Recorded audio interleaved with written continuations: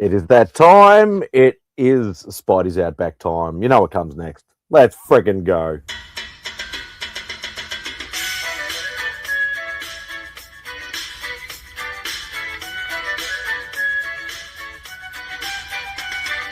Say goodbye to Remy's place.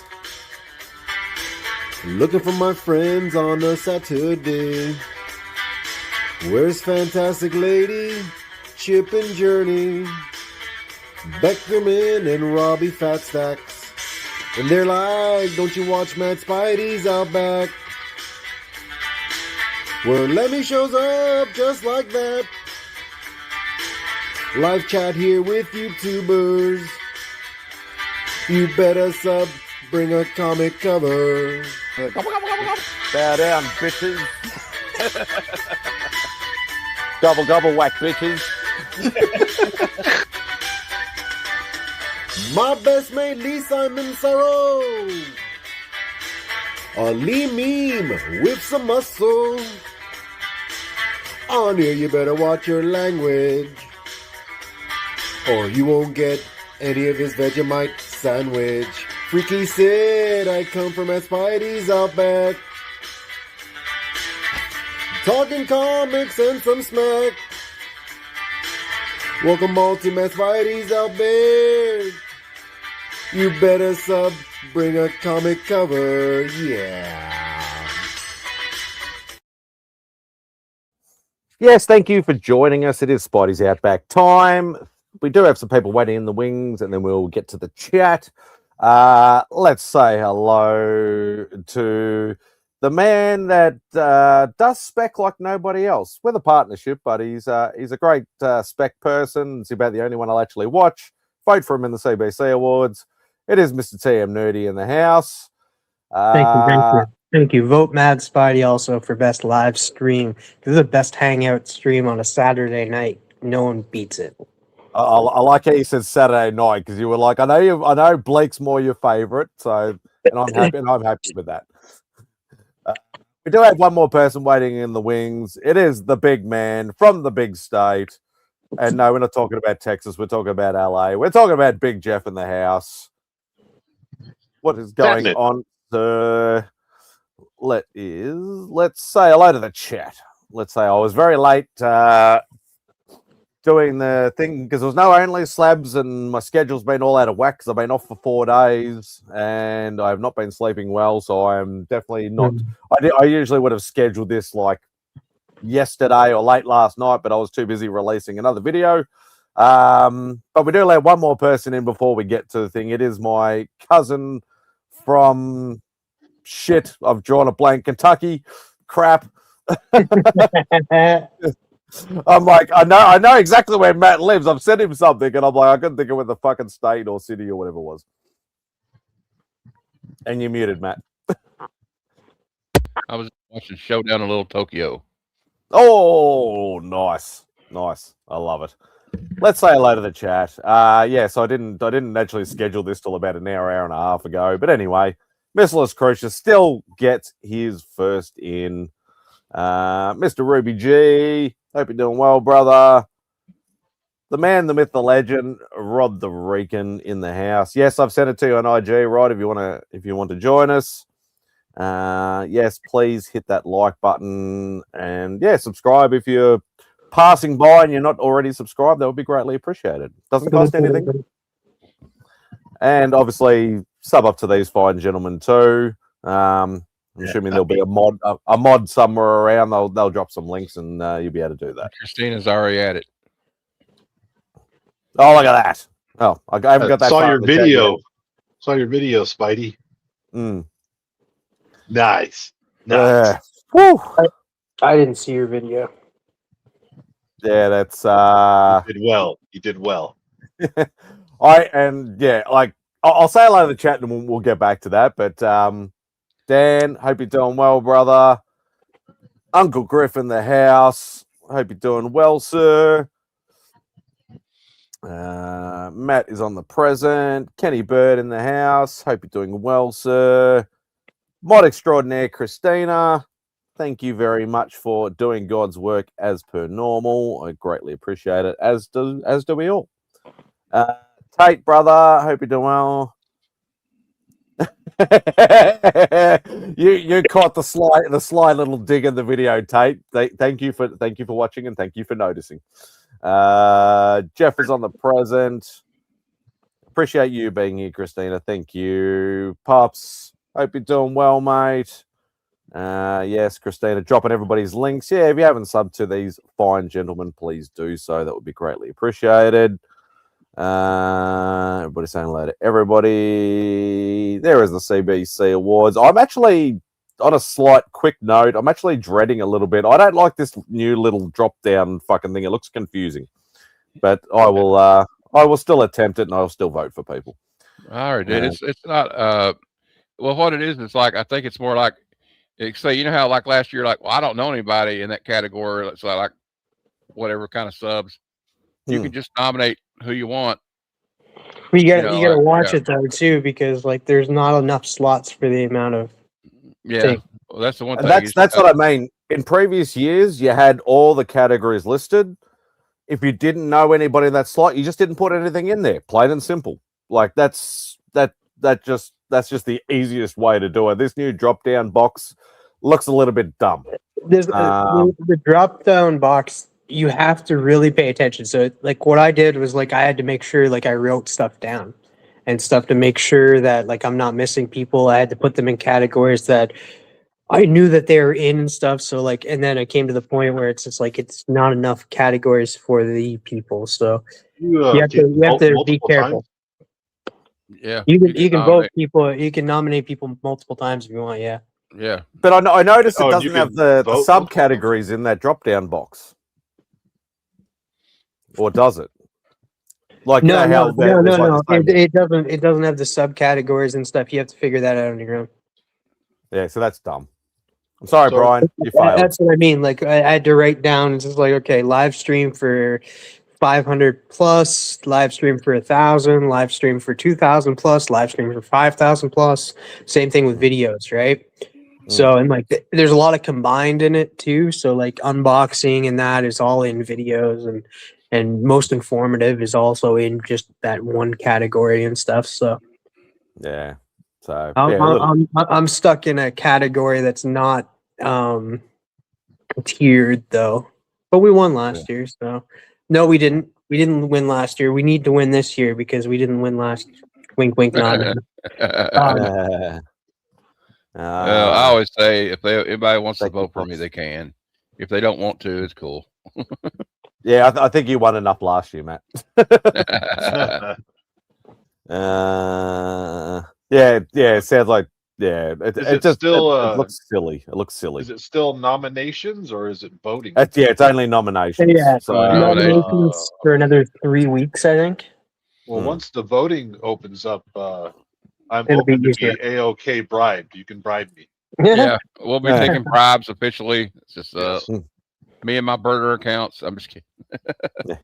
I don't really have any. I got like 2 email addresses. All right, MadSpidey, before you get into your huge book that I already know because somebody spoiled it in the chat. I worked today, so I didn't get to watch it and stuff. I'll send you a picture of. I think I did a good job on those bricks. But I do have an anime question for you. And backstage, I was talking to you. I was saying, hey, I'm rewatching Bleach. It's a big feat because it's 16 seasons plus 3 extra, so all in all, 19 seasons. And there's one season that's 56 episodes. So I'm watching it. Plus the movies, if you're going to go that far. Yeah, and you can kind of skip some of the filler episodes and stuff. There is some filler, except the bounce. The bounce I really like that season. Well, that was the bounce was not even in the manga. I really like that, and like it actually didn't enjoy play the plot at all. Like stuff came back, like the visors came back and stuff like that. And but my question is, we all know Captain Zaraki Kenpachi. Yeah, is one of the best captains out there. He's a fan favorite. He's one of my favorites. I know he's one of your favorites. Besides Kenpachi, who is your favorite captain? Oh, Yeah, that's hard because they've all got their own sort of, sort of like I like some for some, and that's the thing I've gone through because there's different iterations too, because obviously you have the original lineup before the defection. Then you have some of the people, obviously the vice captains step in as captains.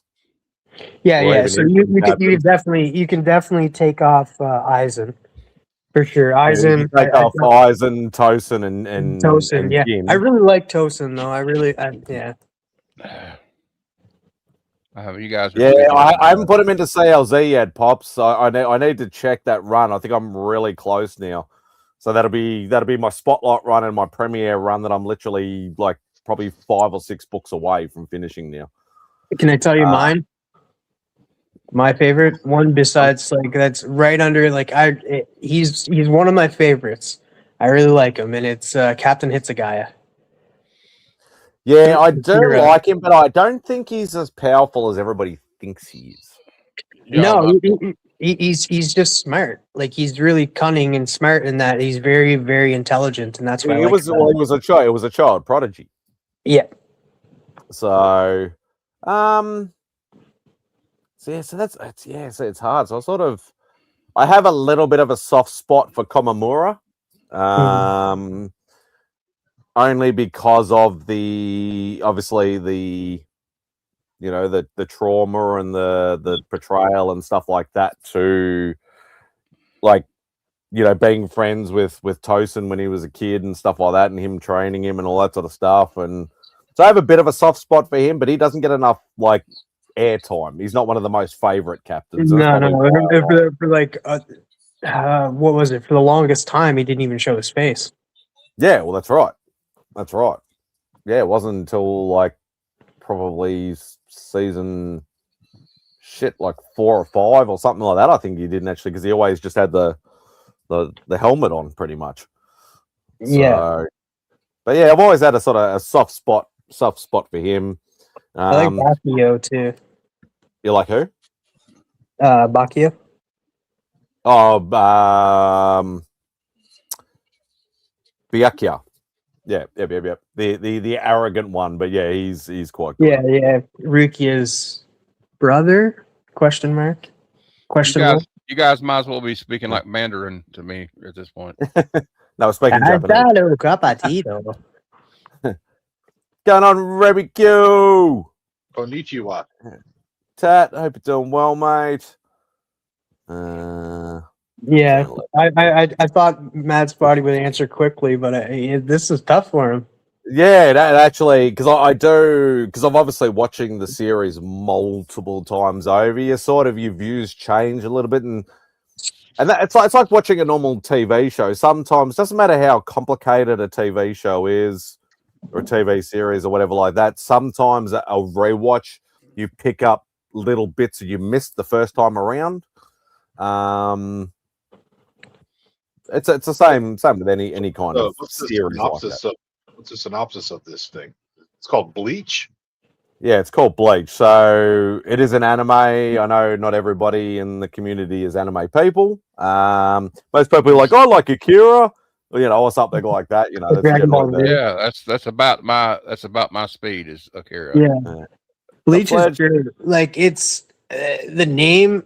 Like you can't judge it on the name because the name has like nothing to do with the show at all. I thought you were talking about an album by Nirvana. So is it like Magic or what is it? It's more of like fighting / supernatural. Yeah, because supernatural premise, I suppose, more than anything else. Because you're talking about like Shinigami or Soul Reapers or whatever like that. So technically, their job is to help people to get to the other side. But it's more based on like it's just a different world that the normal people can't see unless you have good spiritual pressure. In the real world, like there's certain Soul Reapers designated to certain areas to make sure that they are able to help humans cross over before they're chained. Because like once you die, you have a chain coming out of your chest, and it's the chain that like it pretty much grounds you to the world. Once that chain goes away, you turn into a hollow. And that's when they have to be exercised and stuff. And there's a whole thing with this where Ichigo, who's the main character, ends up becoming a substitute Soul Reaper, but the person that did it wasn't supposed to. So that person gets in trouble, and he makes it a sole mission to go to the Soul Society and save her. And that's the whole starting of the premise. But then after that, it gets very, very cool. Like Gotta that's have so something it's going cool. for it. It's got 19 seasons. Yeah. It's my favorite anime. Like it ended in 2012 and then it came back in 2021. 2020. Something like that. Yeah. Sometimes it's not as complicated a story as we make it out to be, but to a non-anime person, it would be very complicated. So yeah, not always. They're not always the easiest thing. It'd be like, I don't know what's a good example in comics. Spider-Man. No, maybe it'd be like somebody trying to explain the last 10 to 15 years of X-Men comics. Everybody knows that they're like freaking convoluted and like redone and whatever. It's it's confusing. Even the last 5 years of X-Men. Yeah. Now you just need to do yourself a favor and just read new X-Men. I'm going to run out. Oh, new X-Men's pretty good. Grant Morrison. But yeah, like that's sort of the best way I can sort of think of it, is that like a lot of old X-heads hate all the new stuff for the last decade or two because of the confusion and the too many crossovers of backwards and forwards and change and this and that. And it's not very linear anymore. And I think that's, like obviously if you're a new reader to X-Men, you might be all right. But it's pretty straightforward. I mean, you don't have to really know all the other stuff now to read it, but the thing with like when what's his name was writing it, Hickman. Yeah, you better know a lot about the past to read that. That was kind of the problem. But like, I don't even think that was the problem. He just threw way too much at y'all at once. A lot of information at once. That's probably better. Well, that's kind of what I was trying to say, actually. Yeah, but that's the kind of analogy. That's kind of analogy I find. Like I'm not the best at describing things, regardless of what it is, but I can get into a conversation for like a certain topic and stuff like that I know about. But sometimes describing stuff, it's a little bit harder for me. But that's probably the best analogy I could think of, trying to describe an animated world from another country that's very popular to a person that does not watch any of this sort of stuff. Doesn't matter what kind of genre it is quite often hard to explain. It's up there too. Like Bleach doesn't get talked enough. Like it is a lot of people's favorites, like mine, and I know Rad likes it as well. Rad Art and Comics, but it always gets lost behind Naruto and One Piece. I like the only anime I could talk about that I really understand was Akira, Vampire Hunter D, Ninja Scroll, and Fist of the North Star, and the space pirate guy. I can't remember his name. Captain Yamato. Oh yeah, no, space pirate with. I don't know why I think. My mind went straight to Cowboy Bebop. No, I'm talking about the one where he's got like this big black ship and it looks like a pirate ship almost. Yeah, that's Captain Yamato. Yeah. I saw that on Netflix once. I thought that was cool. Yeah, and that's a lot of old head stuff, because it's once again a bit like comics where it's very generational. Like I grew up watching anime in the sort of probably the early 90s, so I got a lot of the 80s stuff in that. So I started from the really early stuff or not like the really early stuff, but like the early stuff for most people. Whereas like people in probably their 20s or even early 30s are like, oh yeah, I've heard of Naruto, I've heard of Dragon Ball, I've heard of Bleach, I've heard of One Piece, I've heard of that sort of stuff. And then you mention something like Akira or Ninja Scroll or Bubblegum Crisis or Evangelion, and they're like, what the fuck are you talking about? They've never heard of the originators. Even if you go down, like, I guess a lot of people have heard of Trigun, but then you get even more convoluted with like Wolf's Rain. Wolf's Rain, nobody talks about. Wolf's Rain is such a beautiful anime. I don't really like Chico rolls, and welcome Patel. Hope you're doing well, mate. I don't really like Chico rolls, and I already have a 5, so I don't really need to. 3 different stories. Yeah, it's like a, I don't know how to explain it. Just Google it. It's probably easier. It's like a fast foody type. I don't know. It's got vegetables in it, so I usually don't eat it. It's an egg roll. I don't understand the food anime. I've seen a couple like clips. I'm like, what the? Don't even give me. I don't. Beck likes them. I don't watch them too much. But there's one I fell in love with, and it's on Netflix. It's called Delicious Dungeon. I love it. It's great. They have like Jeff. They have I don't know a lot, but I know they have like food anime, and they have sports anime. Yeah, yep. And they got all kinds of different anime. Isn't there an anime called Food Wars? Yes. Yep. No wonder they're so much better in animation than American studios. But Delicious Dungeon, really fun anime. It's like there's like everything's real once they go into the dungeon and stuff. Like you have a group and it's stuff. It's just like Dungeons and Dragons and stuff. You go in there, but one of the lead guys is just like, why don't we just start killing monsters and cooking them? And then they go into like they end up like one of the guys cooks them up in that, and they go through the process of how they're cooking them and stuff and what they're adding to it. And it's funny. There's more to the story than just cooking, but it's still a fun anime. And for those who do not know, let's have a look. Share screen. Congratulations, Spidey. That is a Chico roll. It pretty much consists. There's beef in there, but it's mainly. If you've ever heard of a sausage roll, it's a little bit like a sausage roll, a cross between a sausage roll and a spring roll. Oh man, yeah, I've heard of sausage rolls. Yeah, they're talking about them in England. Yeah. In America, they would call that an egg roll. It's just an egg roll. Yeah, well, it looks a lot like a egg roll, yeah, but a spring roll mostly. Yeah, it's probably more along the lines of a spring roll than it is a. And eat more vegetables, Spidey. I've made it this far. Man, like you can't the only vegetables I don't like is like mushrooms. Oh, I love mushrooms. But peppers are my favorite. Peppers, green onions. The red pepper kind and the giggly kind. Green eggs and ham. No, I don't. Yeah, kind of.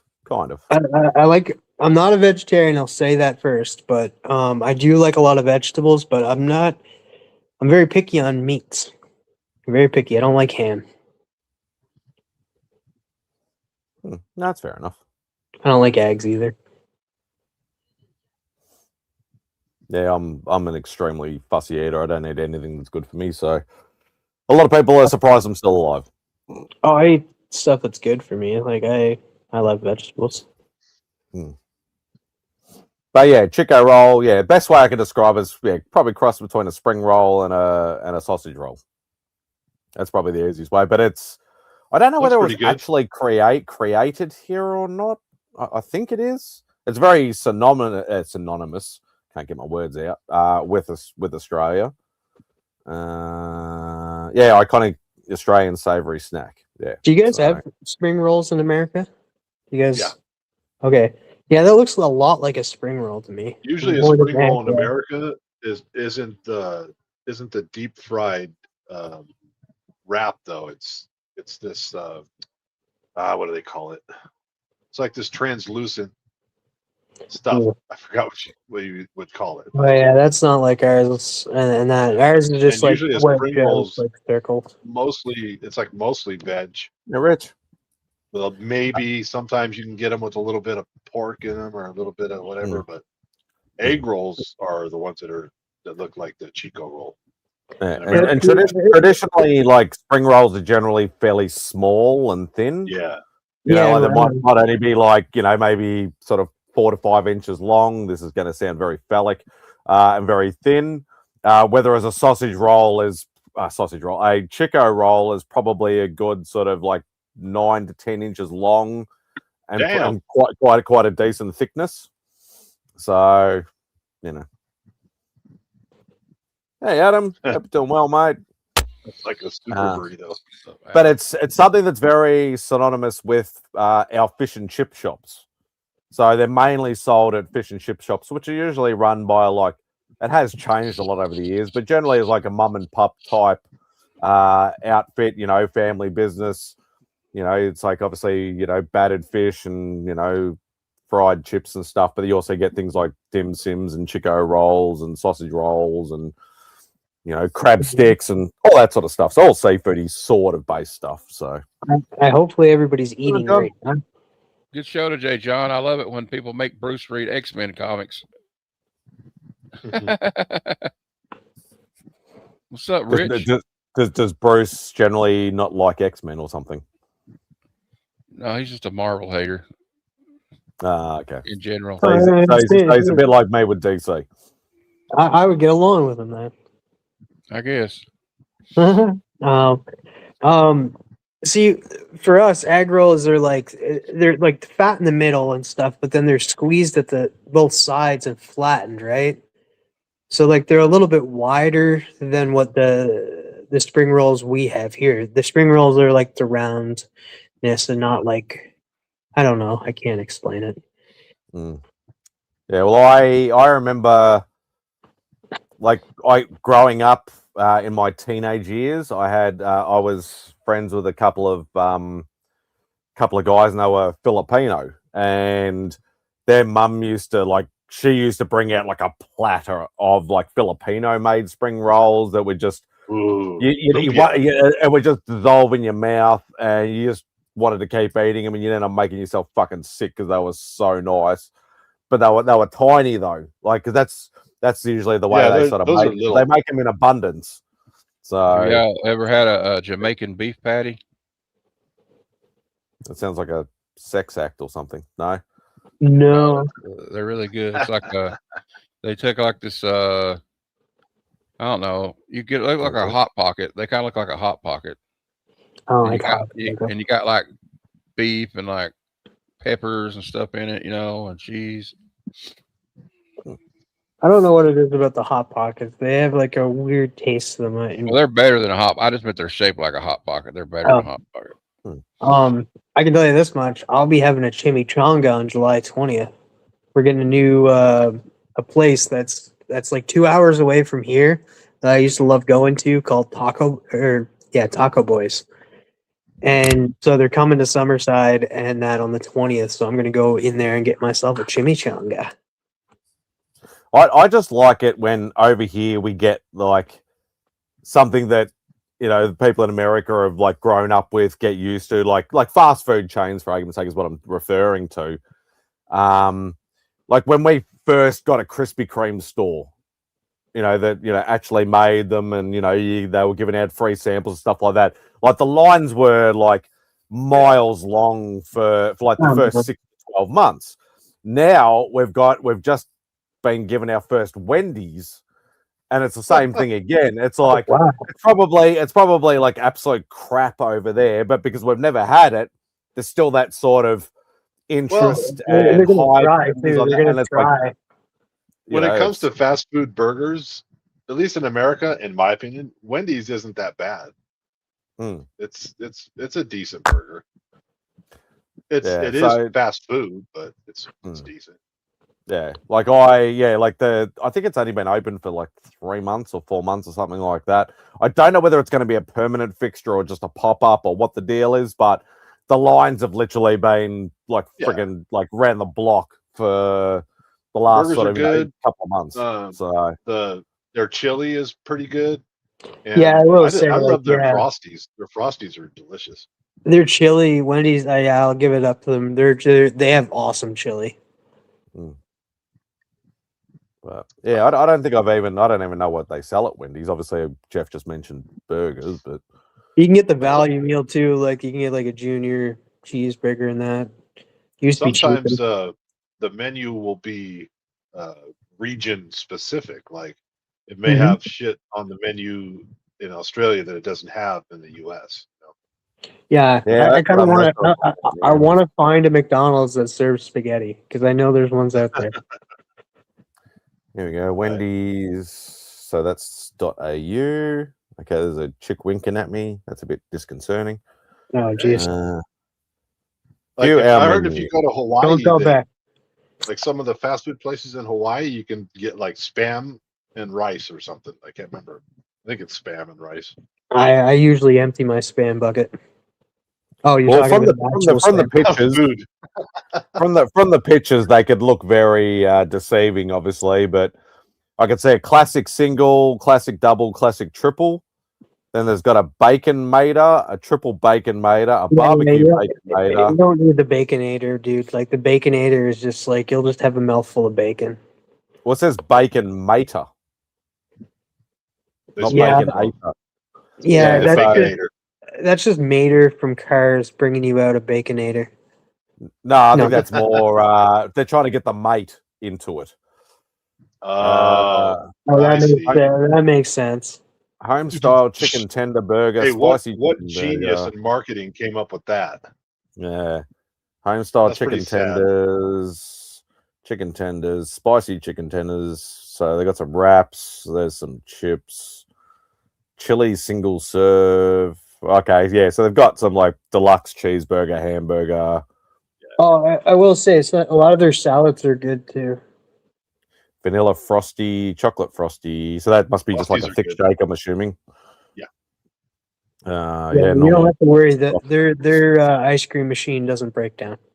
Yeah. And the Frosties are good. You're gonna have to eat it with a spoon though. Barbecue, ketchup, mayo, ranch, signature, jalapeno, and smoky spice. That's the dipping sauces. Okay.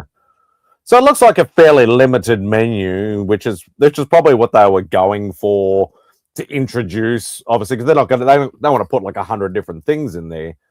They want to just sort of, introduce it to Australia, see how it is, and see how it goes, sort of thing. So Wendy's used to be good as trash. Now, well, I think that's probably what the one thing that we do have, like, and I've been told this by Americans and things like that because we use like actual proper Australian beef and that, like in a lot of our fast food places, not like some sort of crushed up hybrid that's got like, preservatives and hooves and horns and all that sort of bullshit in it. Ours generally taste a little bit better. It's still basically the same recipe and all that sort of stuff, but it's supposed to be a little better tasting for the people that have done obviously both sides of the world. So, but it'd be interesting. I'll give it a try at some point. Most of the OG fast food has been brought out by one of three corporations that own everything. Quality has tanked across the board. Profit is only concern now. That is true. Yeah. Especially for the price that they demand today. That's what happened to Tim Hortons. Like Tim Hortons, the Canadian coffee place. It's no longer the Canadian coffee place. It's because it got bought out by Burger King like years ago. And then they got a new recipe for the coffee, and their coffee went down, and it's just terrible now. Once a corporate structure takes over something like that, you're gonna lose any premium quality that the product used to have, because profit becomes the number one motive. Everything else suffers. Oh man, we're eating people. Damn. Yeah, it sucks, but Yeah, I'm just talking about Pop's comment there. Yeah, I saw that. But saying that, I still enjoy my fast foods. I only get it on the weekends more than anything else. Don't eat it during the week. It's always home cooked meals during the week, and weekends is junk food time. So I try not to eat there, any of them really. I like mom and pop places. You're muted again, Matt. Mm-hmm. Oh no, my microphone wasn't plugged in. Yeah. I like Burger King. Well, obviously, over Burger King over here is called Hungry Jack's. A lot of people are like, oh, why is it called Hungry Jack's? I'm like, because we already had a burger place here called Burger King, and they own the rights in our country, so they had to name it something else. So it's still the same menu. It's still Whoppers and all that sort of stuff, but they just call it Hungry Jack's. in the States, we have where I'm at, they call it they have a burger place called Hardee's. But if you go to the West Coast, Jeff's at, it's called Carl's Jr. Ah. So it's kind of weird, but that's the way it goes. I don't know why there is a Carl's Jr. There is actually a Carl's Jr. around the corner. You guys have Five Guys burgers in apparently there is one near the city somewhere. I haven't tried it yet. Apparently it's not cheap. they're not cheap. They're very. They're supposed to be one of the better of the fast food chains. Yeah, Five Guys isn't special. They're very rare. Like I've never eaten there, but like they're very rare in Canada. Because like I've been around Canada and stuff, and I think there's only one city that I've been to and I lived that had a Five Guys, and that was Medicine Hat. I've never eaten there though. Well, like I like Jeff though. There's like a little greasy spoon diner down here. It's just like family owned. Yeah. And they have the best hamburgers and hot dogs. Like I would rather go there, but they cost more. But they're better than McDonald's. Like that stuff they put together at McDonald's. I don't know exactly what they use for meat, but You know what's a really good restaurant? A&W. Yeah, A&W is good. I will say that the ingredients are probably a lot more true and fresher. Not saying they taste better, Remy. I'm just saying they will be truer and fresher ingredients. Like it'll actually be like if it's, cheese will be cheese and meat will be meat, not like some sort of plastic hybrid or, fucking, manufactured in a mad scientist lab somewhere or something like that sort of thing. But all I get told, and obviously because I've never been, hopefully one day, all I get told is that generally you need to have a big appetite to eat in America, especially a lot of these, those sort of fast foody restaurant sort of things. It's like, oh yeah, I'll order just a burger and chips. I'm not, feeling that. And like the fucking burger's like this, and whether ours is like this, and that sort of shit. Like it might be a bit of a misconception, but that's what I sort of see it as. But I will find out one day. It used to be that way, but I don't think. Not so much anymore. Like I would say, the biggest fast food burger you could probably get right now in the U.S. That's a chain, like a fast food chain. I would argue is probably Carl's Jr. Their burgers are pretty big, and they're pretty good. But like McDonald's, Burger King, I think they'd be pretty standardized. I think. Yeah, I have seen. Not that I frequent these sort of places, but I have seen an influx of like the gourmet type burger joints. Like, it's only one location. It's probably, like not necessarily a mum and pop thing, but like owned by one person or whatever like that. And yeah, because nowadays that's like the jewel in the rough, because the unfortunate thing, at least in California. In California, California is a state of fucking strip malls. Strip malls are everywhere, and they all have the same shit in them. They have a burger place, a Chinese food place, a sandwich place, and a fucking Starbucks. Probably a car wash and whatever else. Our freaking Starbucks is inside our superstore. Yeah, it's no matter where you go, especially in suburbia. And it's just depressing. So when you find a mom and pop shop that is individual, just one of a kind, and they have good food, you're like, oh, that's my spot. The funny thing is, like, Starbucks is trying to make a resurgence here. They came here about, I'd like to say maybe 10, 15 years ago, and did not last at all because Australians would go to a Starbucks and go, this is fucking shit coffee. Get rid of it, and they just dived, and they closed nearly all their store. I think the only store that was left was like at the airport. Because obviously, if you get Americans, like especially the international terminal, because of American or Canadians or whatever come over here, it's like, oh, there's a Starbucks, something familiar sort of thing, and then they just disappeared altogether. And now there's a couple that have resurfaced, but Starbucks they do not last here. Starbucks in America, at least in California, it's a quasi. I'm going to offend people. I don't care. It's a quasi status symbol. You're on an Australian stream. You're all right. It's for wannabe affluent people. It's a place where average. Yeah, I'm gonna get myself in trouble. An average group of people can go in and say, "Can I get a triple skinny extra foam, slightly cold, upside down?" Yeah. Fucking, they could rattle off their stupid fucking shit. And you hear that, guys? Dance to their fucking demands, So if I like it, sorry, Tim, just quickly. If I walked into a drink, I'm not sorry.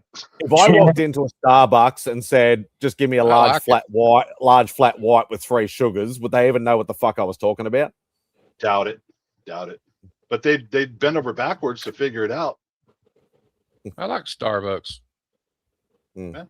But I don't do it because I'm trying to their sugary drinks are good. Did you hear that, guys, out there? Jeff I'm not talking about like regular coffee, I'm talking like I want a latte. That's where I'll go. If you want a regular cup of coffee, go to I worked there for about 6 months. In my 20s. You can go to like I don't know. I like regular coffee. I like Dunkin' Donuts regular coffee. I know I don't drink coffee anymore. I just drink tea, and I always I buy it from the store and my green tea. Monster is not good for you either. No, I had a real problem with coffee though. Like I would drink. I remember when you quit coffee. Yeah, dude, it was not good. Like I was addicted to coffee. Like I got sick for a week. Like I had massive headaches and that. I was getting nauseous and throwing up a little bit. Withdrawal. Like I was addicted to coffee, and I was like, I saw it early on. I was like, okay, I need to stop drinking coffee. It's not doing me anything. If I quit these, I would go through the same thing for a week or two, or maybe even a month or more. I'm actually quitting cigarettes is not that hard. I quit cigarettes. Okay. Being addicted to caffeine. Trust me, that's the least of my worries. I've been. I probably smoked longer than you've been alive, TM. So I can give you a list of things I've been addicted to, Matt. I won't say it here. Some people know and that, but like, yeah, I was an addict before as well. It was addicted to boobies. Yeah, I'm no longer. When I look at a boobie, I'm like, ew, gross. No, I'm just kidding. I'm addicted to Copper Age Marvel. I am addicted to comic books. It's not healthy. You need to, that's another thing. Like you need to like make sure that you don't overspend and that. And like, I'm getting like a package in that I bought and stuff, and then I'm getting a big book in. So after I get that stuff in, I'm good for a while. And so I'm the same as like with Matt, like because I've had the bug probably the last, because how long have I been doing YouTube now? About 5.5 years, whatever it is. Probably about the first, probably the end of the first year, maybe the start of the second year, I started sort of like not buying as much of the other stuff because I had like, I still have like plenty of art to show, plenty of statues to show, all that sort of stuff. So I have a bank of content. But comic books, I'm like, a lot of people obviously haven't seen the stuff that I had before YouTube.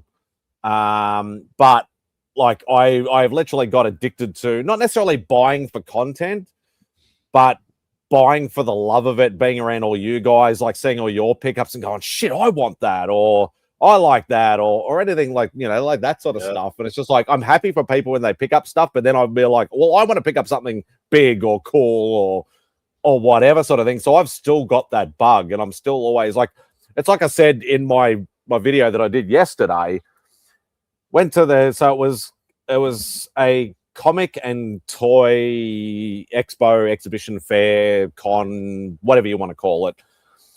about 400 odd stalls. There was only 2 dedicated comic vendors, and there was some that had like toys and statues and stuff, as well as a little bit of comics. There was one guy I know that was going there that had the good books, and that's where I spent all my money. I literally saw him in the first like half an hour when I was doing my video B-reel sort of stuff right at the start. And then I said to him, I go, I need to keep moving, keep getting footage. Otherwise, I'm going to spend all my money right now and I might miss other stuff. I ended up about another half an hour, 45 minutes later. I went, I've got enough footage. Screw it. I'm going back and spending all my money with him. And I was gutted that I didn't have any more money because there was plenty of other stuff that I wanted. And yeah, I got an absolute cracking deal on the stuff that I did get. But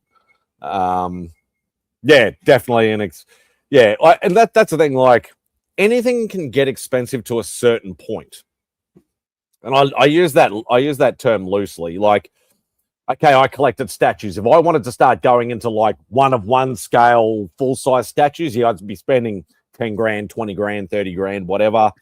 Original art is a very, very deep pocket, depending on where you want to go with it. Comic books is the same thing. You know, probably the only thing that I collected that probably wasn't as deep a pocket was like physical media, like movies. They don't really get overly expensive unless they're out of print and they're a bit harder to find on the secondary market. They can get a little bit pricier, but we might be talking about, instead of $10 or $15 brand new release, they might be $50 or $100 at absolute most. But yeah, comics, art, any kind of collectible thing at certain points, like even figures. Like a lot of people like, oh, you know, well, a McFarlane figure's only like $20 or $30 or whatever like that. But if you miss it and it becomes end of life and then you chase it later, then it will be obviously asking a premium on the secondary market. So, and plus some of those figures are sometimes like store exclusives and stuff. Like being in Canada, like we don't have Target here. So like whenever, because I think this was like 2 or 3 years ago, there was a Target exclusive figure, a McFarlane figure that came out, and I couldn't get it. Luckily, somebody ended up getting it for me, but it was an Animal Man figure, and it was only Target exclusive. So, but yeah, like any kind of collecting sort of thing. Like obviously, a lot of people, not a lot of people, but a lot of people do like collecting like cars. Like they might get into cars, whether it's they know how to restore them, or they like vintage cars, or they like big sports cars, or you know, motorcycles is another one. You know, like any kind of collecting habit or addiction or something like that can get to a point where it is like, even like pop vinyls. Like obviously the craze is not as big as what it used to be, but like that can get quite pricey now, obviously, because everything is collectible now. Secondary markets are huge. Like for me personally, like I only collected Spider-Man orientated pops. That's all I collected. Anything that was Spider-Verse orientated, I would only buy those. I got addicted to the comic covers, unfortunately, but you know, that's not too bad. But if I wanted to deep dive and go back and get the ones I missed before I started collecting, there is a couple that are in the couple of $1,000 range for pop vinyls.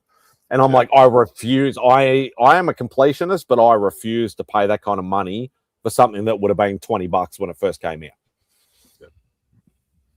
I had kind of a similar experience. Like comic book collecting for me was a pretty solitary thing until when I found YouTube comic world and started, you know, talking to you guys, hanging out with a bunch of different collectors, and they opened me up to a bunch of different things in comic books that I wasn't, you know, aware of or didn't realize that, you know, I thought was interesting. And all of a sudden, like you're saying, I'm like, I was starting to spend a little bit more than I should, you know, because I wanted this and I wanted that and I wanted this, and I was like, oh, I got to hit the brakes on this shit.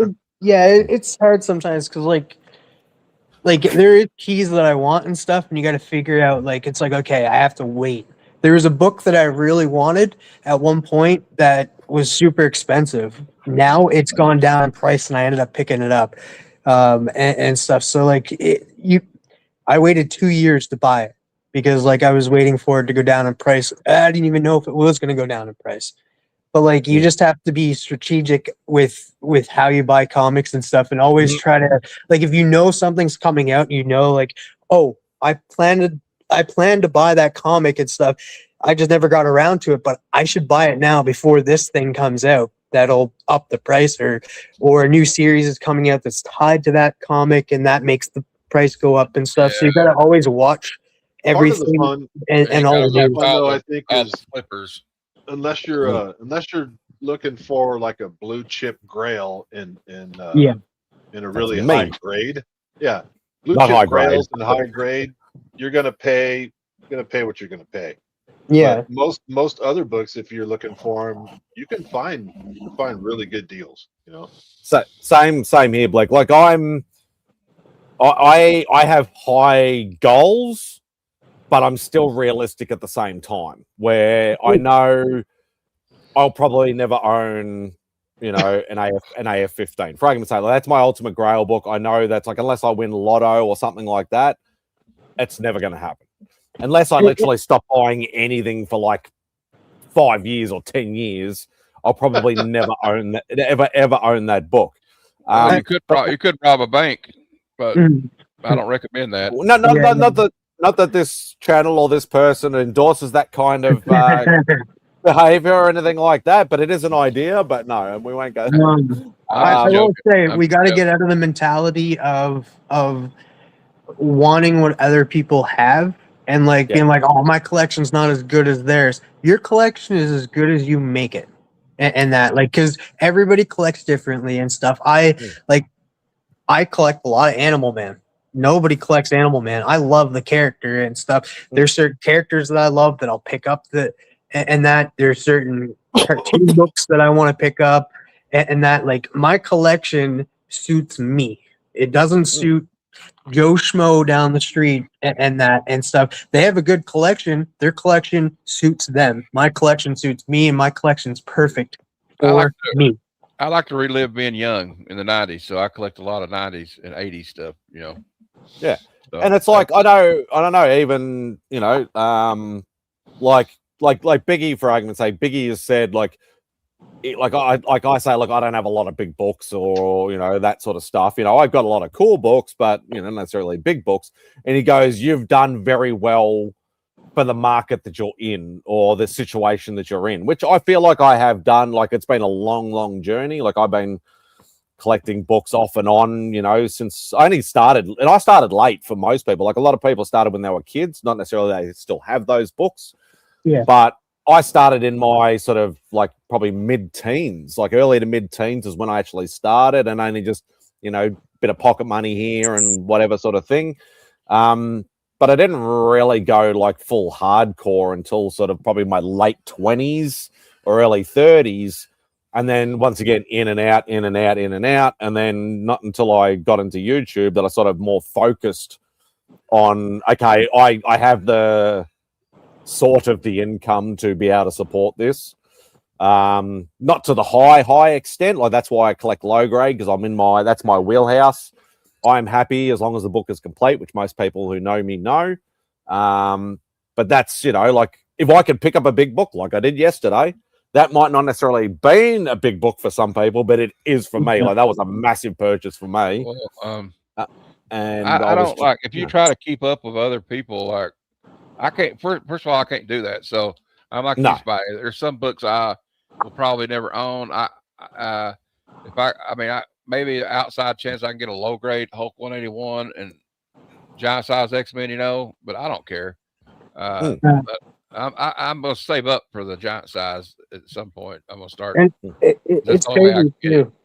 You think about it. Like, I was talking to a few buddies in that, and like I said, like, if I ever, like, I don't know, like, obtained a Hulk 181 somehow, like, I didn't buy it and that it just ended up in my collection, I would probably sell it or trade it for a House of Secrets 92. Like Bleeker in the chat and stuff, that's a book that I would want over Hulk. Hulk 181. Well, I always say I named that book because I'm an X-Men person. So. Oh yeah. There you go. Pops like Animal Man. There you go. You're not alone. But I'll be honest. If somebody gave me, like, say, just an AF-15 dropped in my lap, as much as I love Spidey, I would sell that. You're not done. Hey, I do own Strange Adventures 180. So I do own. I do have the first appearance of Animal Man. I know for a fact if I had Action Comics #1, that shit would be sold. There's just no way. I love Action Comics. I love Superman, but that book's just too, like that's just like one of those books. Like, yeah, you kind of gotta sell it. I never really had that problem of looking at what other people had and wanting what they had. But I I do never get really- FOMO though. Like Jeff, you got all those Dead Samurai. I'm like, man, I need to get some of those. Now I get that, but I don't want somebody else's collection. Right. So LD, I suppose you could sort of call it. Yeah, like if somebody knows you or can vouch for you, more than happy to send you a link. But yeah, if nobody knows who you are and can't, it's just more of a security thing more than anything else. But yeah, more than happy to let anybody on if they're actually, if somebody can vouch for you, because I don't know who you are, but thank you for joining anyway. I greatly appreciate it. Hey, I have seen new titles, new characters. Heard people talk about like obscure or just different titles and stories in Marvel and DC and different publishers that I had never heard of that were interesting to me. So it opened up a whole new world to me. And then I went out searching for those books, spending more money. There's so many characters, Hey, like Bob. in just like just the big two, DC and Marvel. There's so many That's a lot. characters, like That's a and lot. that. And I've got Right. enough now that if I stop buying today, I don't think I could read them all before I fucking take a dirt nap, to be honest. Well, that's what I've said. Like most people know, like I'm not a reader anymore. I'm purely a collector, but I still love the content. I still love, looking through the books, smelling the books. I'll still look at the art and stuff like that. I've always been a visual guy. Like I love like looking at art and things like that. I've always had a good eye for that, in my personal opinion. I basically, like I've turned into, like yes, a key collector or a key hunter, whatever you want to sort of call it. But at the same time, I still love collecting the runs. I love that, like, finishing a run is like almost as good as getting a big boy book, especially if it's a run that's, like anything over about like 50, 60 books, I classify as like getting towards a big run to try and collect. Like, especially like for my market, like trying to collect certain runs over here is like not impossible, but it can be quite pricey and quite, time consuming. It's like I can say, like Jeff said, Submariner, that is one of the runs I'm actively trying to finish. I'm probably in single digits of the amount of books that I need to finish that run. And it's about I think it's 72 or a 73 plus, like I think one annual, one like supersized special. So I got a question for you, because like I collect runs too, and that like Animal Man, New Teen Titans, and just Teen Titans in general. Do you go after the smaller ones first, or do you get the bigger keys out of the way and then go for the smaller books later? Yeah, so that's always hard because my market is totally different. Obviously, like like I can buy stuff from eBay and from my comic shop and all that sort of stuff, but I'm still paying more because of shipping and currency conversion and all the rest of the crap. But everybody's heard me spiel that fucking since I started this journey.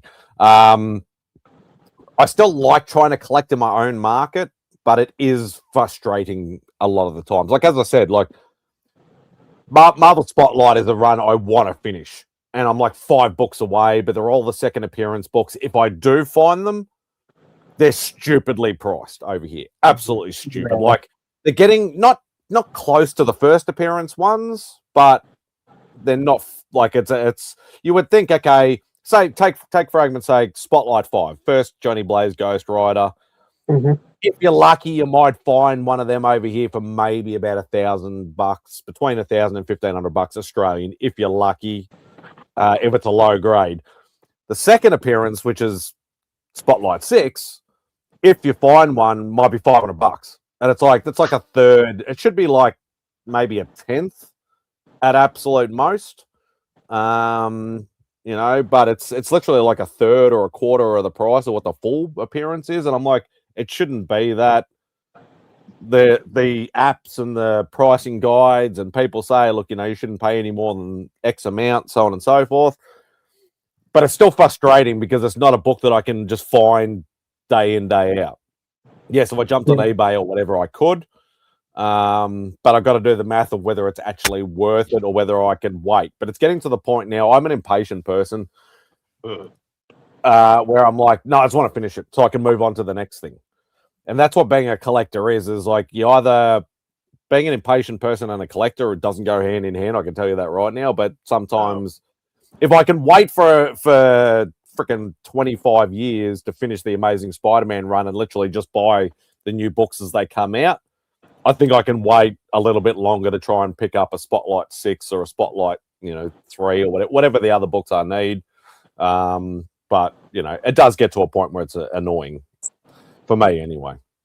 I just like reading, like if I get a bunch of stuff like from my friend Aaron, like this, which I know this is not the Submariner they're talking about, but like the John Byrne and Jay Lee, I think worked on it too. Sometime. Yeah, when Jay Lee had a traditional style, not his own, not the style that everybody knows him today. Yeah, but like it's kind of fun, man. It's kind of fun. I know it's not like the most expensive thing, you're not going to be able to resell it, anything like that. But I don't and I have friends that sell and stuff and that. I have a lot of friends that sell. It just I'm not. I don't know. I'm just not into selling and stuff. I've sold before and stuff, but I don't do it a lot and stuff. I used to. It's a lot of work. It is a lot of work. It's a lot of work, and you have to have. Hey, Dave. You have to on eBay. Keep buying collections and stuff like that. And I can't get out that much, so I ended up just selling comics I didn't want to sell, and then like the ones I want to sell, nobody wanted, so I just kind of quit. And that's the thing too. It's to each their own and stuff. We're all into our own things and stuff. People that sell, they have fun doing it. They really enjoy doing it. It's part of their hobby and stuff as collectors and stuff. Yeah, I'm just not good at it. I'm just not good at it. I thought that I would enjoy it, and I did the Whatnot thing when Whatnot was new. And after doing, I think it was either 2 or 3 auctions, I was doing them all by myself. After shipping out after 2 or 3 auctions, I was like, "Fuck this! This fucking blows." Yeah, I'm too. I don't have enough time, and I'm too lazy to. And just to be perfectly honest, it just seems like too much trouble to try and sell books. Obviously, if I went to conventions where I could buy a $50 table and just set up and just sell what I don't want, then I would probably do that. But I generally don't have the time, the patience, or just the inkling to even do it. That's why I generally end up if I accumulate, I have an accumulation of books now that are all non-Marvel, all that I don't want. I literally just been saying to people, look, you can just fucking have them. Just take them. If you want to sell them, if you want to keep them for yourself, whatever you want to do, that's fine with me. I just want them out of the way because it's just creating. I've done that too. I've sold comics for 50 cents just to drop my collection and that. And then last year, the year before, I grabbed a lot of my collection and just put it in and brought it to the library, a lot of it and stuff, and then put a little bit out into the common room for anybody to pick up and stuff and read. And that, I just got rid of it.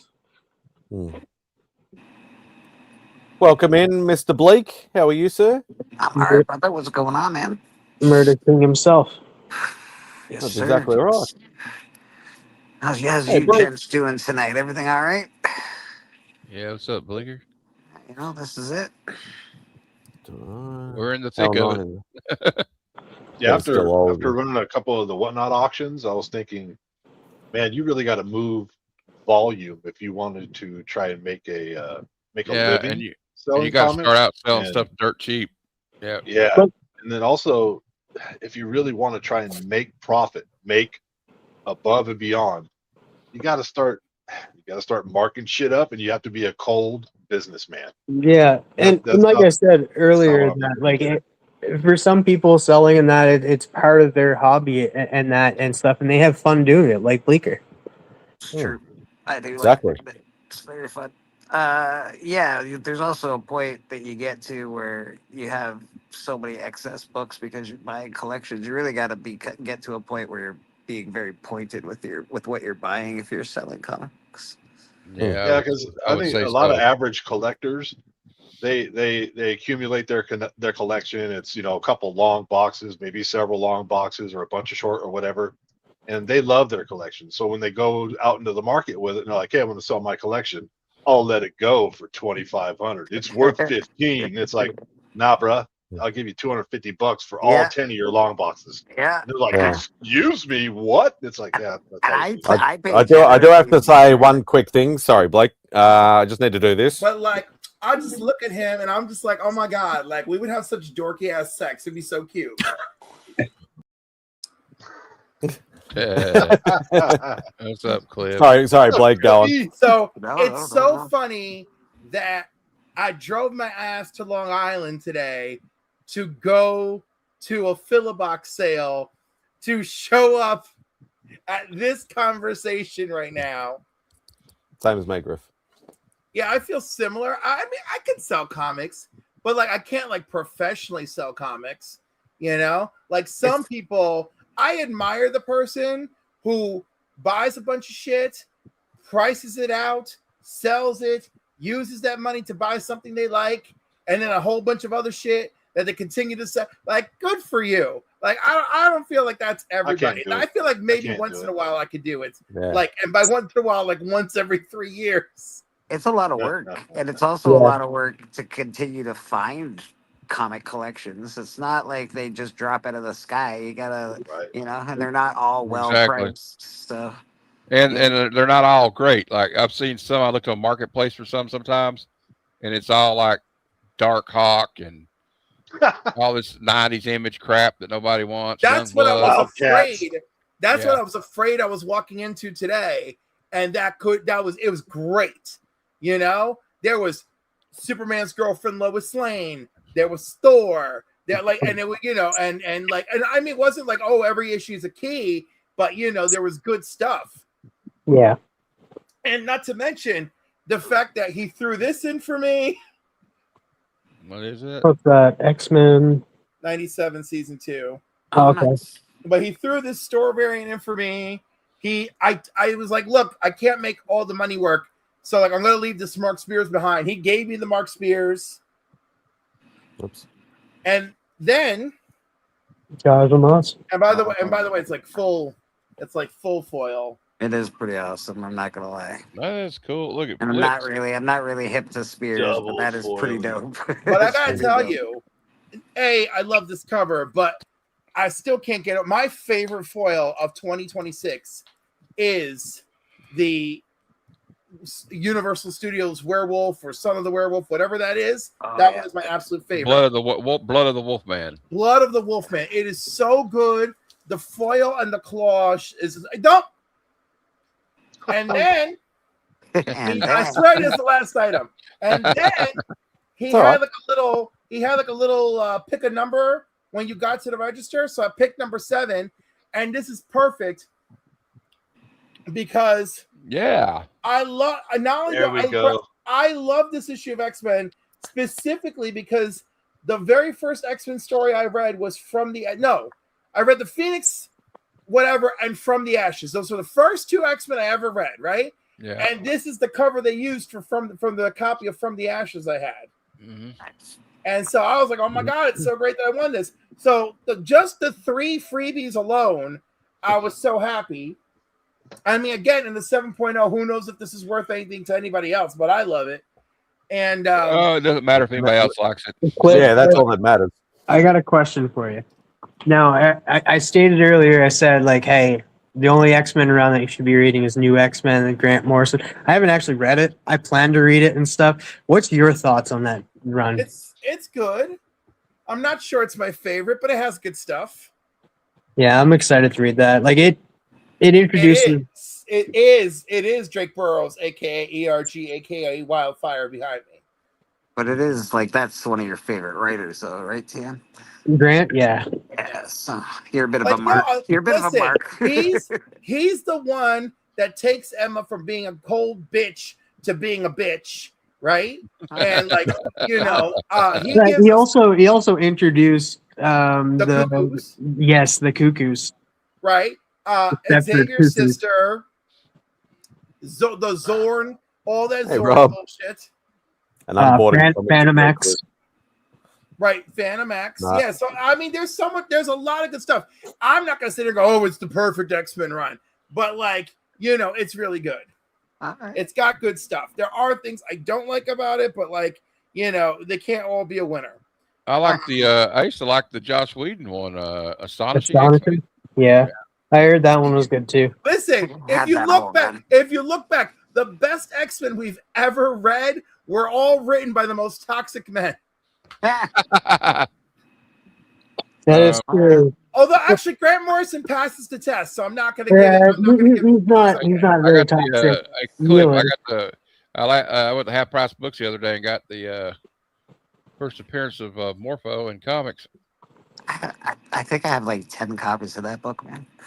I got it for $2, so I was happy. Yeah. They're not. I just pick it up every time I see it because it's so cheap. Oh yeah, I just that's the first Rachel Summers as the second Phoenix. Look here, we got a house too. Here you go. Nice. That's cool. Did anybody ever watch that movie? I liked it when I was a kid. Well, Yeah. I love that the first movie had George Wendt, and then the second movie had the other Oh, guy that from looks cool. Cheers. I thought that was great.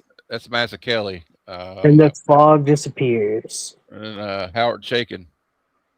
Shakin, is that how you say his name?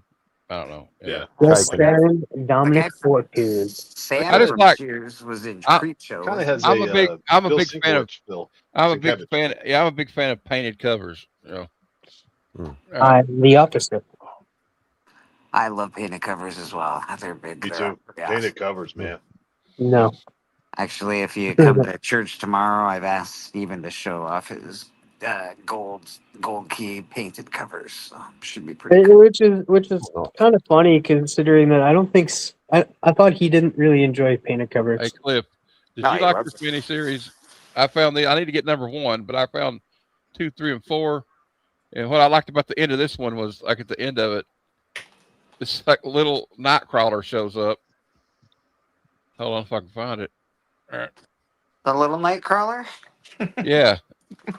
Not that Nightcrawler. I can't get these pages to. All right, here we go. Look. He's like, Dad, you're back. Yeah, it's the first time we see one of those little douchebags. I don't know if I like that.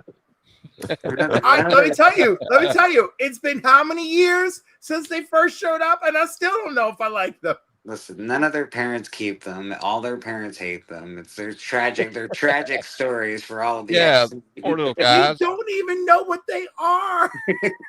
Anytime I've ever seen an X-Men backstory with a parent, they're like, let's get rid of these stupid mutants. Yeah. Before Send them through a portal, Bleeker, to some other time. Iceman was allowed to be gay, every time they gave him a miniseries, it involved a mutant child he had through supernatural freaking circumstances. Or like, Immaculate Conception. Or like Scott Summers, Jeff. He just tells the kids he's going to go get a pack of cigarettes and never comes back.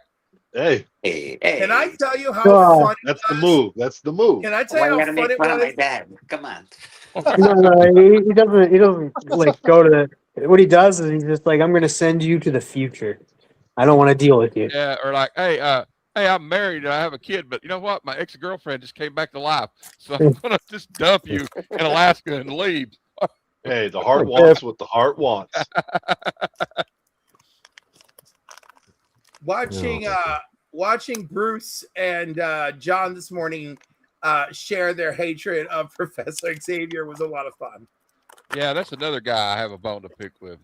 Hey man, you know what? At the time when I was learning about Professor X, he just seemed like a cool old dude that was helping these guys. But the more you learn about him, you're like, God, this guy's Well, pretty like much... what I Right, what like it's John, like, Master why are you manipulator. intruding on Yeah. someone's thoughts hey, again? Cliff, I like what John was talking about though. It's In that not issue, great. in that issue of X-Men Unlimited, he's like, well, I normally don't like messing Yeah. with people's minds, but we're like, It's like, when have bitch, you do it every day of the yeah, week. when have you Ingrid. not liked do, when have you not liked doing it, man? What are you Well, talking he says about? He says normally, like it's like yo, but I'm gonna. But like that's his thing. I normally don't do it except every Yeah. other time. Like but normally I'm pretty cool. Yeah, Like he says normally I don't like to.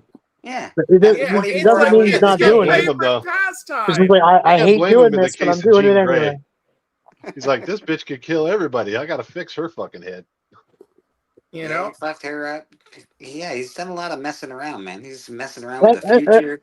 that's a good question, Pops. Who's everybody's favorite X-Man or X-Woman?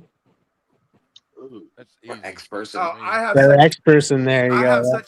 have such a terrible tie going on Mm. with Jean and Storm, but then I intentionally give extra love to Iceman because he gets so little love, especially since he came out, and then it just makes me feel like that mom who's That's pissed that her hard. gay kid is neglected, so I gotta love him more. I got all the issues. I got all the issues.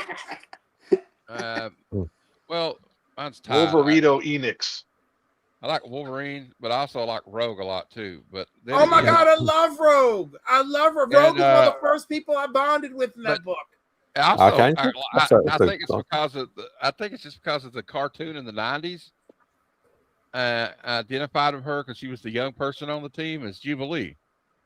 I know a lot of people don't like Jubilee, but I kind of like her. Can I say Magneto?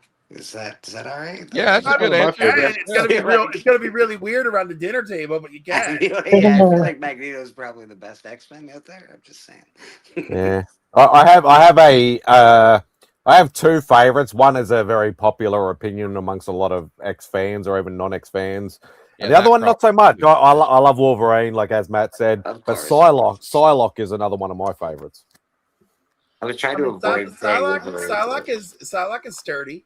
I like Sledge's answer too. He's like old Nightcrawler. I love Nightcrawler. Toss up Nightcrawler's between cool. Phoenix, Magneto, and Wolverine. Yeah, Wolverine was too easy. You gotta sort of stay away from I know. that. I mean, I had to. That's why I picked Everybody Rogue says too Wolverine. because I just like. I don't know. I just like Wolverine because like. I don't know. He seemed like begrudgingly was on the team for a long time. Didn't like any of them. Wanted to pick a fight with all of them, and then like he kind of became the mentor for like some of them like Jubilee and Rogue and Kitty Pryde, X-23, and that's one of the best miniseries. And young from the 80s, Psylocke. Yeah, Cliff. That Kitty Pryde, Wolverine Kitty Pryde, that's one of the best miniseries in the 80s, in my opinion. Wolverine's real nice to the chicks. Well, he likes the ladies. Yes, but he also enjoys being a father figure. Let's not forget that, everybody. He doesn't like to get There's called literally an issue. Wolverine, a father figure. There's literally an issue where he's welcoming X-23 into the mansion, and every bitch he helped raise is there to like welcome her in, and I'm just like, of course someone wrote this because it couldn't be more true. But the thing is, Sledge, everybody's underage to fucking Wolverine. He's like 200 years old. I'm gonna say Emma Frost. I really like Emma Frost, but I remember in the '90s with the original cartoon and stuff. I know he wasn't there long, but I really liked Morph. Morph was just that wacky character that I really enjoyed. I like Morph. But see, asking me what my favorite X-Men is, then I'm just going to name every X-Men. Yeah, I also like it's hard for me. Sauron, I really like too in the X-Men. I kind of like. I kind of said Emma Frost because I do really like the Stepford Cuckoos. I also like the Cajun a lot. Give me that Savage Land. Oh yeah, Gambit. That. Savage Land is coming, guys, in X-Men '97. Oh, for sure, it's coming. At least a version of it. This season. this season, and Polaris will be in that episode. Just If saying. you I know like the anything about last- the Savage Land, Rogue is always very not dressed. She's always losing her. She's always Yeah. losing her clothes. She in that goes Savage completely Land. native really quick. She's like, I'm gonna go. I'm just gonna start dressing like Shayna and Yeah, or at least Chase Scott Campbell would Kazar. have you think so. Anyway. Yeah. Well, I really liked the last episode though. We got a lot of Morpho and Wolverine. I didn't see the last one yet, but I'm working on it. Well, you'll like it if you like. Yeah. I'm sure it's good Yeah. so far. It's great. Matt, did you get the feeling of Aliens and John Carpenter's The Thing in that episode? A little bit. Yep. Yeah. And I like the little homages they did in it there. A couple of homages. Was pretty good. To the old X-Men comics. And, Yep. yeah, I won't say anything else since probably people haven't watched it yet. So Is the cartoon driving up comic sales? I haven't seen Morph's first appearance. Certain comic, yes. Like one of the Apocalypse books got a little momentum. Rise of Apocalypse. Yeah, Rise of Apocalypse got a little momentum. It hasn't gone crazy. I'm but, surprised Cable's first appearance didn't get a little bit of momentum. But Oh, it did. It got a little bump. Got a little bump. Right. Got a little bump. Not a big bump. Not a People I'm gonna talk people about are it. buying a lot. Like every week, they're like, I think last week it was what book was on the trending because of the cover. Dang, I forget which one. But there's certain comics that are people are buying. Not saying that they're going up in price, but a lot of people are buying them. Yeah, they're trending, right? So I'm just wondering if it's actually, if Marvel's still got the magic, whatever they're doing is still increasing book sales and all that. I don't really pay attention. I too know. much. I know. Uncanny 234 is on the list this week because of the cartoon. But That's right. Oh, I think I brought that hey, to Hot Cliff, Five. I just claimed what's that? It's Infinite Crisis. I think I just claimed the whole run from. Oh, buddy, nice.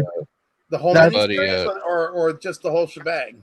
Well, like the whole miniseries, like the. Okay. Oh, okay. So you got Blue That's Beetle. still excellent. You got Jaime Reyes' first appearances. Yep. First appearance of just Jaime Reyes, and then first And appearance. they of Beetle. threw an Infinite Frontier for free. So Oh, you did That's a Infinite. weird tactic, but okay.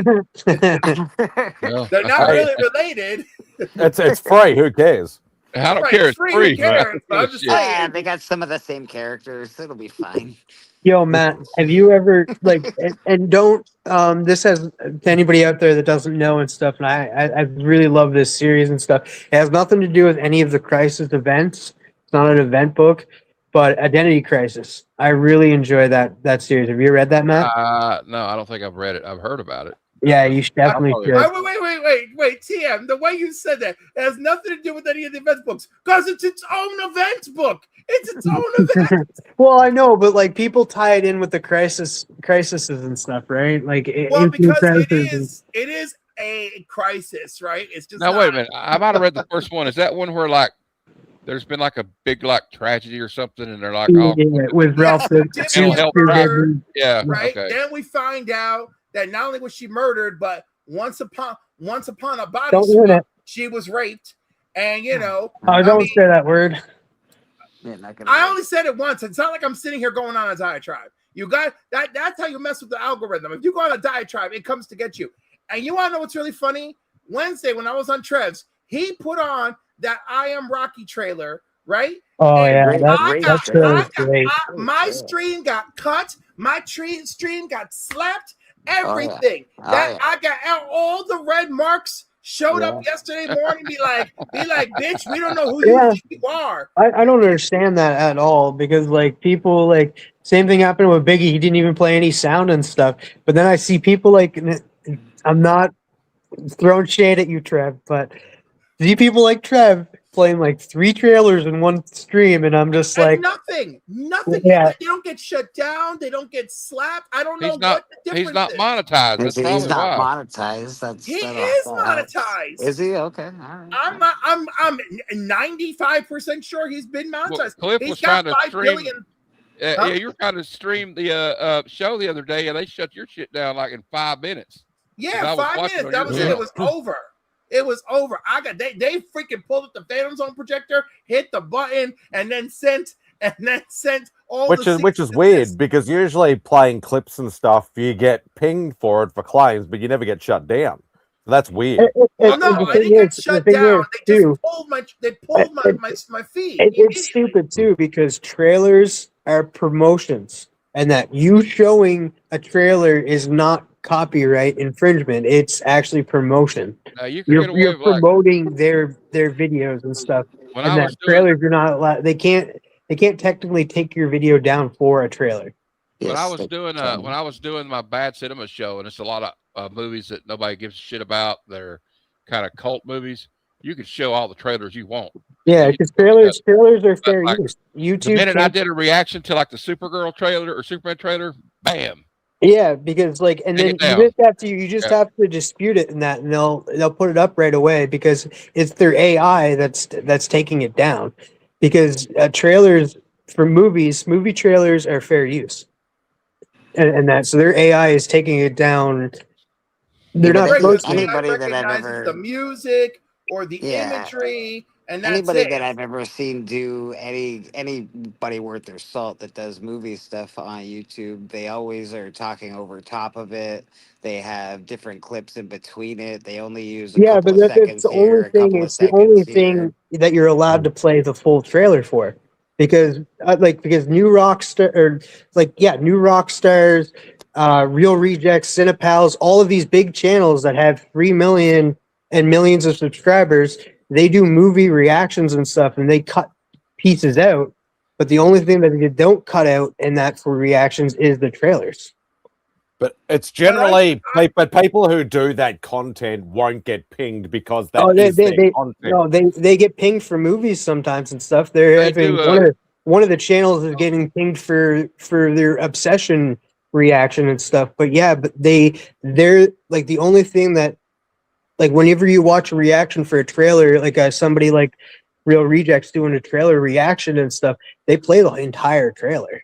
Don't you have to like make it like a different kind of like setup, Bo, when you're doing that, like where they have to do like revenue sharing or something with the movie people or something? Like I heard something like that. What are you doing? Hey? What are you doing? Anyway, I don't know, man. It says you cannot re-upload and monetize full movie trailers on your own channel without explicit permission from the copyright holder. but I'll tell you what I get Movie hit for. studios restrain strict copyrights. However, you can legally use them under fair use if you transform the content or use short segments for specific purposes. Yeah, like also like one thing I found out I had trouble with is like through Canva I make like, these little intros for my movie reviews where I'll cut little clips together with no sound on of like the clips from the movie as an intro, and I'm playing like what they call it. They say it's royalty free music, but every time I put it on there, some asshole claims it. Yeah, it's always some weird company too that does it. Well, I was gonna say there are some that are royalty free, but with the stipulation that you've got to put this thing in your description for it. Yeah. Because there's one piece of music that I use, and God forbid that if I use it and I forget to put that line, I get a message immediately. Yeah, they definitely want their credit. That's for sure. Or you get the idiots that just try and claims, because I've been pinged probably half a dozen times for my Outback intro, which Loowee did, because it has obviously Down Under Men at Work. Mm-hmm. But then I just say to them, one, it's a parody. Two, it's actually been sped up slightly, so it's slightly different. And three, the person actually claiming that it's theirs is not the actual person that owns the rights. The person it belongs to. It's like Sony music from Brazil or something like that. Yeah, and I'm like, you do not own Men at Work, Land Down Under from Australia. You're an idiot. Mine from Loowee always gets dinged too, and I love playing it, but it always gets like, no, nah. I'm like, all right, relax. Yeah, I don't understand with trailers and that, because all it is promotion. You're promoting their movie and stuff. Yeah, and then plus I get like uploading and that like to your channel, like if you're monetizing, you're trying to make it money, like they'll demonetize that video and stuff. if we're just uploading a trailer, but a trailer reaction and stuff, like because like I watch a lot of reaction channels, and every single one of them play the full trailer, and that's the only thing that they play. Or if it's like, because I know a few of them had like the Amazing Digital Circus and Murder Drones, they play that full video too, because they do get the permission from the YouTube person and stuff that put it out on YouTube. But like, yeah, the trailers themselves, they play the full thing and they don't get permission. Tons of those reaction channels just got wiped off of YouTube because of all of that. But any reaction channel that None of the ones that I I'm watch, watching, like Real Rejects and Cinepals yeah, and Omni I Media and understand stuff. that, but tons of them just got wiped off of YouTube, and also they usually have to have their head in the video. They have to Yeah, stop that's a it. reaction. That's a Yeah, reaction they have video. to It's like, stop it. They have to do all sorts of yeah, weird but things. yeah, but they're not stopping it for those and stuff. And like that, like they've been doing that for a while and stuff. So that's why I don't understand why people can't do a reaction to a video without it getting taken down, and like some other people can. Like I said, Trev can play 3 trailers and that for 3 different movies and not have any issue. But one person plays 1 trailer and stuff and does the exact same thing with, and that it gets taken down. Like it doesn't make sense. But maybe Trev is getting pinged and he's just not letting anybody know about it because he doesn't care. Right, but yeah, it's, but it's why not am I taking it getting down. Like I can understand it more getting heavily? demonetized. That's the thing. Like I can understand it. It's like, oh, that video is no longer available for monetization, like because you can't make money off of their trailer. So I can see it getting demonetized, but like getting taken down is just stupidity.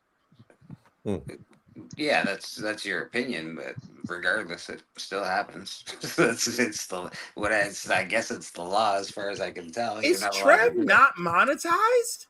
He's got 8.4 thousand subscribers, but he's not monetized. That's crazy. Probably because he got all these things from shorts. He got all these like, subs from shorts. Not my from point exactly and stuff. So like if your channel's not monetized, you can go ahead and play trailers all you want. But if you're monetized, they'll fucking come at you. You're fine to play trailers as long as you're not monetized and stuff. You don't understand why though? No, I understand why. I understand why. Like it makes sense to have videos demonetized but not taken down. Like if you're monetized and stuff, and they come along and say, okay, you can't make money off of this video because you're playing your trailer, they'd be like, okay, yeah, demonetize it and stuff. But for the fact that they're taking it down fully and giving you a copyright strike is not the way to do it, considering that people that aren't monetized could go free willy and not get a copyright strike. Should be one or the other, not both. Yeah. Exactly. Because so Trev, 3 days ago, I'm on Trev's Hangout. I stream the Hangout where it's the same Hangout, right? But immediately, as soon as he shows the I Am Rocky trailer, mine gets taken down. And yesterday morning, I wake up to all the copyright bullshit on my YouTube Studio app, you know. And I'm like, all right, click all the things to make this go. They let you erase it, right? They let you erase the segment or whatever it is. Right, erase it, hide it, all that bullshit. Dub over it. But I just thought that I just think it's crazy that like unless I go through my own hoops, I can't review a trailer. You know.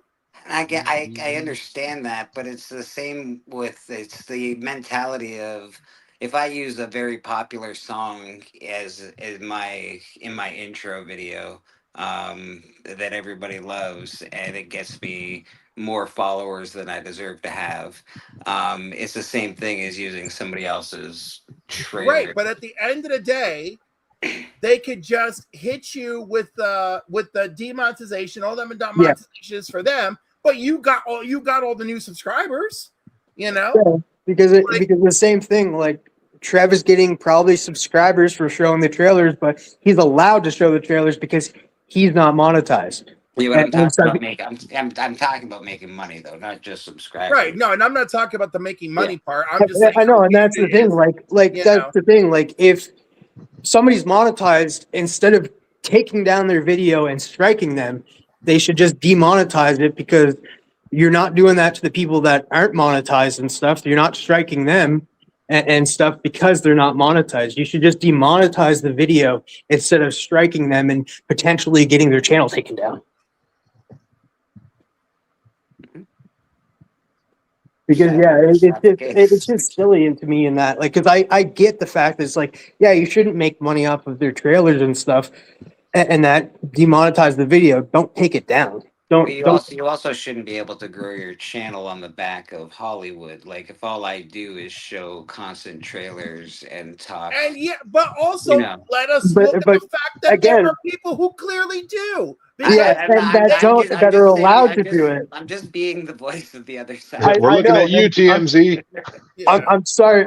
I'm going to shout out Trev but again. TMZ is news. Trev's doing this all the time, and he's not getting in trouble for it, but other people are. Like Cliff said, his video got strikes, but yet Trev is able to because he's not monetized, and that he's growing his channel by showing trailers and stuff, and he's allowed to.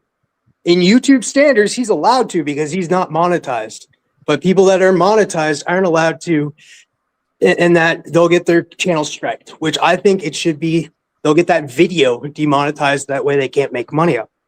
So I'm kind of YouTube dumb. What is the requirement of being monetized? Well, there's the two requirement kinds. for being monetized is 500 subscribers and 3,000 video hours. You can get partially monetized. You have 1,000 subscribers and 4,000 watch hours. You're fully monetized, and then you could do super chats and actually at the lower end you could do super chats and memberships. At the higher end, super chats, memberships plus people watching your shit actually accumulates revenue, right? You can also do commercials and stuff. And the commercials, you can have channel memberships of 500. See, and YouTube's weird too. Like their AI is screwed up because like What's up, everybody? people and this is the thing, people that are monetized can play all of this music and not affect them at all. And stuff. So it's crazy the fact that I just think YouTube's like screwed up. I think their AI system is screwed right the heck up. Well, I think some people go through a lot of hurdles for the proper channels, and I'm not paying attention to every little thing, right? But I suspect the bigger channels that regularly do this without issue have gone through all the proper channels to get through all this shit. But I just think it's weird for those of us hanging at the lower end. Right? Like I know lower channels that can play music on their channel and that whatever music and that on their channel and they'll be fine and stuff. So I know they're not playing the Eagles. You're not wrong. He's a buddy of mine, but Tony Sanders used to play like every wrestling clip ever, and I'm like, I don't know how you get away with this, man. I put one wrestling. Sometimes they get taken down and that, but for a little bit, but it gets brought back up. But. I put one wrestling thing on my channel, and it's like, get out of here. We own that. I'm like, all right, sorry, wrestling. I apologize. I just don't think it's fair. Sorry, wrestling.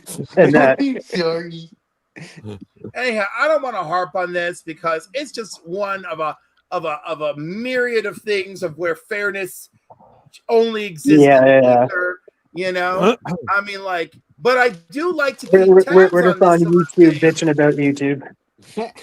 Yeah. What's up, everybody? Hi, Cliffy, for the 6th time in like 5 days. You don't even answer me, Vogs. You know. Damn, Vogs. You message me out of nowhere. You know, I message you back. I hear nothing. I know. I'm sorry. I know, man. I messaged Vogs like a month ago, and he hasn't messaged me back. That's such a lie. Don't lie to him.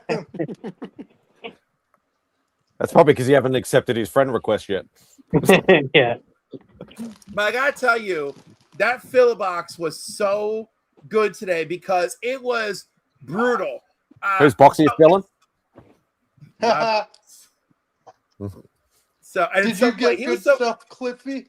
Yeah, he was very gracious because my short box that I brought was actually like a Golden Age or maybe a CGC short box.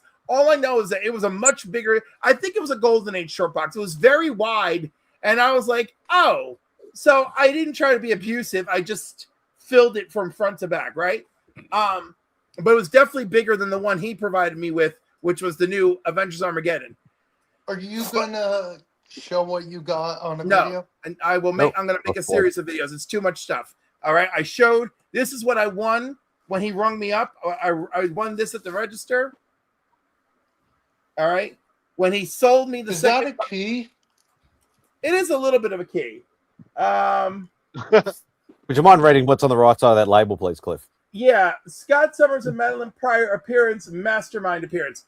But anyhow, Vox, why this is special to me is because this art is the art they used for the cover of the From the Ashes graphic, the From the Ashes trade paperback when I was a kid, and the first two X-Men I ever read were the Phoenix Saga trade paperback and you From the Ashes. So I won this at the door, and then when he sold me the second box, because the second box would be $75. I need one of those in my life. He gave me this, and then when I said, "Listen, I'm spending too much money. I'm not going to take this," he threw this in because he knew I wanted it. That's awesome. Just to thank you for traveling. Cliff, can you send me a picture of that Raw X-Men book? Because my girl Rogue's on it. So, anyhow, the trip was very rough because, as you know, the smog from Canada, right? Mm-hmm. And then once I finally was crossing the Cross Island Expressway, right? The rain started coming down, and I was like, "Oh my God, please, please! I don't need anything. I don't need anything in my life." So I finally got to where I'm supposed to in Long Island. Takes almost forever. I park by the shop. The shop's not open yet. I'm dying to piss. There's a Shell station up ahead. I run in the rain with my umbrella. I'm soaked going to the Shell station to take a piss. It's crazy. When I come back, I come in with my empty box. The guy is there. His name's Ozzy. Real nice. He actually knows Bronze Age Nerd really well. I was like, "Oh, I know dude's brother." Is it Three Men in the Basement, Ozzy? No. Oh. Different Ozzy altogether. So this store is called Best Comics International. Is it Spidey? He's an Aussie. Not A. Oh, well. Somebody ever give him the head? Well, This is terrible. Do you even YouTube, bro? I've tried to give him head. I think I do work. I think I YouTube. I'm not sure. I was going to say But that. like, I just look at him and I'm just like, "Oh my God, like we would have such dorky ass sex. It'd be so cute." Will, are you rocking a Superman Sean. curl? Is that what I'm seeing on your forehead? No. Oh, your hair just fell down. Okay. I showered. It looks like I am. He I often thought gets you went it to work accidental. rocking the Clark Kent. Ready No, close I to just Lois's. showered because it's humid Okay. as hell here, He gets the accidental Superman curl often. and you love it. I kind of do. So, anyhow, it was totally worth it because I was like, "All right, what's this going to be?" Because I haven't been to too many fill box situations, but one fill box situation I was in, it was not great. It was like, "Oh God, almost everything's new," and it just turned into me looking for every foil and every ratio to make up the difference, right? Not every filler box experience is the same, but no, this shit was good. There was silver, Ain't that the bronze, truth? copper age shit ready to roll. That's what I'm talking about. That's what I'm talking about. You know? Where was my phone call? Huh? Bitch, where country are you in? Bitch, you make it work. Yeah, you can make it work. Instagram phone calls. Yeah, whatever. Yeah. No one's For ones that calling nobody me. answers. No one's calling me when they're like, "Oh, Cliff, it's Phoenix first appearance in a Pence. Are you interested?" No one's calling me. No one gives a shit. They don't call. Fuck you. Exactly. Ooh. This isn't any fuck you. This is a double-ended dildo with spikes just right up my ass. I guess that's an R-rated book. Like But Second the most, seven. Spidey, I'm so second most important. Spidey, as much as Seabizzle and I are probably both very jealous of you, I'm very happy for you. I appreciate that. I'm Where not. was this, Cliff? It was okay. Christopher Works. It was in Best Comics International down in Long Island. From exactly the same person you got yours from, Sean. Except mine was a lower grade than yours. Sorry, Cliff. That's okay. That's okay. This isn't that kind of fight. Hey, Mark. No, I have not seen it. You know, every time Mark starts this shit, it makes me not want to see a movie.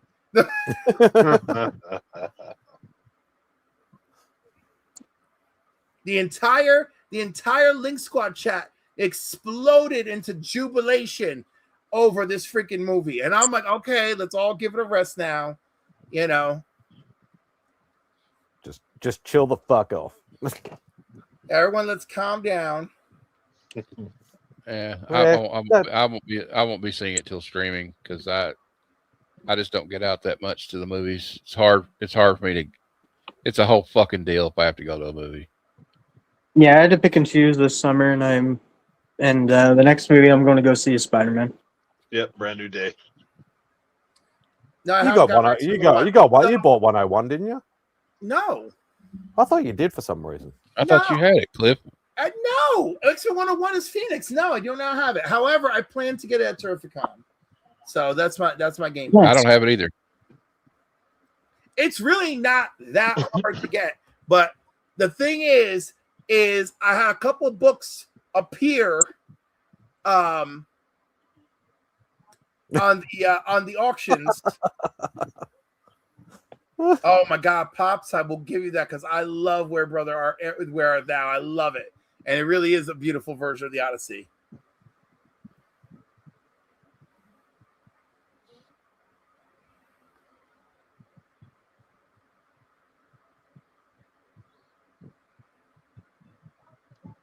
What?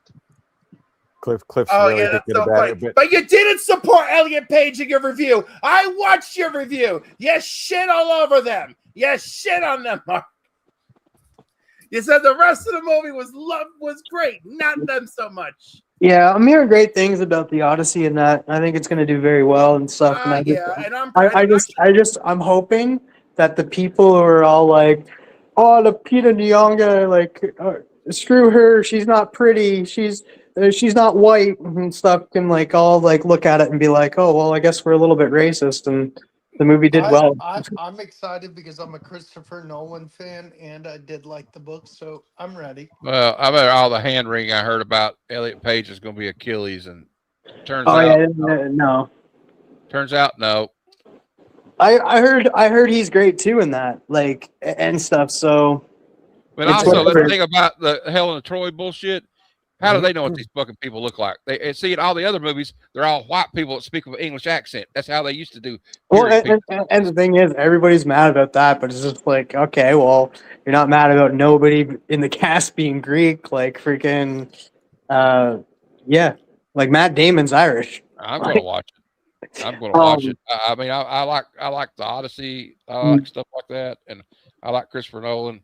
So you know who they should have cast as Helena Troy to really get it, like, you guys hear me? Yeah, my mic's low. Okay, to really get it accurate to the character, because we all know Helena Troy was half bird, so we get D from It's Always Sunny to play because she's a bird. There you go. That was a I say, well, you want to really make them mad. You want to make them mad? We'll just make Rosie O'Donnell Helen Troy. And I think the role of Odysseus should be played by Mr. Jesse Buddy Ventura from the Baja. You know that I'm the only one. Me and Jeff are the only ones that get that joke on this whole panel. Yeah, I got exactly. Oh, that's a very hard question for me to answer, Patel, because there's a lot of very significant books that might not have massive key elements. Even something like Amazing 100, like like cover wise, things like that might be significant, story wise might be significant, but might not have a massive key element. I would say, if you talk about the whole run, or let's say even just talk about first volume, it's probably over 20.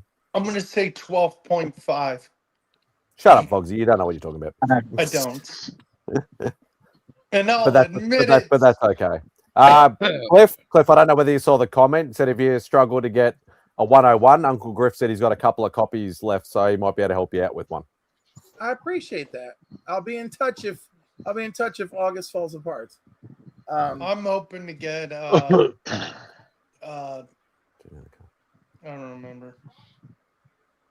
I'm tired. The whole film is. I guess I'll try to make time to see this movie. Kevin, what I think do I'm you with Matt. I think I'm In gonna wait IMAX. In till it IMAX. streams. Yeah. Ooh, LF, jump on. I'll just pirate it. Hello, Caroline. Haven't seen you for a while. Hope you're doing well. I'll eventually do like a double feature and watch Oppenheimer for the first time and the Odyssey. No, not my thing, Alex. Oppenheimer Not was my a thing. rough You don't like watch. Marvel Magic? No. No, she's talking about Magic the Gathering, but she likes Magic the Gathering, so it's good for her. But I don't see them as art cards. I don't like the amalgamation. So I thought about buying a couple of packs. They got them in my LCS, just to see. But you know, I watched do Oppenheimer like in the this- theater. And I woke myself up snoring. I refuse to buy any of it. I was like, I cannot afford my hobby. I can barely afford my mortgage. I'm like, no, like that's it. Like with that whole box, one whole box of that shit is how much? 100 and what? Oh, okay. Cool. Okay, whatever. But the point is, one box is at least $136, if not more, right? And I spent $175 today, and I got 2 whole goddamn boxes of comics, a slab, and 2 other comics. My joy is right there. My joy is right there. well, I didn't say it was a good idea. I just thought about buying a pack. No, and I'm just saying I can't buy a pack because it won't be enough, right? You'll buy 10 more packs. Right, so I just won't touch it, and I'll be fine because I know me. It won't be, I probably just won't buy anyway. a pack. I've seen the cards. Some of them are beautiful, whatever, and it'll immediately turn into, well, let me buy a box, which is over $100, and then boom. I wish we don't have that around here. I got like in a 40. I mean, I'll be lucky if there's like 4 comic shops in a 50-mile, 100-mile radius. So, and none of them do like, oh, we're going to fill a box today. Like, I even go to Half Price Books, and I thought, hey, they got Half Price Books, and they still want to charge $2 for them. Hey, Rob. Yep. And none of them had bags and boards. I And know. I'm like, what are y'all I feel doing? so icky about that. I call them a bunch of bloody savages. I said, y'all need to get some back. Cliff, is that a new book? The X-Men 97 season 2? Oh, it is. Yes. It's a variant cover. Yes, it is. I'm gonna have It's to get new. that. It's a variant, and they also have sexy swimsuit variants to it. And I think There you go. There you go, I think Will. they're all store exclusives or some crazy thing. What are you talking about, Matt? Will would love the sexy swimsuit one. That's what I was saying. Cue the saxophone. Then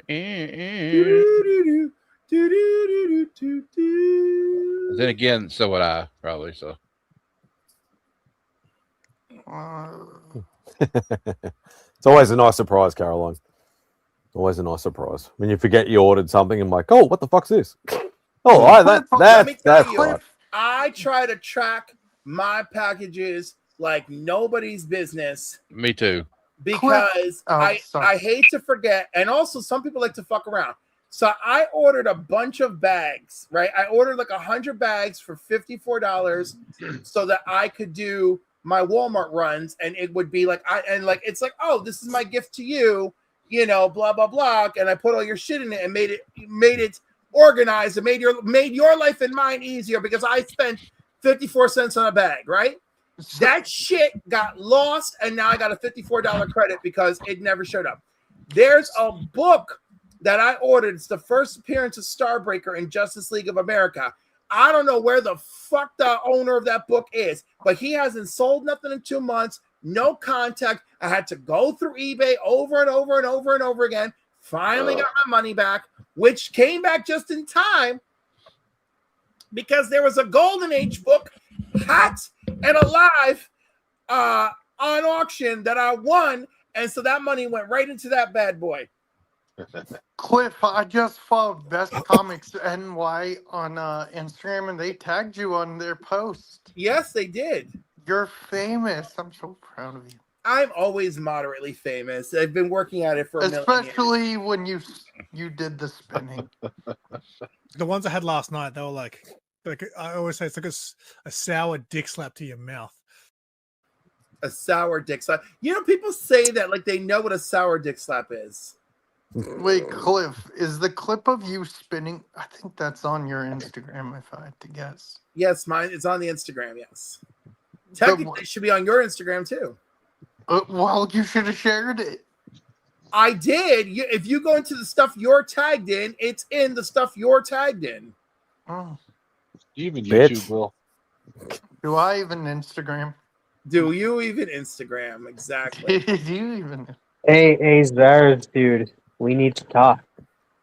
Ooh. I have had way too many eBay packages disappear. It's a bitch, you know. And then some, early days, yes. Yeah. Sorry, Cliff. I have one package from Comic Tom, and it is still in the universe. Okay, he made the label. All right, it made it to a postal destination, and I don't know why it's just sitting there fucking itself with a pickle, but it does not move. It does not move. I was going to say, because early days of it, because I've been on eBay since 99, 2000 maybe. Same, yes. I remember there used to be like, you know, C-mail and all this sort of like really slow, stupid shit. I used to lose so many packages back in the early days that I'd have to like rebuy stuff and things like that because, you know, it was shit back in the day. But now it's not, I wouldn't say foolproof, but it's very hard. Oh, it's so much better. If people are doing the right thing and like sending you tracking numbers and doing all that sort of shit, then it should technically, even overseas, you should get your packages. Really, like my Action 276 Supergirl Joins the Legion, which came to me from Hong Kong. I remember that, Cliff. You were like, "Is this going to show up or not?" Like that, it just, I don't know how long did it take. 12 days. It was like the longest 12 days of my life. I was like, remember that. God. Wait, it went to Hong Kong? It came No, it was from Hong Kong. I didn't realize I won it for $270, and I was like, "Yay! I got a deal!" But I didn't realize it was coming from Hong Kong, and I was like, "Oh shit! Oh Shit!" Oh wow! My titties were sweating for 10 days. It was just unbearable. What was sweating? My titties. I bet. Titties. Yeah, I was going to say to you there. Even I reckon they could have sent it to me, and I could have got it to you faster. It was fine. It really wasn't so bad. Between the night I won it to 12 days later, it was in my hands. I mean, it was just the whole thing, tracking it internationally, watching it disappear into Jamaica Bay, Queens. You know, oh my God, it's with the Phoenix Force now. Oh no. And then like welcome to my world anytime I get anything overseas. Yeah, and then after it went through customs, which is there, it got a postal label, and I was like, okay, it's coming. All right. So you teased my investigator mind. You still have a package from Comic Tom that shows that it's at a USPS location and it's been stuck there. Yes. For how long? It's been 2 days. Oh, that's I think okay. maybe. Well, that's not. There's another. That's not out of the realm of. Like when all these wildfires, they like in Canada, I had some come from Michigan for Metal Up Collectibles, and it looked like it was stuck in Detroit for like a week. And then it just shows up. So it could be something to do with that. No, listen, I've been down this road before. I get it. I know these things happen. I'm okay with it. It's just, you know, you keeping an eye on all this shit is a bitch. You know. How are you dealing with the smoke up there? Are you getting any of the smoke down there? It's much better today because of all the rain. Okay. Yeah, rain gives the air a shower. A little bit. And actually, there was actually somebody on the news discussing how the rain would be effective in helping the environment. It's so funny. I have bids on the same book in two different conditions on 2 different auction sites, and I'm like, I'm gonna win one of these fuckers. Like, I don't care. I don't care how this You win both of them. right. This ends with me winning one of these 2 bitches. You know, You can win both. I think you might win both. I'm not gonna win both because I already put $98 on both of them, and I got auto outbid on both of them. Oh shit! So, hey Cliff, have you been reading Is Ted Okay? no. No, it's pretty cool. I read a little bit of it, and then the thing is, I can't afford anything. So, like, once I realize, like, any given week, as soon as I go over 12 books, I go, oh shit! And either by some miracle I can afford it, which lately has been doing all the Walmart driving, and like this week I actually spent $81 on comics, and I was like, oh my god, this is too much, you know. But hey, thanks to all those deliveries, woo! Tomorrow's a big game day, so yeah, I'm gonna make some money.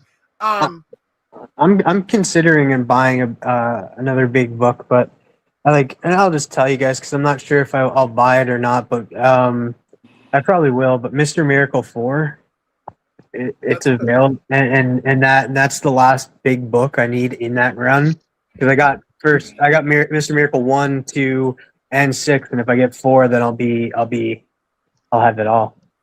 You'll be all keyed up. Perfect. Man. Go for it. Do it. I'm still waiting for my pay from this week and stuff to come in. I might not get up till tomorrow. I say do it, but I have an impulsive personality. It's like it's a raw copy of 7.0 for $100. I haven't looked into how much they're worth yet. I wouldn't be able to give you advice on that one. Good book though. Oh, it is. It is. It definitely is. If you need Big Bard in that, because it's just the book's gonna go up because of possibly because of that Mr. Miracle animated project. Yes, which Tom King has his hands completely on. And that's the reason that he's the whole reason I fell in love with Mr. Miracle is because of his Mr. Miracle run. I think I actually have that Mr. Miracle run. It's a good one. It's so good. You should read it. Yeah, the covers were great. You got the number 6 in that run. That's the one I want. Granny Goodness. I think first Granny Goodness. Granny Goodness is in 2. What was it, 2? Yeah. Oh no, okay, no. 6 is the Female Furies, I guess. Yeah, I got that. I just need Big Barda. Yeah, you're right. 2 So is Granny.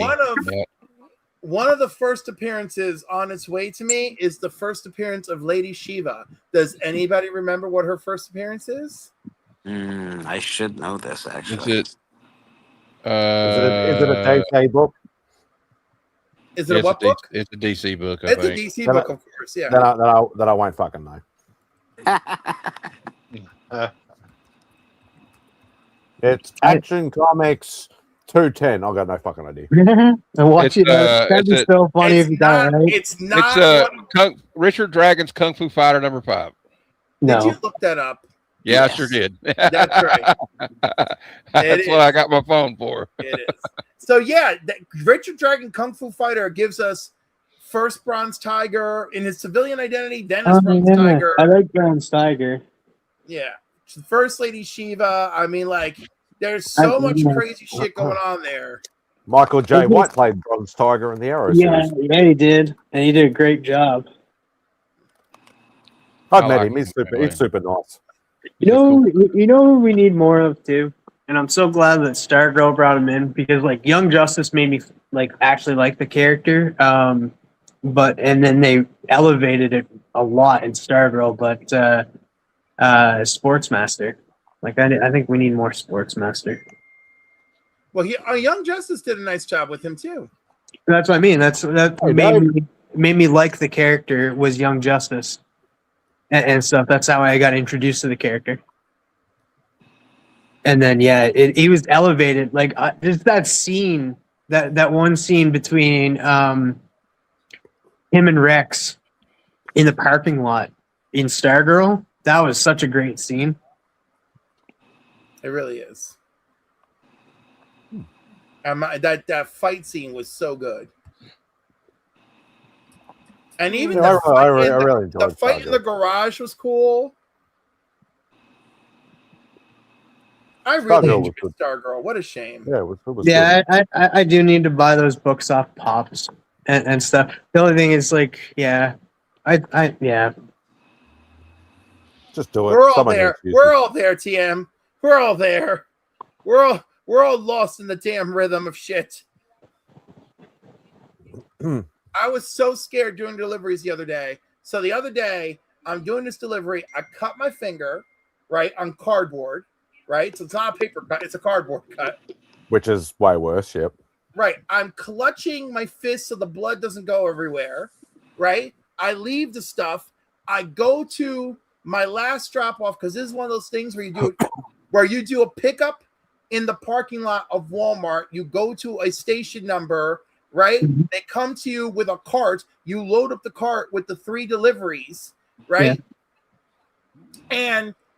And oh my God. So the first delivery, I forgot the woman's 3rd bag.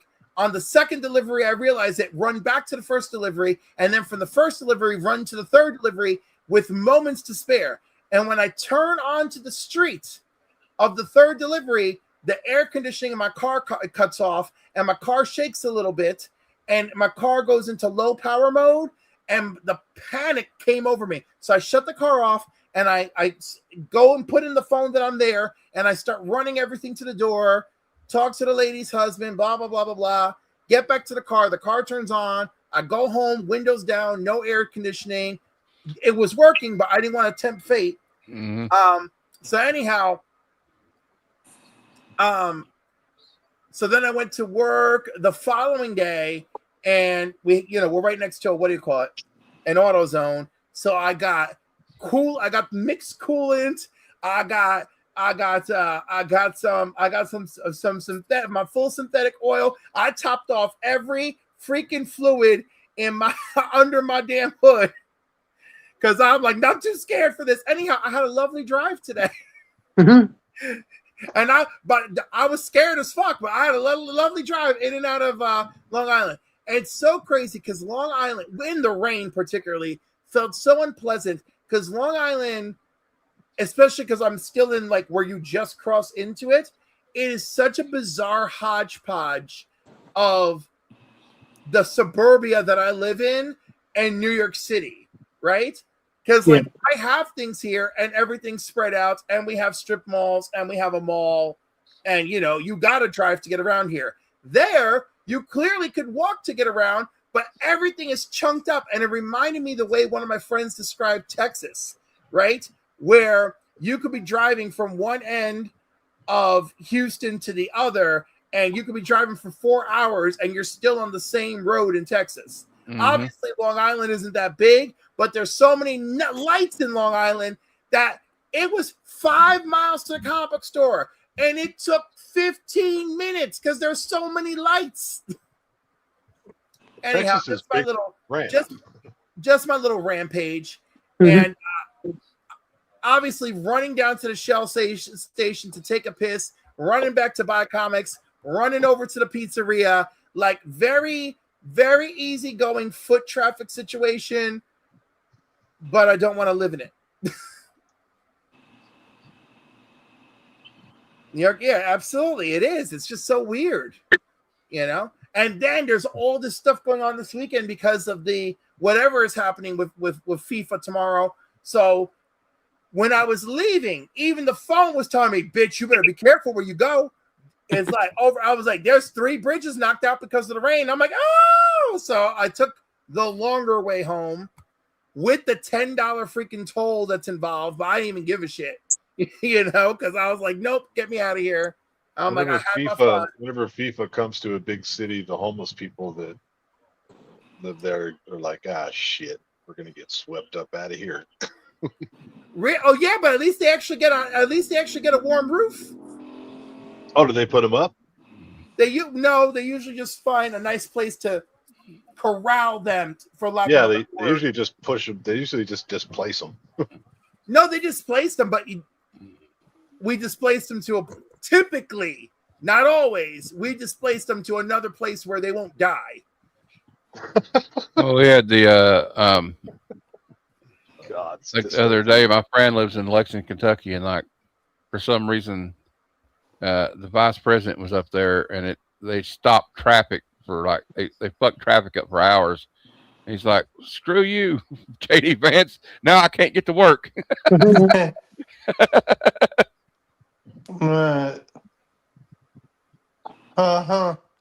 Hey, Miracle Man's ankle is not broken. Yay! Darn it. Oh, you darn it. Jeez. I'm just being a pessimist for fun.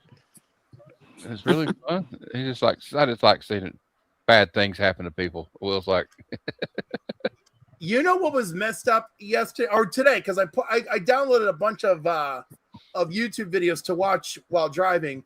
Mm-hmm. One dude was like, I don't understand collectors who buy dead properties. I'm like, bitch. I'm like, I know that you're equating this to why people shouldn't be upset about absolute Batman, but no, motherfucker, don't you bring up dead properties. Don't you be sitting here shitting on people. What do they mean? What do you mean by dead properties, Cliff? Yeah. Richie Rich, for example. You know? Oh, okay. And I'm like, oh my God, just because no one's done anything with Richie Rich in a hot minute doesn't mean he's dead. Hey, Bleak. Yeah. I just saw what Rad did for you. That's sick. It's awesome, right? Yeah, I need to get a piece by Rad eventually. Yeah, he killed it, man. He killed it. He always does. Yeah. $500 for you, Vogsy. Sounds good. He did he said his prices last week on here and that, so just hit him up and that, and he'll tell you the prices that he said is for the 11x17s, so like the bigger ones and that. So I'm not sure what he didn't say the prices for sketch covers, but he also is CDC certified, so you can get him to do the sketch cover and send it in. So I don't know if you guys saw that at Fanatics Fest. Yeah, TM. At Fanatics I did fall asleep. At Fanatics Fest, which is like sports cards and stuff. Victor Wembanyama, the guy for the Spurs, who's like 7 foot a billion. He's 7'4", but yes. Yeah, dude, he pulled a Lock Win sketch card. Lock Nguyen. Yeah. Mad Monkey. Isn't that awesome? Yeah. That's so cool. Yeah, it was a big deal. That's awesome. He signed it and then gave it away to somebody in the crowd. It's pretty cool. Yeah, he did that. I saw that. I was like, yeah. Locke is also attached to Murder King. That's true. He's got a cover for us, man. It's awesome. Yep. I put it on my watch list for what is it called? Kickstarter. Kickstarter. Sorry, I've had a long day. Kickstarter. Well, go to bed then. I don't want to. You could just be like me. Go to bed. Yeah, I thought he'd actually left. I was gonna say, you could just be like me, and I totally forgot about that until you guys mentioned it. I did fall asleep last night. Yeah. My defense. It was like a 7-hour stream. 8. Yeah. We went 6 hours on Matt's on Thursday. That was crazy. Yeah, I won't be going that long today. I'm definitely in need of some fucking rest. That's for sure. Did you not? Did you? Let me guess. You woke up at the only slab time, and there was no. No, I've been off. I had Thursday, Friday off. The boss just take some leave. You need the rest, whatever like that. And you got too much racked up, and I'm like, yep, that's fine. So I had Thursday. Cliffy. Sorry, my jam was on. So I had Thursday, Friday off, and then obviously it was a very busy day yesterday with the con and all that sort of stuff. But yeah, I have not been sleeping right for the last 4 days. I mean, a couple of hours, then you wake up wide awake for an hour or two, and then a couple of hours, and then it's just no constant sleep. So I'm feeling quite burnt out, and I've got to go back to work tomorrow, which kind of sucks. Yeah. But I'm happy with my pickups at the con. That's for sure. At least there's that. I need to watch that video. I swear I thought I had it on my feed. Yeah, Bogsy. I'm fired. You're fired. Nah, I'm not one of those kind of people. I'm not either. I am. Hey, I watched your video this morning, bitch. You shut up. Who? You. Oh. I saw it on Instagram actually. It's TM's video. Yeah. Oh, it was more the fact that it was from Susie Q and Steppo, not necessarily that it was Trav actually showing it, but I'm dropping another video on Monday, and it'll also drop on YouTube, Instagram, and Facebook. Nice. Yeah, I did yesterday at 5 p.m. my time, Glenn. So probably it's at 12, 16, 17 hours ago, something like that. Yeah, you got just a small book, and it's no House of Secrets 92, but it's an alright book. If I acquired a House of 92, House of Secrets 92, I'd give it to you, Trav. Oh, nice job. I'm liking that. Yeah. Hey, Spidey, did that GSX cost you an arm and a leg? No, I've still got 4. He's still got his arms and legs. He should be. He looks all right. I guess you have thanks to for the go look around. Problem is they took off all 10 toes. Did you get a good price for it, Spidey?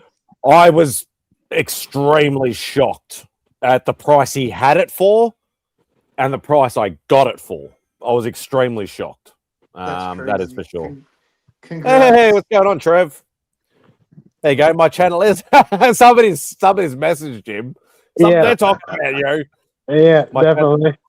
My channel is monetized, but I turned all that off after I made some money. It's the only way to show trailers. I've been pinged and it did. Yeah, that's all good. I want to check it out. Hey, Trev. I got an AOK from Stepper today. I'll be showing off at church. Oh, awesome. Everybody's getting AOKs except for Vogsy. And me. I haven't got one in a while, but I get them. I got a lot of them at like Heroes Con. People just gave me stuff. It was like, cool. That's where I got that ASM with all the remarks on it. Friend Tater's Comics gave it to me. It's got like JR on it and all those guys. It's pretty cool. And you. But I don't think anybody wants to send you anything, Glenn, because we're fueling your fire to buy more books, and you tell us not to encourage you. Yeah. Well, I got a kick-ass AOK from Hurricane there. Patel, he commissioned that. Yeah, that's right. Sketch cover for me. Yeah, that was a good one. Spidey, were the other Aussies there? Simon was there. Simon was there all freaking day. I'm like, what the fuck, dude? I was in and out in like 2 hours. And there was a lot to look at, and I was still in and out at 2 hours. Matt, that AOK was pretty sweet, man, even though it was from Izzy. Izzy did a good job on it, you know. Don't say his name too much. He hasn't been around lately. Seen him. Yeah, probably just busy. You okay, Cleve? You muted yourself. Well, part of muting myself was so that I could think. Thinking hurts my brain. Yeah. What's remaining of it? What's thinking? Yeah, exactly right, Spidey. I say comic books. I have money in wallet. Must spend. Exactly. And in saying that, I realized looking at my videos, I hadn't been to a con since like November last year. Wow. So it was like fucking spoil myself. I need to, so I did. How I far do have another. Right I do on. have another one. I do have another one coming up in. I think it's 3 weeks. It's on a Sunday, so I might have to get Remy or somebody else to run Outback for the first couple of hours, or just run it for an hour or two, or whatever. Yeah, I really want to go to that too. So, how far was this con away from you, Spidey?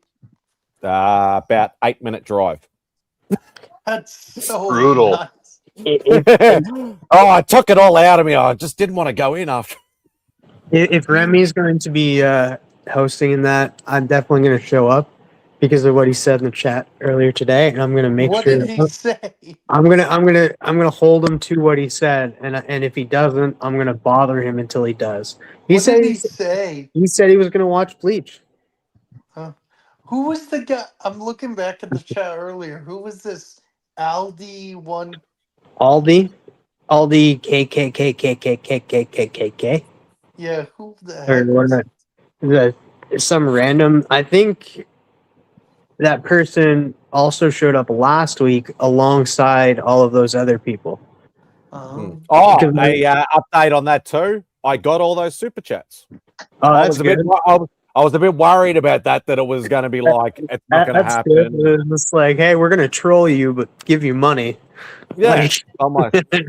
I don't know if anybody else has seen them pop up in any other streams or anything like that. I have seen that phrase said before. I don't know. I'm just going to put it in the back. I'm worried if I actually say it out loud, it'll happen.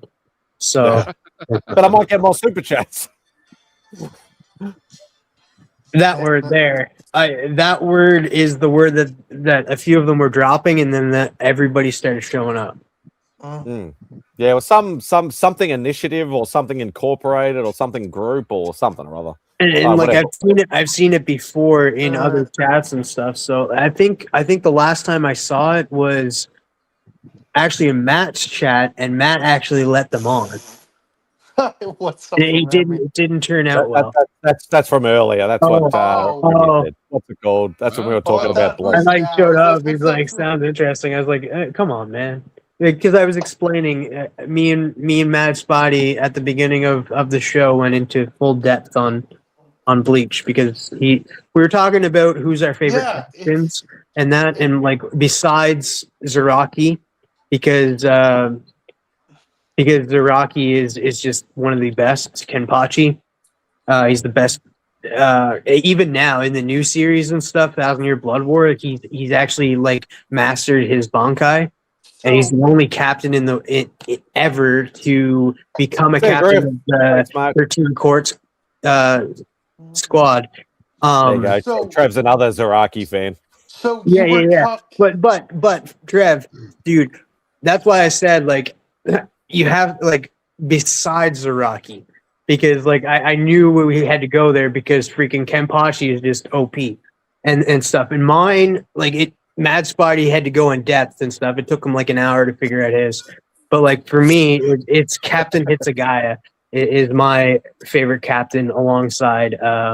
So what you're telling me, TM, is you were talking about the cleaning chemical, right? Bleach. Nope.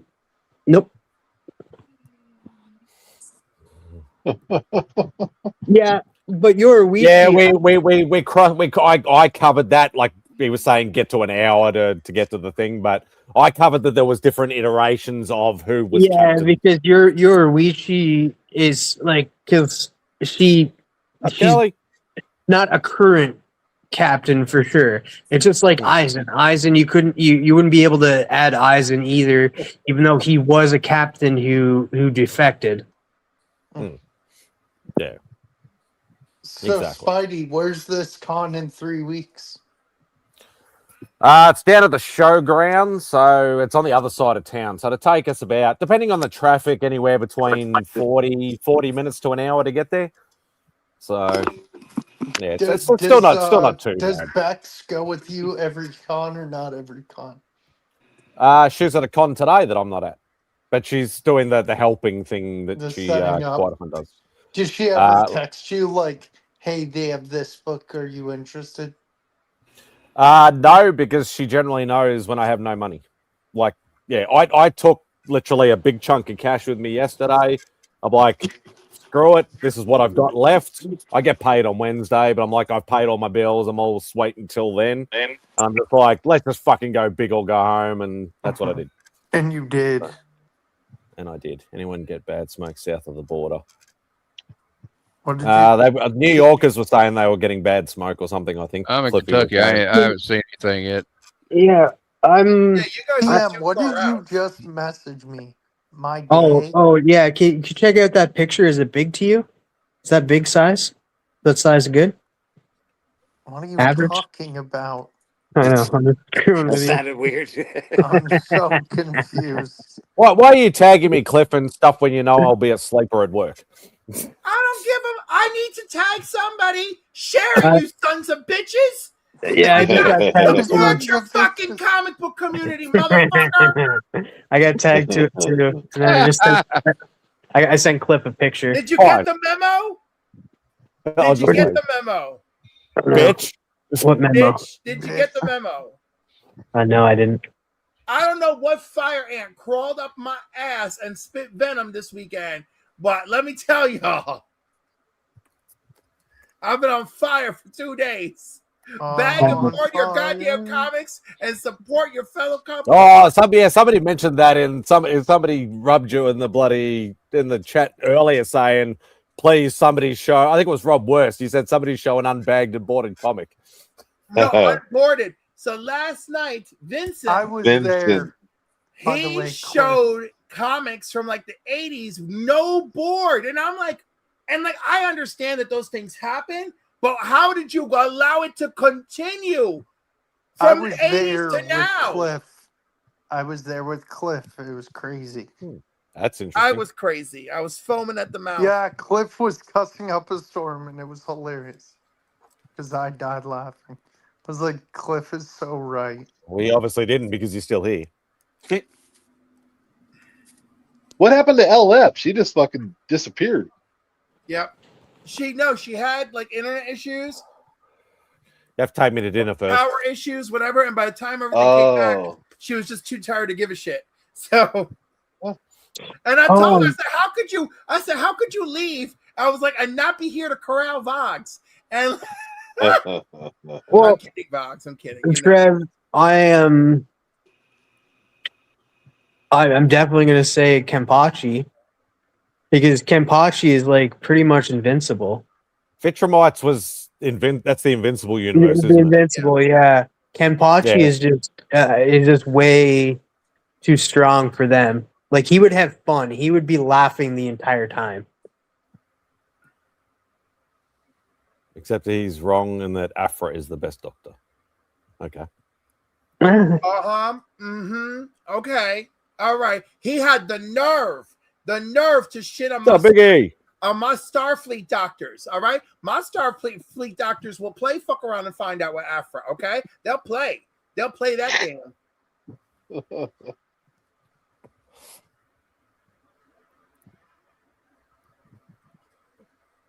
I heard I shared it for you. He was a good character, but that's about all I know. Who? I did buy that book, but I bought it as a gift for somebody else. Dr. Afra's fun. Yeah, the first appearance book. I don't know anything about Dr. Afra. She's a bad bitch. She's like Indiana Jones with yeah. killer droids, but she works in the Star Wars universe. Sounds cool. You know. So like she herself isn't a monster, but like her androids when left to their own devices can be. And it's so funny. Remember all the memes where people were figuring out what the little bucket droid from Rebels was always saying? And it's like, oh my God, this little fucker talks like a war criminal. You know, they're like that, but worse. Interesting. What? Everyone's got their camera but could she bait Kenpachi Zaraki? I don't think so. No. See, this is why I can't enjoy a lot of anime. Why? Because me and TM speaking riddles. It Oh, sounds like dude, No, just we because, were talking earlier, and like Matt would just sitting there. He's like, I have no idea what you guys are talking about. I was I right. know. don't. I believe you guys are talking about Bleach still. I think. Yes. I blame Trev because we were off the topic of Bleach, but then Trev brought it back up. Now, if we start talking about like martial art films, then I might know what you're talking about. You'll still And keep me see, going. And you know what's funny? G.I. Joe cartoon history. Because of your love of martial art films, I feel like you could enjoy a bunch of Bleach until it starts getting. Oh wait, It starts getting crazy. wait. Have you watched Bleach? At all? Yes. And I don't mean this disrespectfully. I'm very impressed. What? I just didn't expect it. That's all. I just Why did not would you expect not it. expect that from me? There's a bunch of superpowered Aryan boys fucking around and finding out. I mean, I'm gonna at least be curious. I love a hot, sexy fuck with white hair. You know. Hitsugaya. Actually, I'm pretty sure Itsugoya is responsible for an entire generation of bisexual and homosexual men. I'm positive. I take it back. Cliff is a distinguished gentleman. What's going on, Biggie? Biggie! What up, Voxy? Biggie. What up, Biggie? Your voice is cracking. Chilling, bro. Yeah, I'm on my Bluetooth. I'm just here to hang out with y'all. I'm not going to say much. Yo, I'm very happy to announce that I've got 3 new Golden Age comics coming to me. Congrats. Hey, Biggie, someone gifted me a membership to you in yesterday. Yeah, it must have been Matt. That's nice of him. Good. I'm glad you got it. Thank you. Mm-hmm. What kind of Golden Age books are they there? I want to ruin the surprise.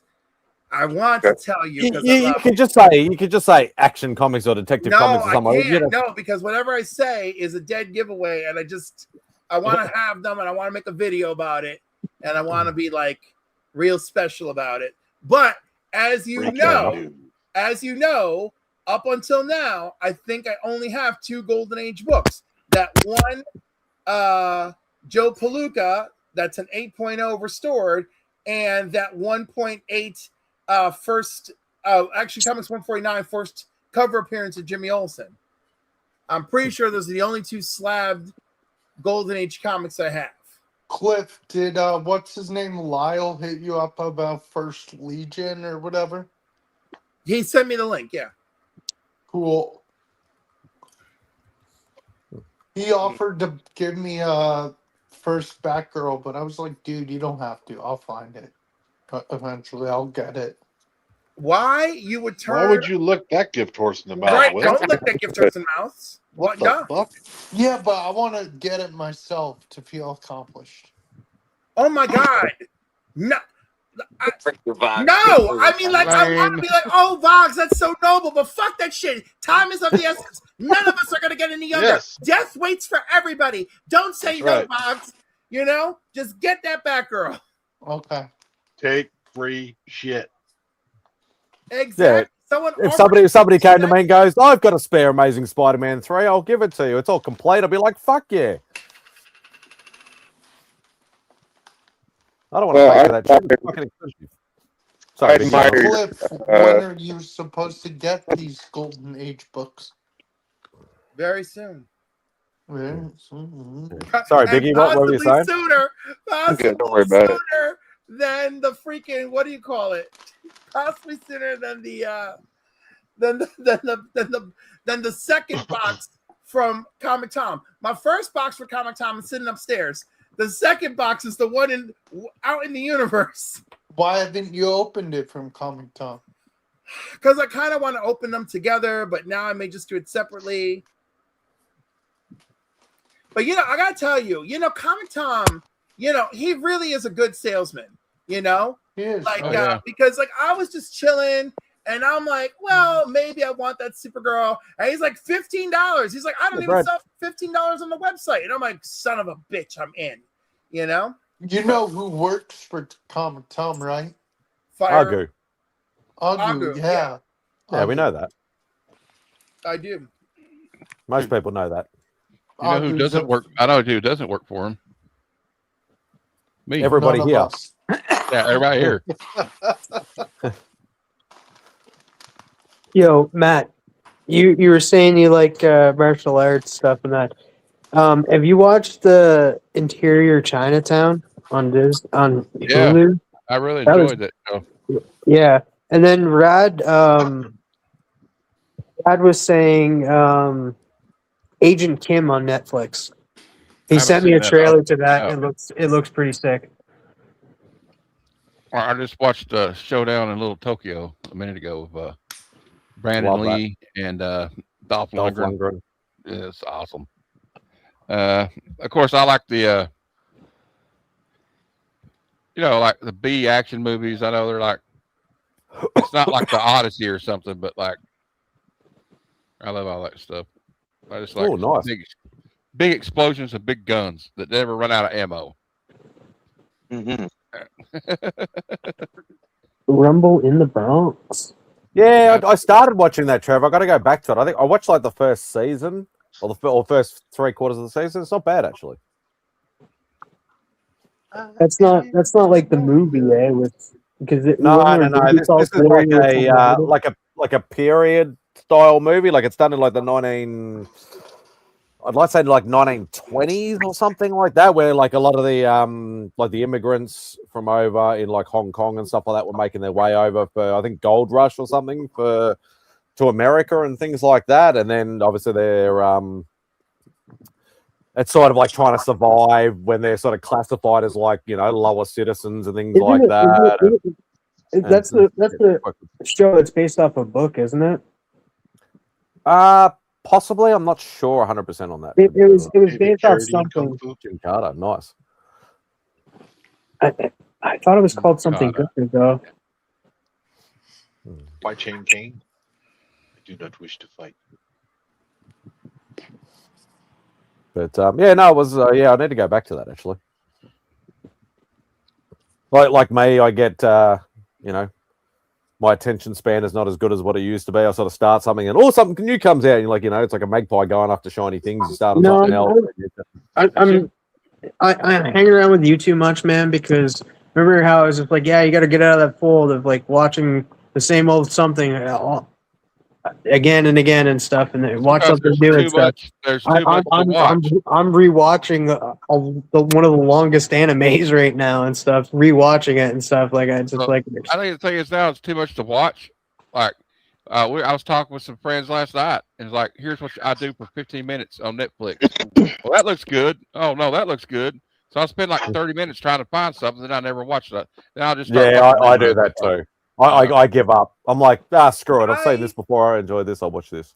I definitely have more conviction. As soon as I see something that looks all right, I just start it, and I'm just like, I don't need to look at 3 different things. Something caught my attention, you're in, right? Well, I wish I could do that. Is a decision maker. I also suffer from, man, I'm tired, and then let me put on some more Bob's Burgers. So that's the biggest thing right there. Is it's just like, it's like, you know what? I want to go to bed here soon. If I start something, I'll just get into it and stuff. So I'll just put this on and that, and then you stay up way too late watching that anyway. Like, exactly. I'd say that's probably more the older stuff, Christopher, than the newer stuff, because a lot of the older stuff was not as censored as a lot of the newer stuff. But yeah, I get where you're coming from with that. Byron. Freerun. Yeah, I've heard about that. I don't think it's my sort of thing, but I do want to check it out at some point. What's it about?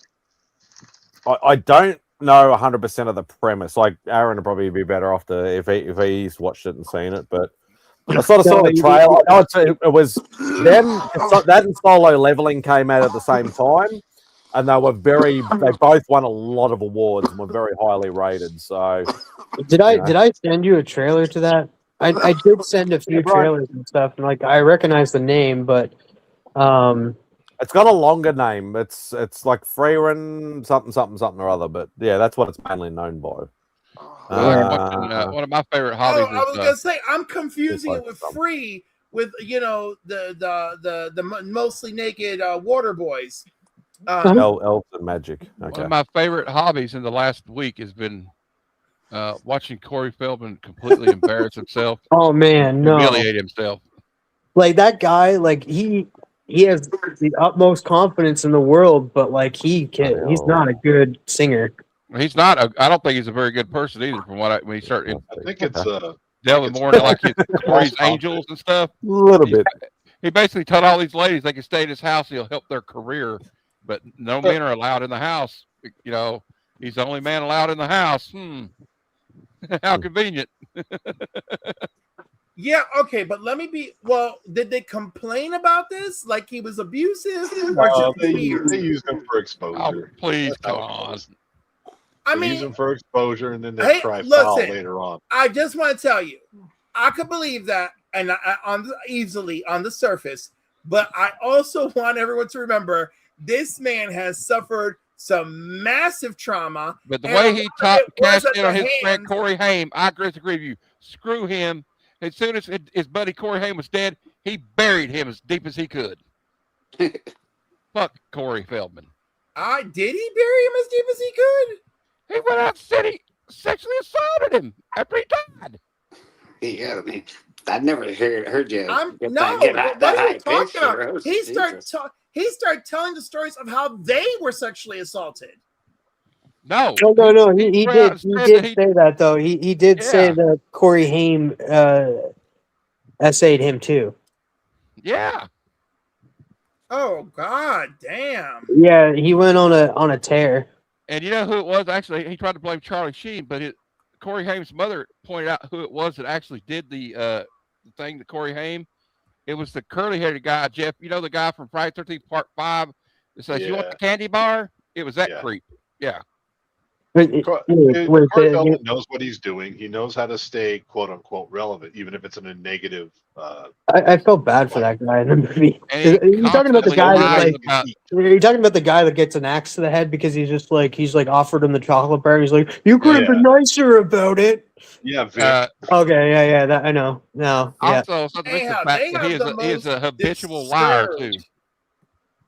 So did you take the candy bar? No, he didn't take the candy bar. No, he didn't take the candy bar. He took the axe to the fucking head. He took the axe to the head. It's like chocolate. Boom. Bam, bam. I think that was the only good part of that movie. Cliff, not to mention though that he said stuff like, "I was supposed to have Johnny Depp's role in Eating Gilbert Grape," and like, yeah, no, you weren't.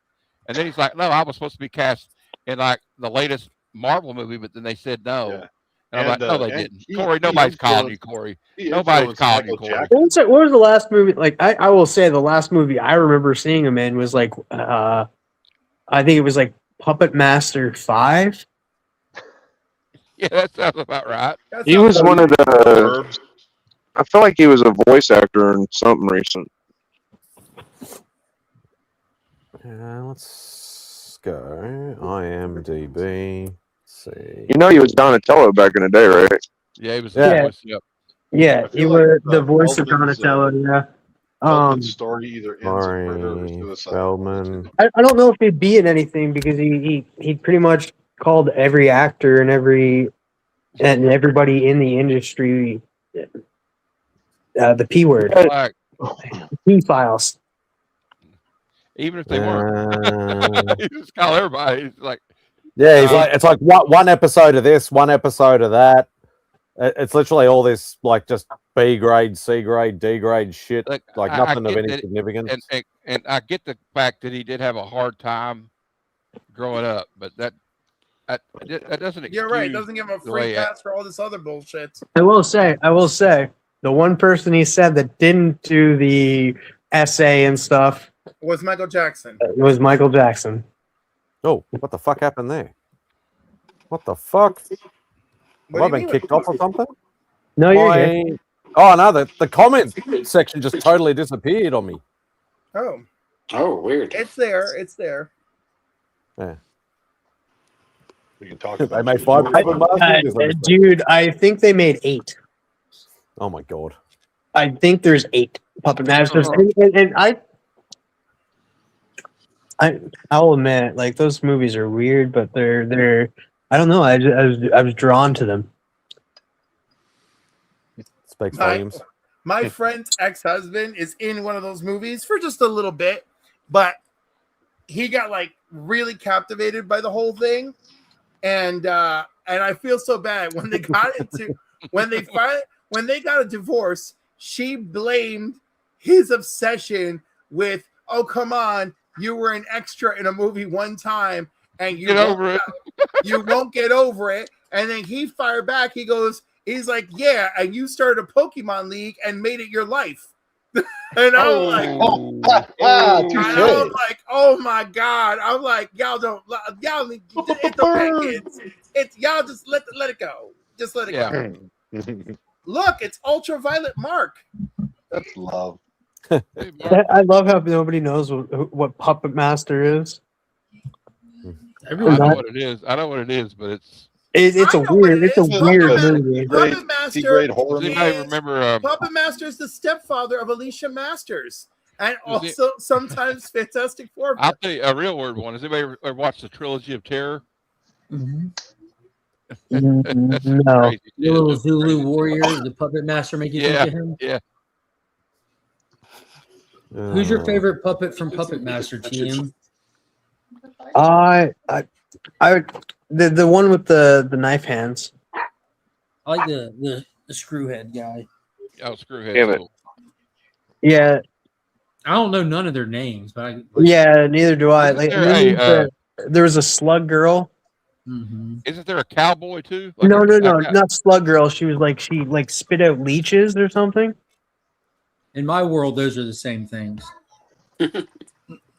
Bleak, what's up, man? Not too much, brother. How you doing, my man? Dude, I'm living the dream. I love it. Think about how good Cliff is doing, and then think the exact opposite. That's how I'm doing. Fuck you.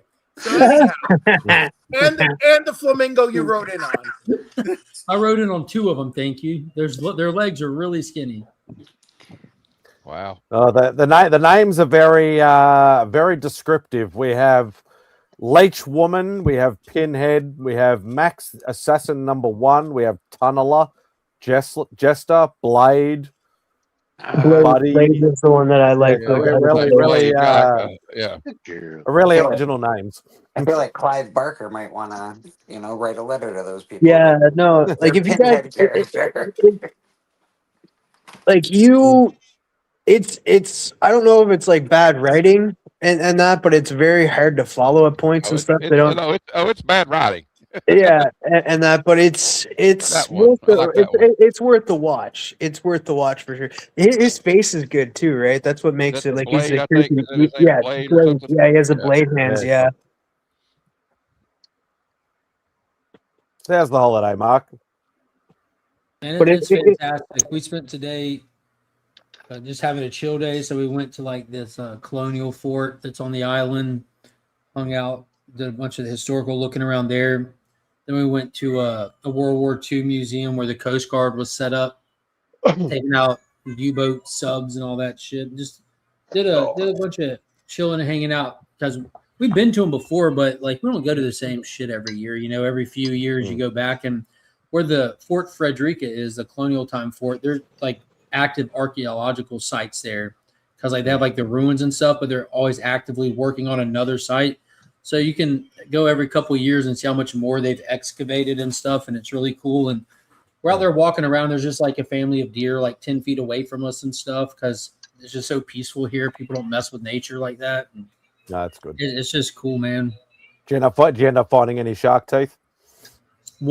Just one. Emma found it. Nice. Big hand guy. Yeah, I forget what they got. How's the day going? What was that, Mark? How's your holiday going? It's only 4 days. It's only just time off work, not really holiday. Yeah, and I'm almost done with the Nightfall saga, going through that on vacation. I was wondering if I could pull it off, and I've got just that much left of Night's End. Oh, nice. Closing in on it. You're closing in on it. Yeah, you can see the light at the end of the tunnel. Azrael, full crash out mode. Yeah. Full crash out, dude. Yeah, he completely, at the end of it, he starts completely losing it. Literally. I may or may not be getting a book that's tied to that series as a first appearance. Oh, cool. Getting Batman 500. No. I tell you, when I wanted an attempt to read all the way through, but it seems very daunting, is No Man's Land. Dude, I was looking at that on vacation. Like early in my trip, I was overconfident with my get through Nightfall skills. Yeah. And then I looked at No Man's Land, and like, so Nightfall is like 3 of these, you know what I mean? What's like, up, Mark? Big Sorry, boy Jessica. ones, but No Man's Land is like 6 of these. Yeah. And I'm just going to do that next. Maybe. Yeah, I want to read No Man's Land too. Beckerman recommends it in that and said that's where he fell in love with Cassandra Cain. So, like, a lot of these Gordon's things, dude, it's better. one thing having read pieces of them here and there and being aware of them, and it's a whole nother thing just going back and just not reading nothing else. I'm going to lock in and just read this. You just get so much more out of it. Because for years, all I did was trade read for years. Yeah. And it makes me miss it. Makes me miss it a lot. It's just a different experience than reading them 1 week at a time. Well, I saw what I'll do is like when I the single issues I get, I'll let like 3 or 4 amass before I'll read like what's going on in that story. I know. It's not a bad idea. It's like reading a trade paperback in 2 sittings that way. A lot of people do that.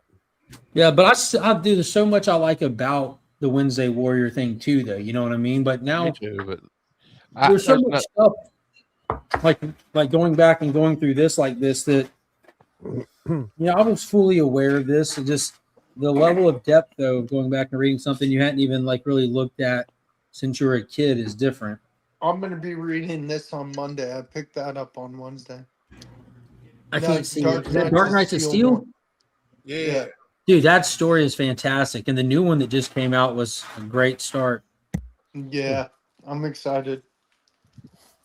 I got all the like I'm doing that too though, Mark, with like some old stuff. Like I got out all my the event called Fatal Attractions where they had all the holograms cards with it. So I'm gonna try to read. That's where Wolverine loses his adamantium. Yeah, right here. That's what I was thinking about doing. Was the just the Age of Apocalypse? Yeah, I want to get those two, but I'm gonna probably read that this week. Oh, man. I've been rereading Justice League International, so I'm up to issue 5. It's okay. I hope you're doing well, mate. Ooh. Which is a great. I'm definitely seeing Odyssey soon. When Mark brought it up, I want to just mention it when you've seen it. I don't want to. I'm fixing to fix it. I want to get you a T-shirt that says that, Boggs. All the reviews I've seen are very positive. Most bro, it's phenomenal. I knew it was like people were like, "Oh, I don't know, it's gonna do well and stuff." All this casting and stuff. I was like, "It's Christopher Nolan. It's gonna do good." Christopher Nolan. He's all-star cast.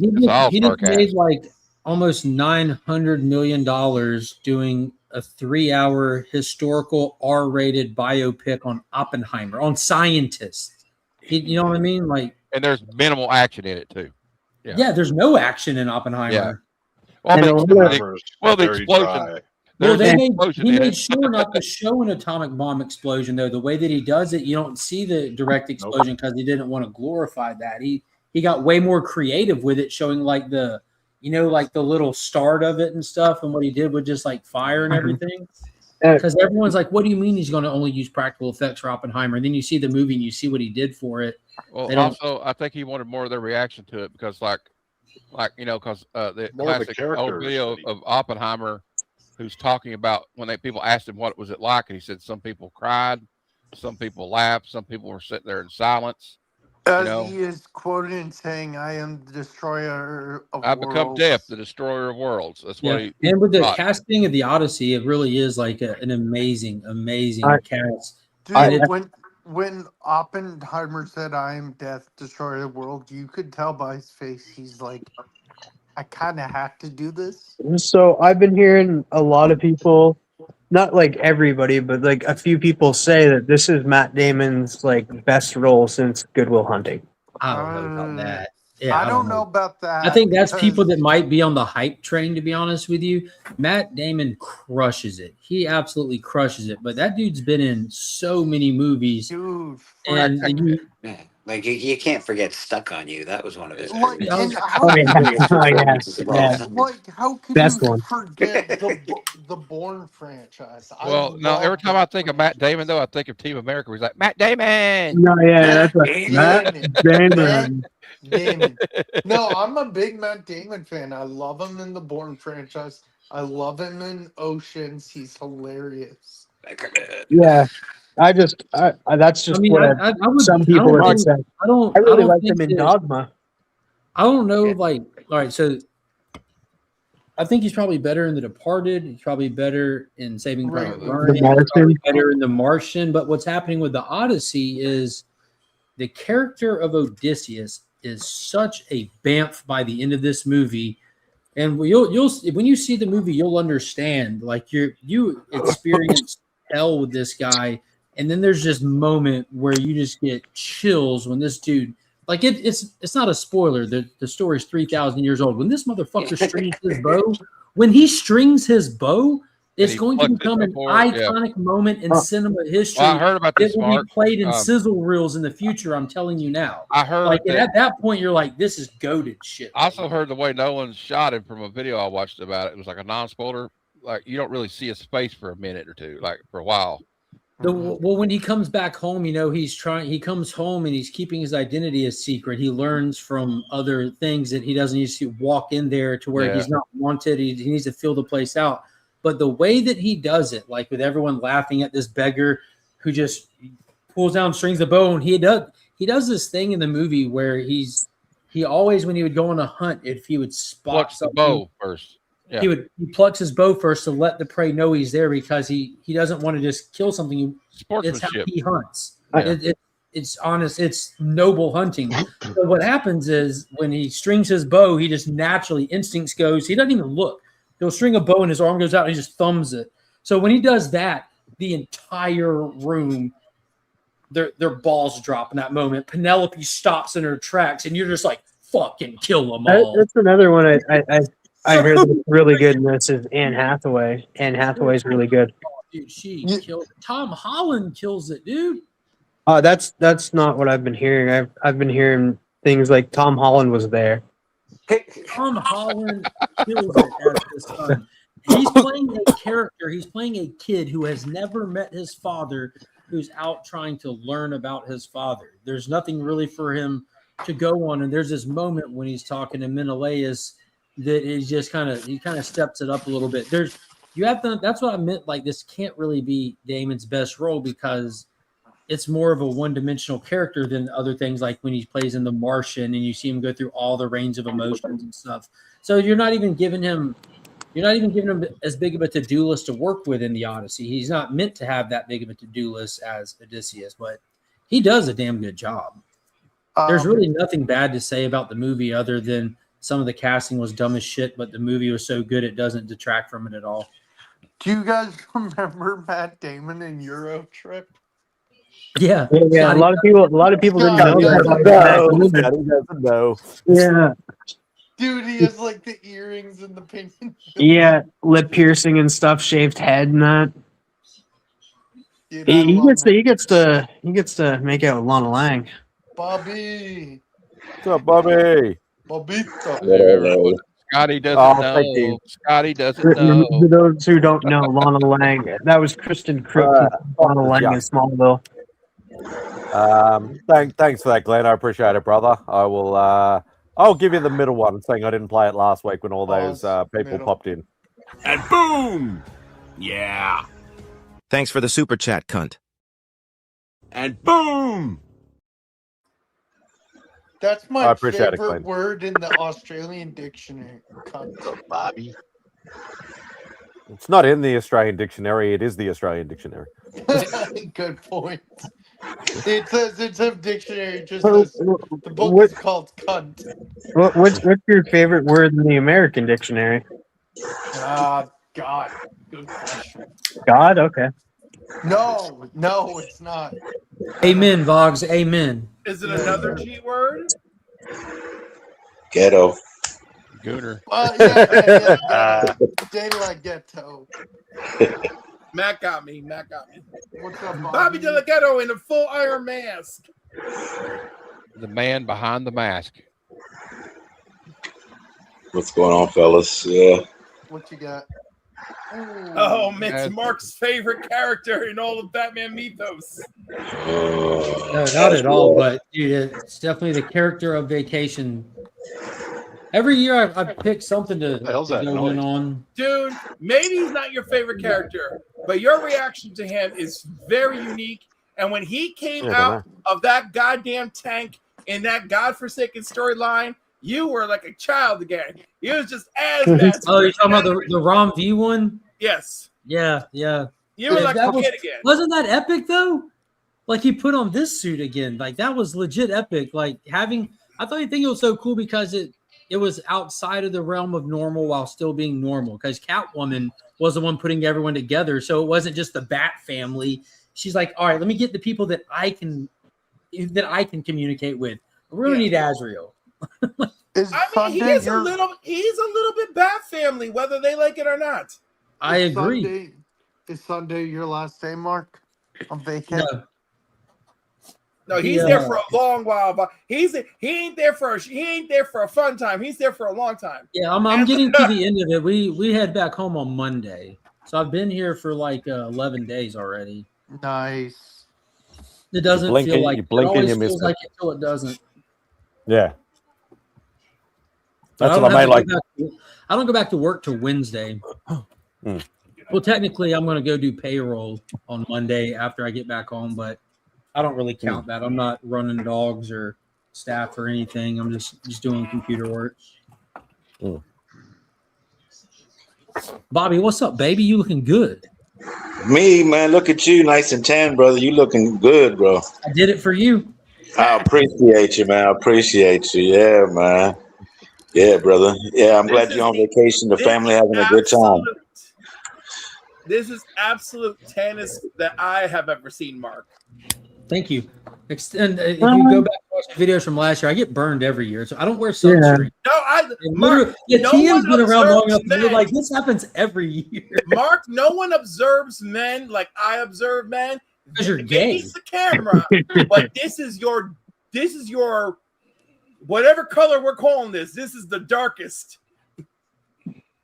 This is burnt sienna. It is pink burnt sienna. Well, I think the pink shirt brings it out a little bit more too, so it might look. It's good.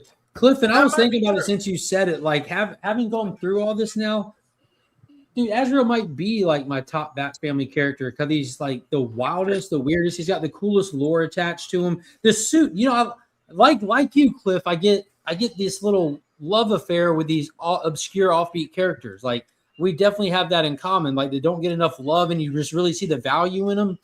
It's this. You might be right, especially after going through all this. I'm going through the crash out now. We just dealt with him, dude. And I took those pictures and posted last night the conversation Gordon had with him that were so germane to the debate and conversation around Kara at the end of the Supergirl movie. The same thing that causes the entire city of Gotham to turn on Azrael, the police, them to call Bruce back in. We have to take him down. Is the exact same philosophy that people are trying to defend for Supergirl.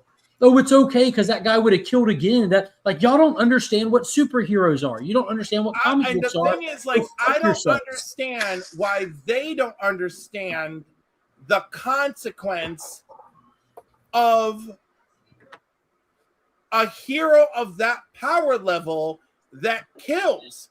Like they just think like, oh, well, it was a one and done because what? She has so many powers. Why didn't she lock him up? You know, in the jail cells that were 10 feet away that Lobo was just in. I mean, there's so many things they could have chose to do. I don't understand. And time and again, people telling me like, I like this movie. And by the way, I like this movie, and I don't have a problem with that. Anything this movie did, I give it a 7.5 out of 10. I'm like, I don't know. 7.5 is a little bit on the low side. I gave it a 7.5, and I do not like the ending. Yeah, like so Gordon like approaches Azrael about it, and Azrael said like the same thing, like he was a murderer, he would have went on to slaughter more people. Y'all let these people go. Azrael didn't even murder him. The dude was hanging, and he had a mental health moment because he's being tortured by the entity of Saint Dumas and his father, the Azrael before him. He has an angel and a devil on his shoulders. The spirit of Saint Dumas is telling him to be the righteous dark avenger of Gotham, to take on the mantle, and his dad saying, no, you have to be the avenging angel and put these people down. And he has like a crash out moment where he can't even hanging over a foundry, falls. Azrael didn't kill him, but he did his actions. You know, he didn't people crazy. You're breaking up a bit, Mark. Uh-oh. I'm back. I'm getting the whole gist of what he's laying down, though. Am I back? Yeah, you're getting all robot-y and a bit spotty. You're frozen now, yeah. You have reached your data limit, sir. he is on a tropical island that's away from his normal habitat, so. Well, that was like me at Heroes Con. I wasn't going to pay for their room internet service. Yeah, I remember that. That was horrible. Like, all you needed was to sign up for the bullshit for free. Like They were I wish charging I me. was there. They charged me $12.99. They were going to charge me $12.99. No, if you were a member, which is free to become a member of what the Weston Bullshit Club, you would have been fine. If I would have been there whooping everybody's ass, I would be like, "Excuse me, miss." Well, you weren't there, Cliff. We had to supper. Exactly. Okay. I was like, there was no one there like me to scream tough titties and go right up there and be like, all right, what are we gonna do about this internet situation? I don't know, man. I wouldn't sign up to be part of the Western Illuminati crew. You have because you're weak, TM. Because you're weak. Is it You bad? don't even have to join TM. You just use his mother's name and get it over with. Throw his mom in the group. It's like, now you're in. You're on the mailing list. Exactly. Is it And besides, why wouldn't Yeah, you want to yeah, be on you're the all mailing good. list? You're gonna go again. Yeah, you're nice and clear now. Yeah, to sum it up before it goes out again, Gordon approaches him about it, and he said like he was just a villain. He would have killed more people. He's already killed so many people. What did the world lose? And Gordon said, that's not your decision to make. We have a system. And he said, does human life mean nothing at all to you? It's not about a good guy or a bad guy. It's about the inherent value of human life that they protect. That's what makes them different and better than us. And we're supposed to look up to them. Superheroes aren't meant to be our peers. They're meant to be our betters that we can look up to and strive to be like them. We will fail, but we can strive for it. They're meant to be examples. I think you're too heavy on superheroes. Really, that Well said, well said. level Yeah, you're that's going what it for, is. we got to reserve that for Superman level, okay? Because the lower levels, they got to put in a lot more work. Well, there's a lot a more different work going on.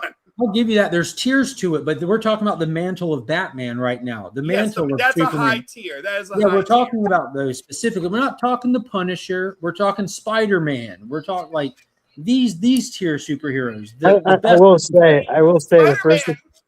the first appearance of Batman, he does kill somebody. Yeah. And I was hoping that that's the character that would have been brought back for 3 Jokers. But they dropped the ball on that. Oh yeah, it started out good though. I liked it. They started out. It dropped he dropped the dude into the toxic waste vat in the very first appearance of Batman. It's basically the origin of Joker without being the Joker. Yeah. We read it on book club a while back.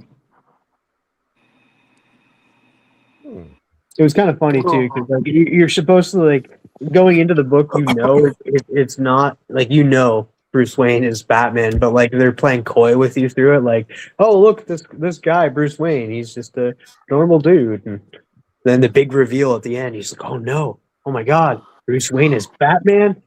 This guy's coming out of this into Bruce Wayne's room. Oh, it's Batman. Batman is Bruce Wayne. Weird. I felt the same way. I felt the same way about Hush. I was like, It's so it's you know, so that guy's funny. Hush. You He's right look there. at it's so funny. You look at the old Adam West cartoons, and it's him as Bruce Wayne, and then him as Batman. He's like, "Hello, is this Batman? Yes. Who is this? Oh, this is Bruce Wayne." You're like, dude, what the hell? So campy, but so fun. You know what I like? I like that they used to throw around the idea around the DC office that Bruce Wayne should be gay to differentiate him further from Batman. And I'm like, wow.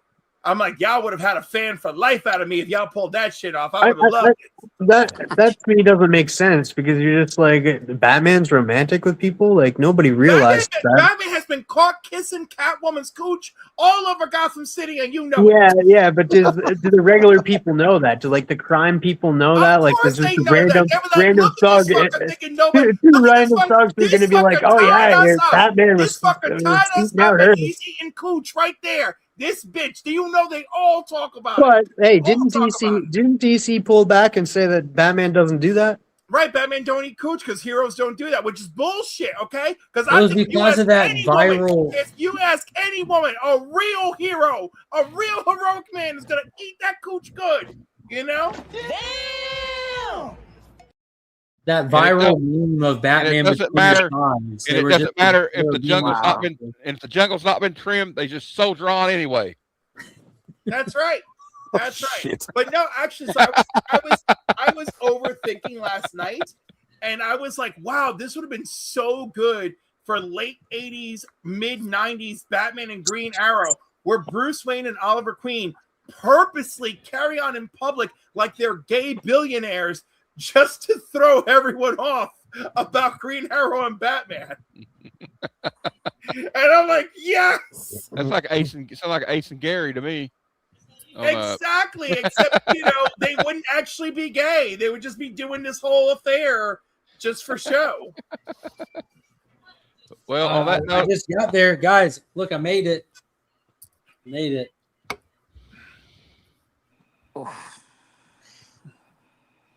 Oh. So he just took out a bunch of bullets, and it's showing the red underneath his cape. And he said, "For the life of my father, you die." And then you turn the page. I can't let you do that. Yeah, Batman's like, I'm back, baby. I'm back. Nice. On him. Batman story, Raid 6. That was published by Image in 2013. There's the link. All right. On that note, gentlemen. I like how Dave comes in with porno recommendations. I'll have a good evening. Have a good night, bro. Matt. Now I'm looking it up real quick. It's from Image Comics. Oh, Cliff jumped on that one, didn't you? Oh, of course I jumped on that one. I don't know that title, but I know Sex Criminals and stuff. Sex Criminals also excellent. I never read it. It sounds like a weird premise, because it's just like these people rob banks because they stop time while they're having sex. Right, their orgasms allow them to stop time. It's great. Bob. Oh god. I don't know how many times Sex by Image Comics. Let's find out. This stream is definitely going to be rated R. Written by Joe Casey with art by When is it not? Kowalski. All right, let's see. What happens after a superhero retires? The protagonist, Simon Cook, spent years as the city's greatest mass vigilante, the Armored Saint. After giving up the cape, he returns to Saturn City, hoping to live as an ordinary man instead of fighting supervillains. He's confronted by the complexities of relationships, business, power, and intimacy. frequent nudity, sexual situations, adult language, and violence. All the things that Cliff likes. So they answered the question. What do superheroes do when they retire? They fuck. Well, partially. Hey, what? Hero-gasm, baby. What? Hero-gasm. Come on now. What? They fuck. Where did Matt go? He just left. Yeah. Yeah, he said goodbye. You weren't paying attention as usual. Yeah, he's just like, you know what, Vogs, you're not paying attention to me. Keep ignoring me, so I'm leaving. That's what he said verbatim. I He's heard. taking his bat and ball and going home. There's no prominent homosexuals in the series. It just explores sex and adult relationships broadly. There's some same-sex attraction relationships among the supporting Cliff, cast. do you have a gaydar website for comic books? Bitch, you know there is.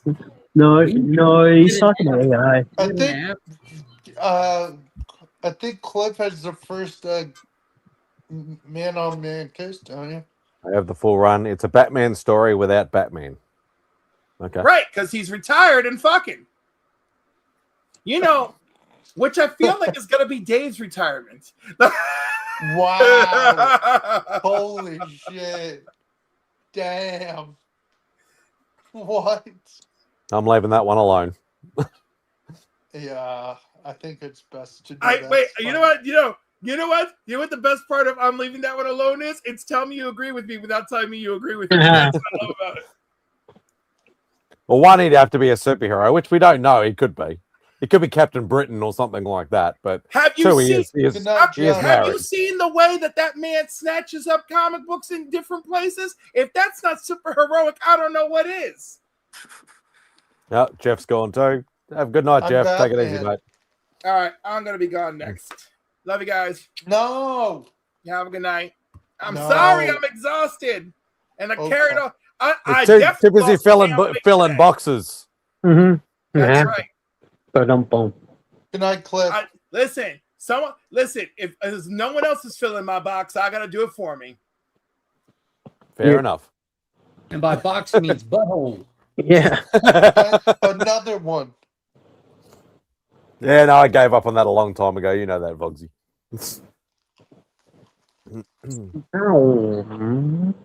Especially with Smoke Bomb, it's very hard to do that. Yes. Nice way for Cliff to exit. Oh god.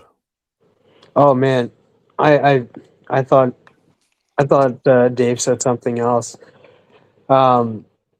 When he said it's a hard job, I thought he said it's a hand job.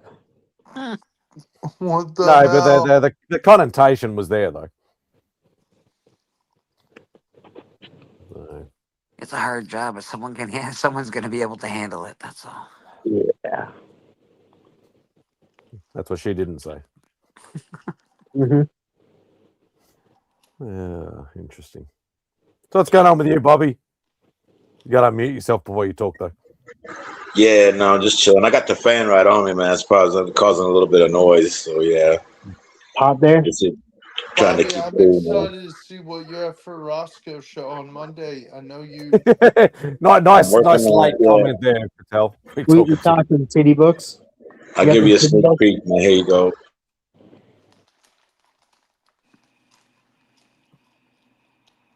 Holy shit.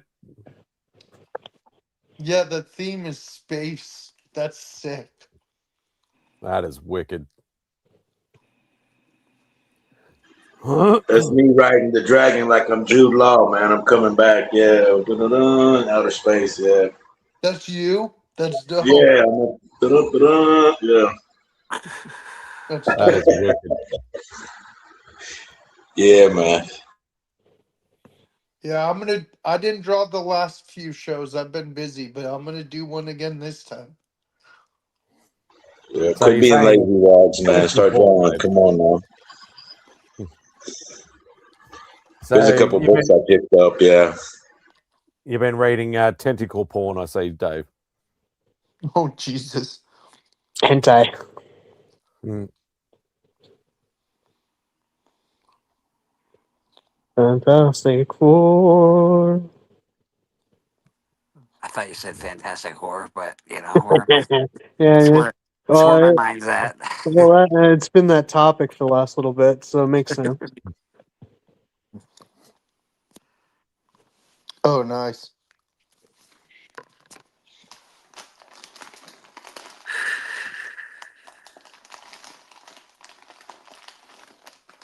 You're eating popcorn again, Fogsy. Nope. Oh yeah, Pretzels this time. that's the Mark Spears one, the Yeah, Jaws Clippy one. showed that earlier. I'll mute myself. Sorry.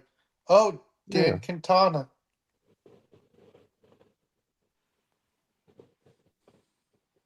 What If Jessica Jones? That's the new What If series, right?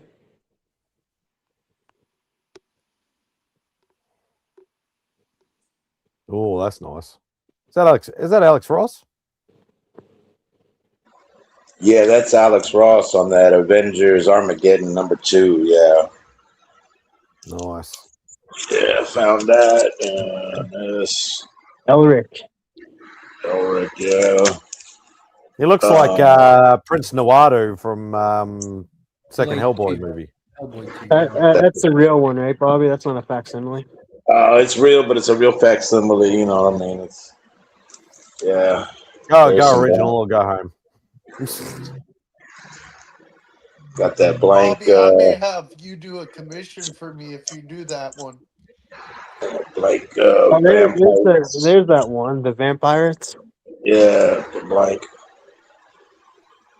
And Bad Rock. Yeah. Yeah. Oh, Have That's it. you read the Bad Rock? Yeah. No, I just got it today, man. I finally went to my LCS today. Yeah. No, I'm not sure how good it's gonna be, but It's Bad Rock. You know what I'm saying? Yes. But you know what I'm saying? it's, So it's yeah. written by a guy that doesn't usually write. So There's always a first time for everything, man. Give him a chance. Yeah. no, he's written before, but it's just like Todd. Like he's not a good writer. He's good at artist sometimes, but like he's not a good writer. Uh-huh. Yeah. So man, that's about it. Just chilling, trying to be be more superhero like, take the high road, be good. Yeah, man. I know it. So more like Batman, not like Azrael. Trying, man, but it's, what I'm saying, yeah. There you go. There's a DC reference for you, you bitches.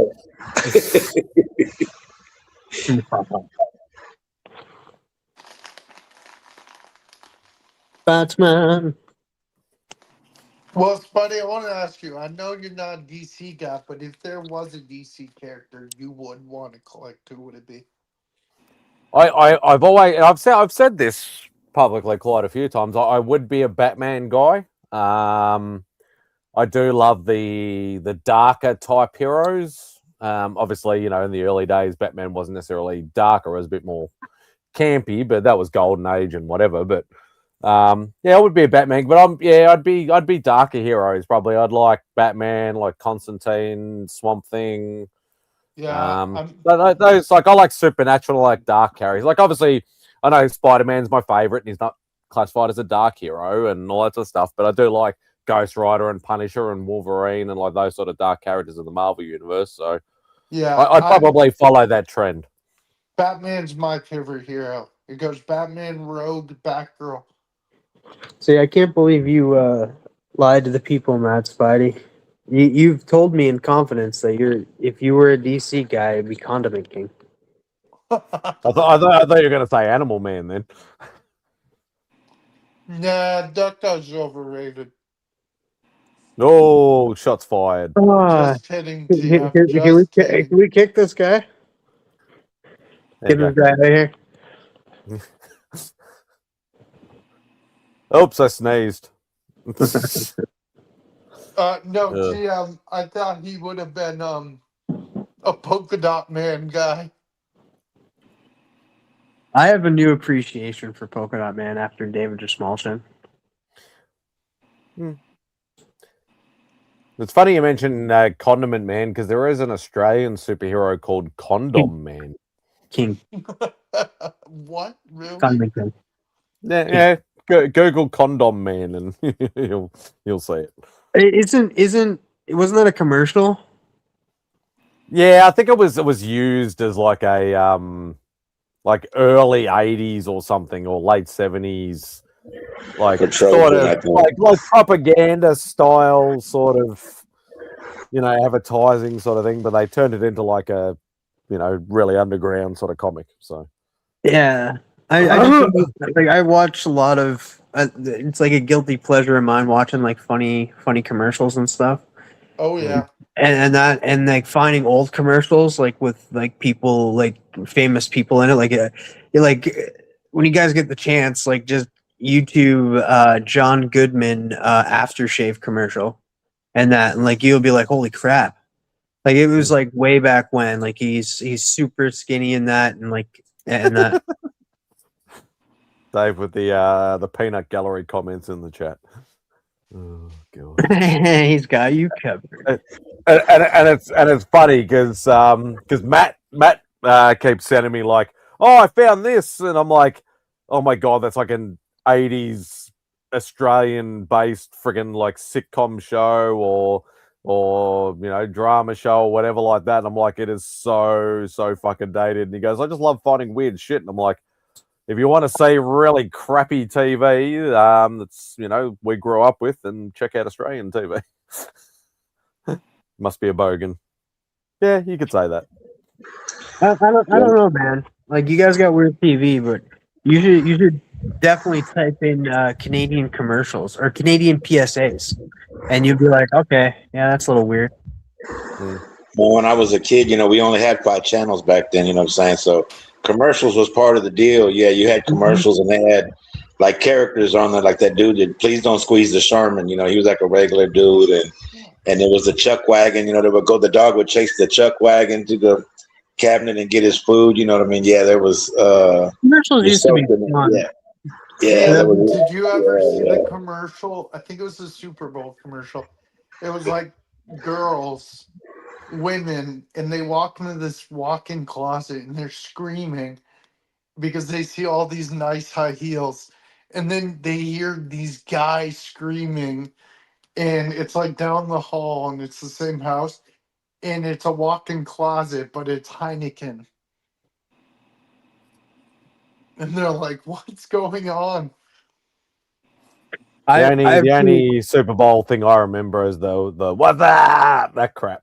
I do remember that. There was also a condom commercial where you see all of these like people dressed in white just walking along and stuff, and then this hot woman walks out, and then they all start running towards her, but then all of a sudden they get stopped, and then it pulls out.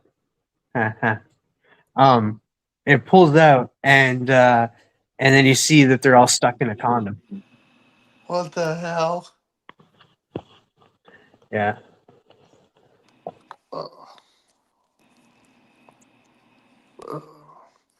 Do you guys remember the Jerry Seinfeld Superman commercial? No. Yeah. I'm not That American. commercial was funny. Yeah, he's that was pretty big for Jerry. Jerry's a huge Superman fan. Is Jerry Seinfeld? Yeah. You remember that Janet Jackson Super Bowl halftime show? Nip slip. Justin Timberlake. I remember that. Yeah, I remember that one clearly. Yeah. Was that a halftime show at the Super Bowl? Yeah. Yeah. I thought it was something else. I thought it was like I don't know what I thought it was, but yeah, that ruined her. Yeah, it did. I think she's gonna be all right. Should be all right. Yeah, she'll be all right.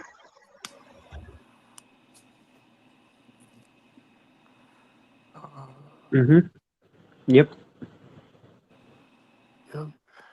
Yep. Yep. It's huge. Oh, awesome. I can't believe how big it is. And Bo. Omnibo. Yeah, I guess in what 2 weeks we got Spider-Man Brand New Day. Yeah, I'm waiting to see if the popcorn tins and the drink cup thing that I missed out on pre-order, I can get at the actual. If they're going to release any of the movies, or they actually sold literally the whole lot out. So, Did you see Sadie Sink come out and give us 3 hints of who she could be? no, I did not. Yeah, should So watch what? it. But don't Jean blame me. Grey, Jean Grey, Firestar, and No, she's just like, I forget what it all was, but she's just like, I am not playing Spider-Man. And then the other one was like, I am in the movie or something like that or something.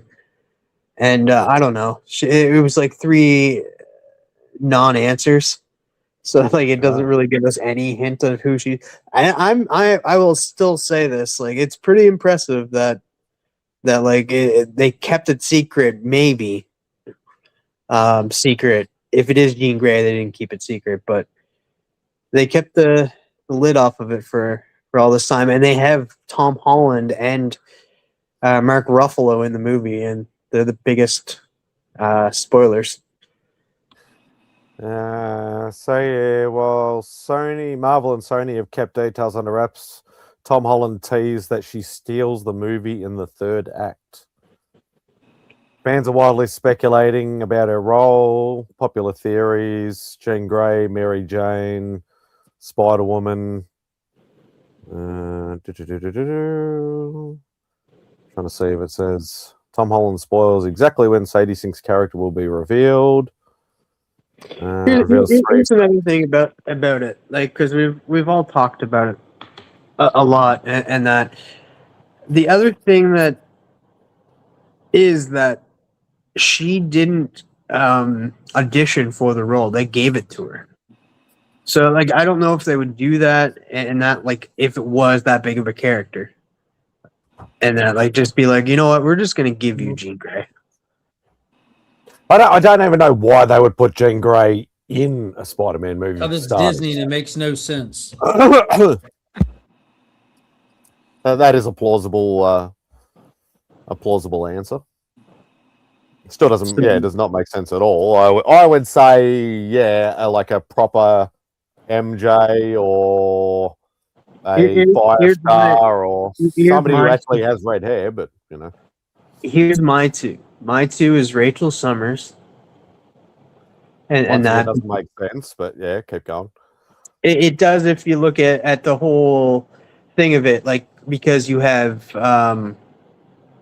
Franklin Richards, who Doom's going to see after that. You have Captain America's child is apparently going to play into it, and that maybe that's how the X-Men come into it. Jean and Cyclops and stuff, and why Cyclops is freaking out is because his daughter got transported into another universe, aka Rachel Summers, and that's how they come into the fold and stuff. That's the only thing I could see as a plausible thing would be, but I don't know why because it's not being marketed as an MCU movie; it's more marketed as a Sony movie. Yeah, exactly. You know, it's and the other rumor, and I like this rumor, and that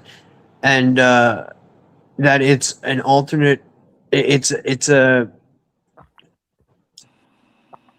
Wanda Maximoff from a different universe, from the X universe, and that she's tied to the X-Men and stuff. It's not. Yeah, it's not our Wanda. Couldn't she be Black Cat? Not unless she's going to dye her hair or wear a wig. Well, it can be computer. They can do things with computers now. They can, or wear a wig or things not out of the question. To be fair, doesn't Black Cat wear a wig? No, she's a natural white hair. Yeah, I've seen the curtains and the drapes. Ah, there you go. Yeah, but that would be crazy if it was. But the thing is, what's up, legend? The character is going to show up. So she's going to be in Spider-Man Brand New Day, and apparently she's going to be in Secret Wars. So she is going to be not just only in this movie. She's also going to be in Secret Wars, which, again, that's why I go back to Rachel Summers and that being it tied to that, and like having the conclusion with the Elena Belova coming in and being like, "Hey, we need you on the team." Spider-Man, we got Doom. And that was a poor Yelena Belova impression. I thought I was You listening. you gave it a crack. That's the main thing. Put a bit more Russian into it, and you'll be right. I don't know what he's talking about. I thought she was here on the panel with us. Crazy. The fails that point towards. Hi, Kate. Yeah, I suppose we'll find out in a couple of weeks. I still think, like, I know, I still think Spider-Man beats out the year for box office and stuff. It's. Think it'll beat Avengers? It's gonna be close, but I like Doomsday. A lot of people are gonna be curious and stuff. I'm super interested about Spider-Man as the superhero craze has waned so much.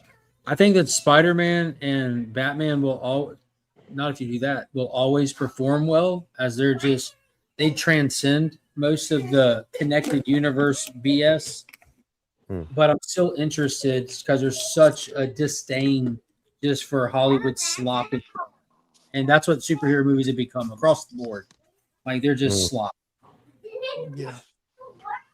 Oh.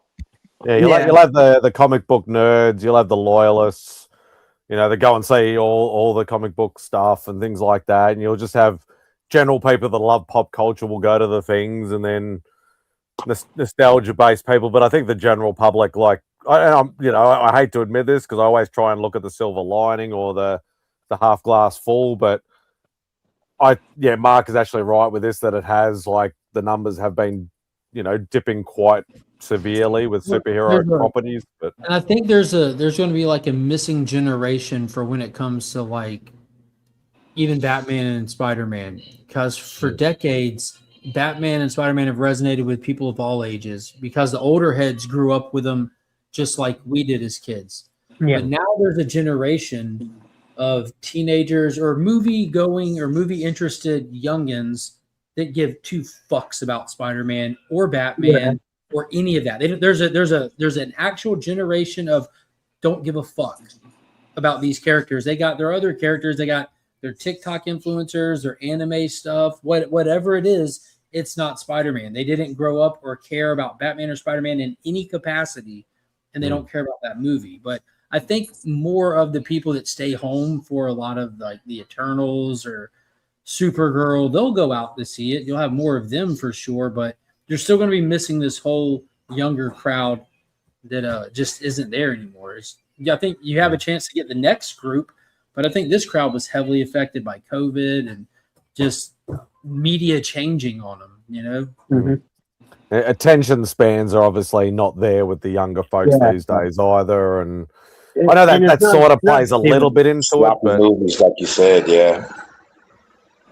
like the people, like there was TikTok was like putting out full movies, but like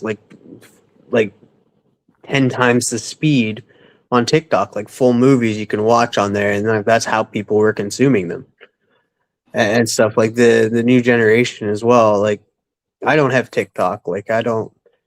I've never even looked at it and stuff. But like, like I never downloaded it because I'm not a communist.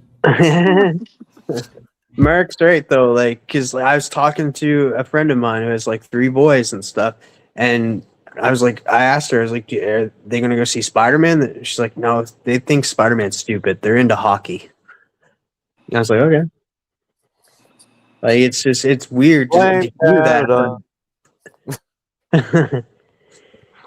It's weird to hear that and stuff. Like, it is. And anime is definitely, manga is still outselling comics and stuff. And that's a lot of the younger generation is into that more than picking up People comics. are also discrediting the international audience gave up on a lot of American films, and a lot of people can't stomach the reality of why. But if you look at international audience for stuff that isn't there for American movies anymore, when it used to account for like 60 to 70% of total box office gross, but their culture just conflicts with our culture too much that they don't go and support them, despite like a lot of Hollywood would edit and alter movies to release over there so that they wouldn't offend them or be counter to their way that they believe and stuff. They still just, they're like, this is not how we rock, and they don't give two shits anymore. They lost them. Hey, it's the biggest Tom King fan I know. Oh, you're talking about Taylor? Yeah. We're here. Yeah. I just got out of the Odyssey.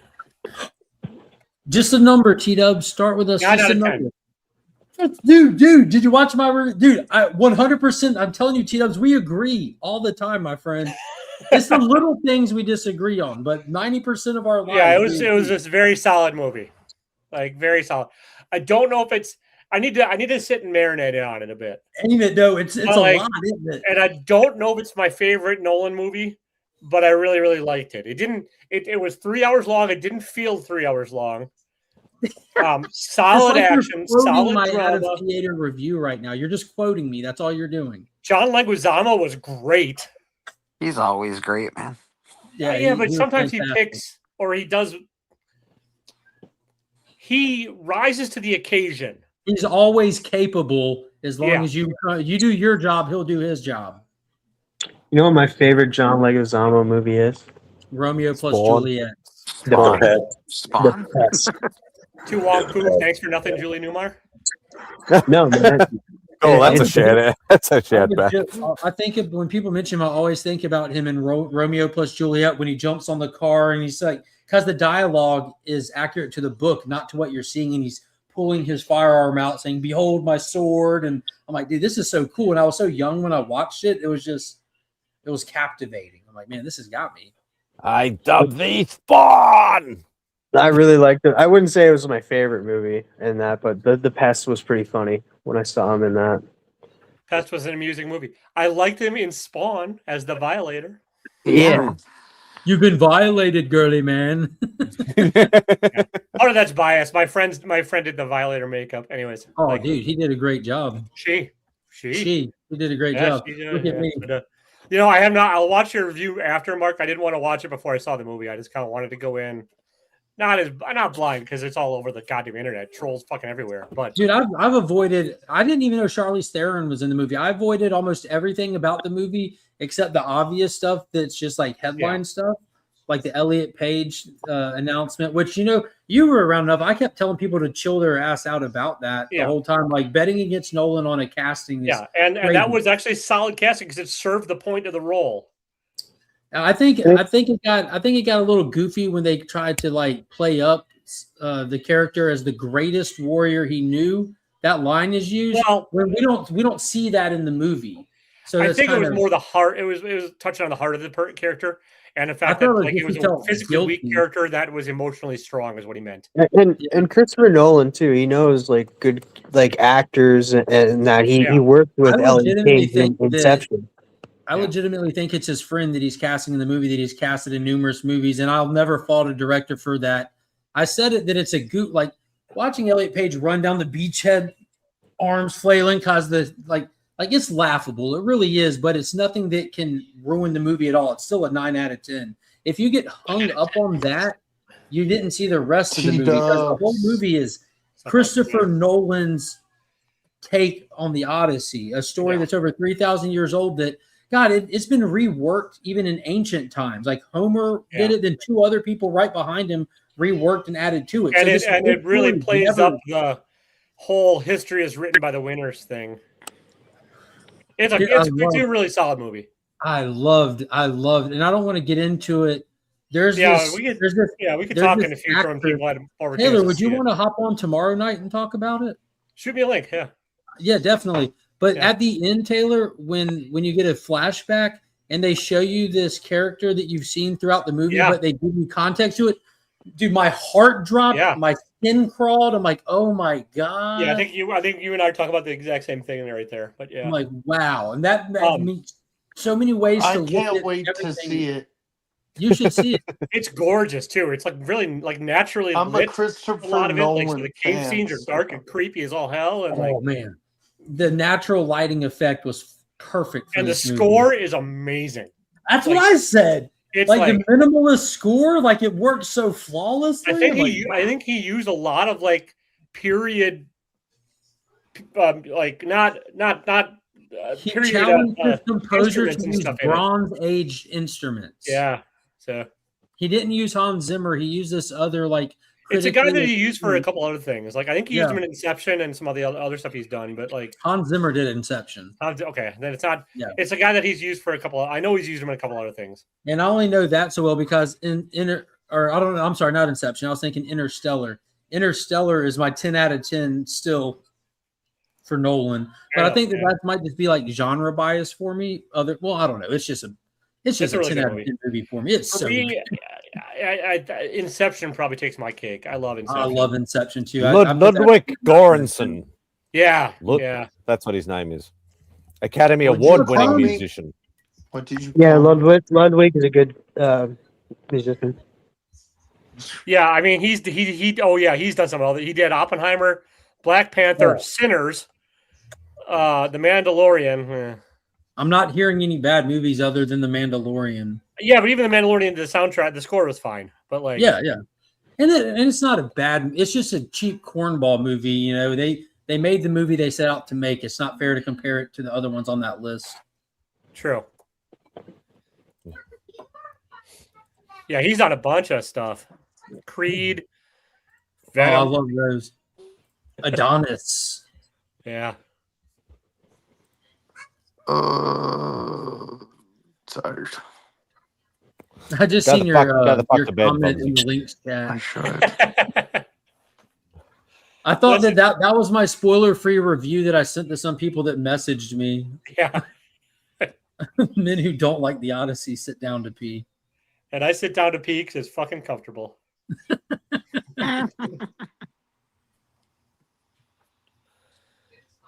Yeah, very true. I mean, I still love Memento, which is like the first one of his I ever saw. Like, Yeah, Guy Pearce. yeah, underrated actor. Yeah, dude, have you seen Especially- Lawless? Especially with, for an Aussie. Shia LaBeouf and Tom Hardy, where they're the Lawless? outlaw.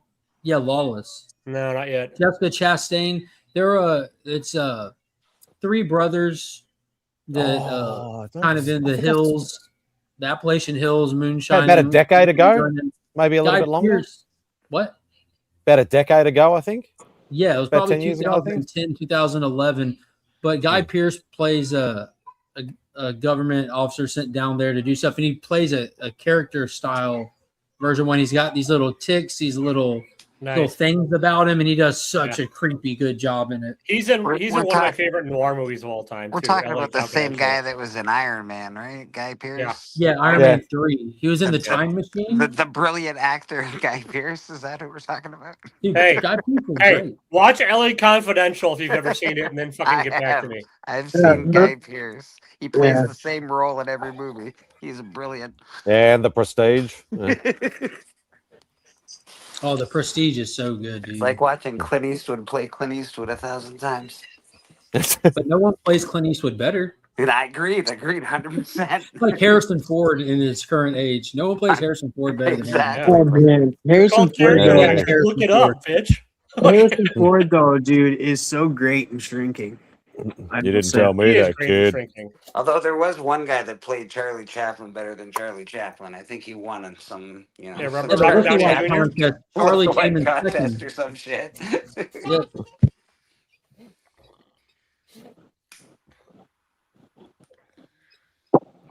There you go. Lawless is one of my top 10 movies. Yeah, Everyone in it was full. I need to rewatch The Prestige.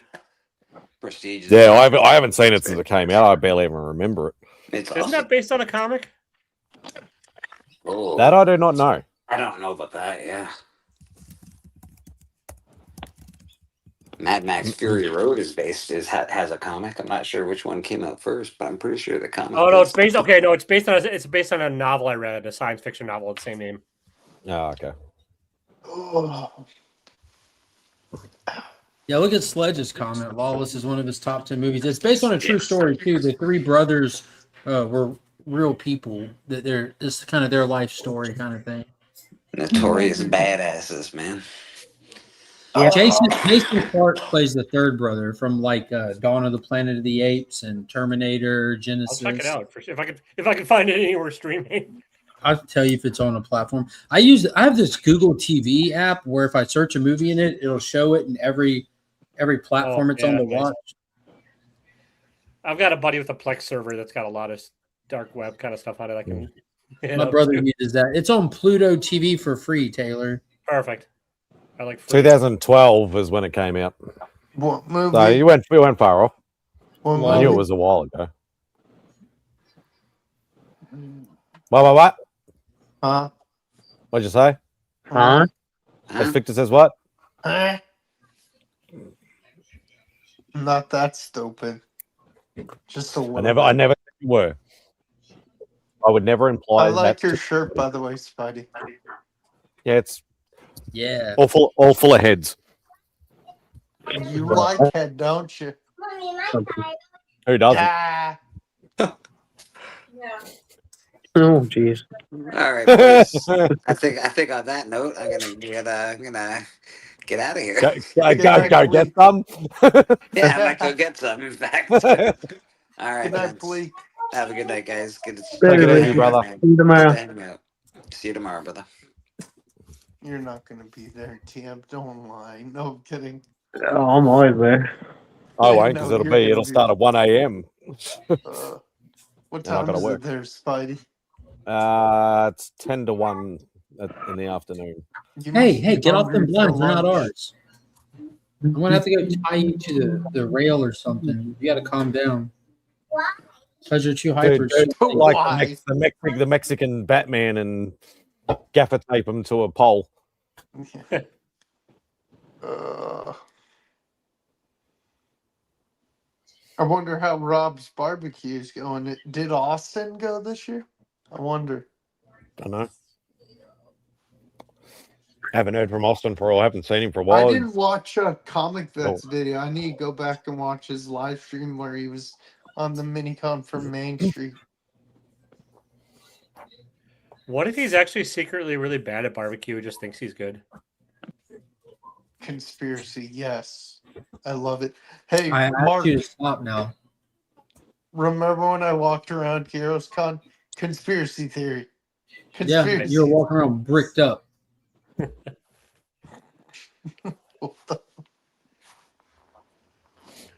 Oh, man. Yeah, I need like a light and airy palate cleanser after that movie. T-Dub, I know. I've just been reading Batman. I was binge reading Batman. That's a palate cleanser for sure. Porkies. 90s Batman, Taylor. 90s. Heroes again one year. What's up, Bogsy? I said, any chance you think you'll come back to Heroes Con again one year? Yeah, I'd like to. It was a financial thing for me this year, so. But I am making progress on the turning Failure Force into a real full-time living. So if I can make that happen, then I'll have the freedom to do it. I'm trying to help. You have greatly. I appreciate it. I was just chilling the first few days here, and I saw one of your ads. I'm like, oh, I got an idea.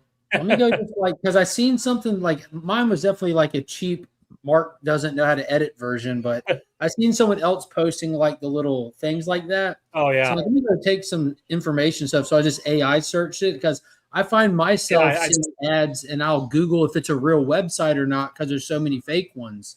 So if people are seeing your ads and they think like me, I wonder if that's real. Well, let me make something as an actual verified person that other people can see and know. Yeah, I saw that post. I appreciate it, man. I definitely need to get a T-shirt because. Well, stop talking about it and do it, Bogsy. I've just refunded a guy. No, I've got 2 of them here on vacation with me. Why don't y'all have one at your homes yet? Well, Spidey's got an excuse because I don't print them in Canada yet or in Australia yet. Either one of those foreign countries. But that's coming down the line too. So do I have an excuse too because you don't do it in Canada? No, you're close enough. You can fucking commute. Ah, How far away are you from the border, TM? I'm actually pretty freaking far. About 8-hour drive from the border. That's Yeah. and if it's drivable in one day, you got no excuse. I don't have a vehicle. Well, Fair technically, I could get Rob to order me one and give him the money. So technically, I could. If I really wanted to, I could I don't know, fly there. so what's the most popular shirt on your website, Taylor? Do you know or? Oh yeah, it's not comic book related at all. It's a pill holder, like the Sunday, Monday, Tuesday, Wednesday, Thursday, Friday, and underneath it says "Still Punk AF." It's a very simple tee, but it's because it's not quite just the comic niche. A lot of other old fucks like me buy it. So I haven't bought any comic shirts on there. no, it's true. I- Yeah.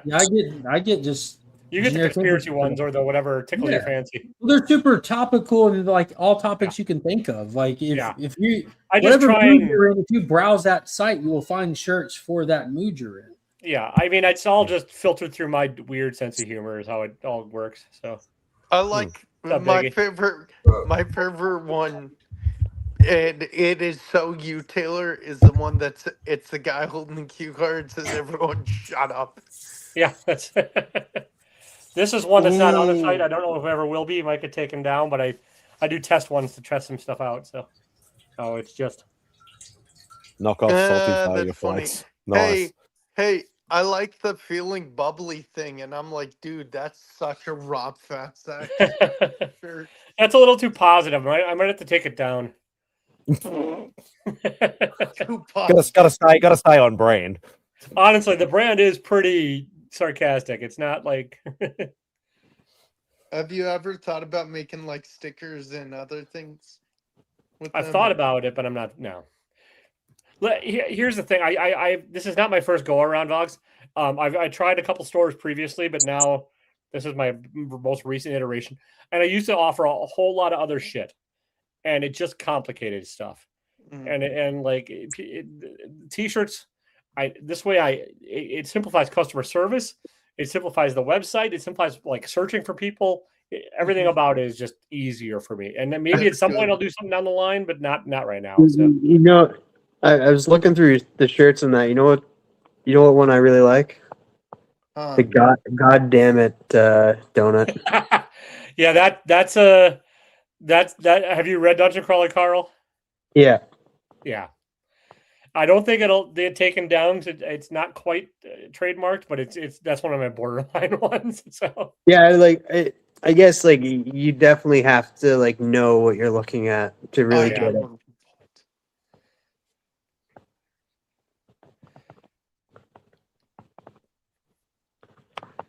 Yeah, that suits my feeling at the moment. Expired and tired.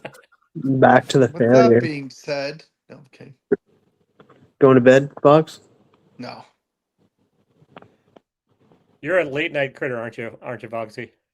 Yes. Yeah, he just whinges and bitches about it all the time, but still stays. Bingo. Bacon should be crispy. Yeah. I will die on that hill. I would too. You should sell that to like FedEx drivers.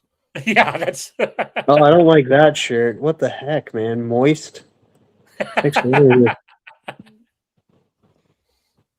Tired AF. Salty AF. Oh, dude. I wish Have you still Alanis got the cancer? Morissette Have you had never still got the Ducks invented one on there? irony. that shirt. I just had to refund $37 for that shirt today, but it's Oh, okay. They bought it and they lived in the middle of Colorado, and then the wildfires started, and so like the mail just got screwed up. God damn it, and, like, donut. it got lost, and like the guy was super nice and super polite about it, and like I checked it with him over 2 weeks, and like I'm like, listen, I don't want to keep you waiting on it. If it's not be here by then, like you've gone through enough stuff, like you're home was a wreck. You had to like even living out of a hotel. Don't let this dumb little thing add to it. I'm just going to refund it for you. If it shows up, great. If not, then at least you're not out the money. So I refunded him. 10 minutes later, he's like, "Oh, it showed up today." Like, Oh man. whatever. I'll take a karmic win. I need, like it's. and like he immediately like wrote me back. He's like, "Listen, man, you've been the best customer service I've ever had in this kind of thing. I'm going to buy like 5 more shirts from you down the line." So, So what you're saying is there's a way I can get a shirt for free. yeah, if you're not a dick. No, I'm just kidding. Like, being nice goes a long fucking way. Like, it really does. I'm living On both my ends. Like, I okayest understand life. I'm in a I do business like and I that want customer too. service. And I do my best to be prompt and as fast as possible and solve the problem. But like the tone when somebody's requesting stuff, that can go a long way. Like What's wrong? You barely touched your potential. Oh. I lack situational awareness. for my folks, friends on the spectrum, I'll tell you who he'd be good with, TM, is he needs to hook up with Matt Likes Comics and all his fucking dad jokes, Yeah. Go to bed yeah, I've never early really and wake interacted up. with that. I need to like touch base with him. My friends are fictional characters. Yes, they are. Yeah, have you still got the Cancer Sucks one up there, Taylor, or did you take that that's down? in its own category. If you go up to all shirts up top and hit the drop down, it's got its own. What's that? What's that Pew one? Oh no, it's gone. So, I know I'll be adding this year's version to that too once it's finalized and we get a little bit closer to the auction thing. I'll probably get it up early so I can get more sales on it, hopefully. But Pew pew. So what's listed under the every day is a fresh start. Hey, come back. Don't yuck my yum. Come back. Get in, loser. We're going nowhere. It's a bit touchy. Yeah, it might be. It might be. Sorry about that. Can I pet your dog? Moist. Shut up. Caffeine and rage. I will not see you later. I've got some bad news. A hot dog is a sandwich. Oh, you should do one about chicken burgers. Burgers, not no, that's an Australian thing, so you probably wouldn't get away with that. Yeah, I don't know what the fuck you're talking about. Your strange foreign language there. Chicken burgers. Next you got a lot, man. Yeah, you've been busy. No, I do got a suggestion, and then you also have to wear this shirt. Tom King fan. I don't tend to reference a lot of real people. I think I've referenced 2 on there: Alanis Morissette and Al Gore. Yeah, I did see the Alanis Morissette one. Vague as much as possible. They're both the same theme too. And one was like the Al Gore one. I was like, I wish Al Gore never invented the internet because that was his big thing back in the day. He's like, I helped invent the internet, and then I wish Alanis Morissette never invented irony. So, you know, Alanis Morissette is God, right? yes, I've seen Dogma, and I wish I owned it on physical media because you can't get it streaming anywhere. I'm sorry, but It's you can you get can it find it physical at media. Walmart right now. I'm happy about that because it was in limbo for a while because it was they just under did the a Weinstein. re-release of it on 4K and Blu-ray. Nice. Hey TM, I hate to break it to you, but you know who's a bigger god? Lemmy, because Lemmy is God. Yes. Okay. TM was referencing a movie, Vogsy. Have you seen Dogma? Bits and pieces. It makes more sense if you saw it. But Lemmy is God. Yeah. Matt Damon played Loki before Loki was cool. Loki.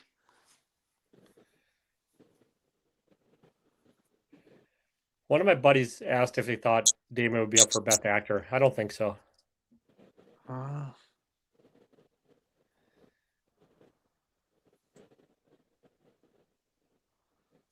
think it's a great movie, but it's not like an actor's showcase kind of film.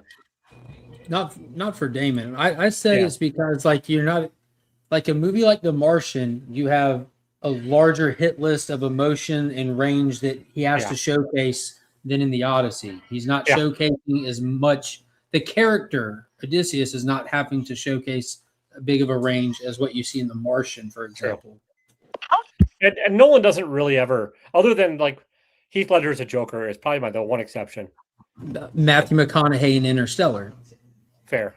But like he doesn't tend to have like acting. You know, it's more like the plot driven kind of thing then. I think Cobb in Inception, you mentioned Inception, I think.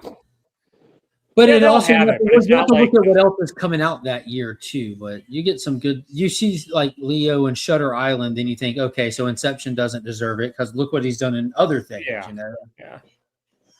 No, Shutter Island was great. Yeah. And look at what he did in the Revenant to actually win an Oscar. He's been legitimately snubbed numerous I mean, times. he was great also in Django Unchained and his racist. Candy. Yeah, he was. I mean, he was great in the role. Like whatever you may think of it. You would never expect that ever out of him. Yeah, like the Southern gentleman, like crazy.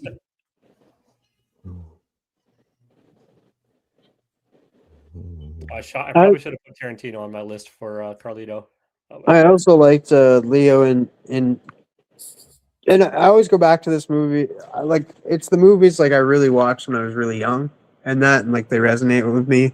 Like Catch Me If You Can. I really like that movie. Oh yeah, with that's Tom solid. Hanks, yeah. Tim, how old are you? I'm 36. Okay. I didn't just make me when you said when I watched it when I was young, and in my mind that movie's not that old, but I guess it has been out a long time. That was like I was in high school, I guess, when that came out.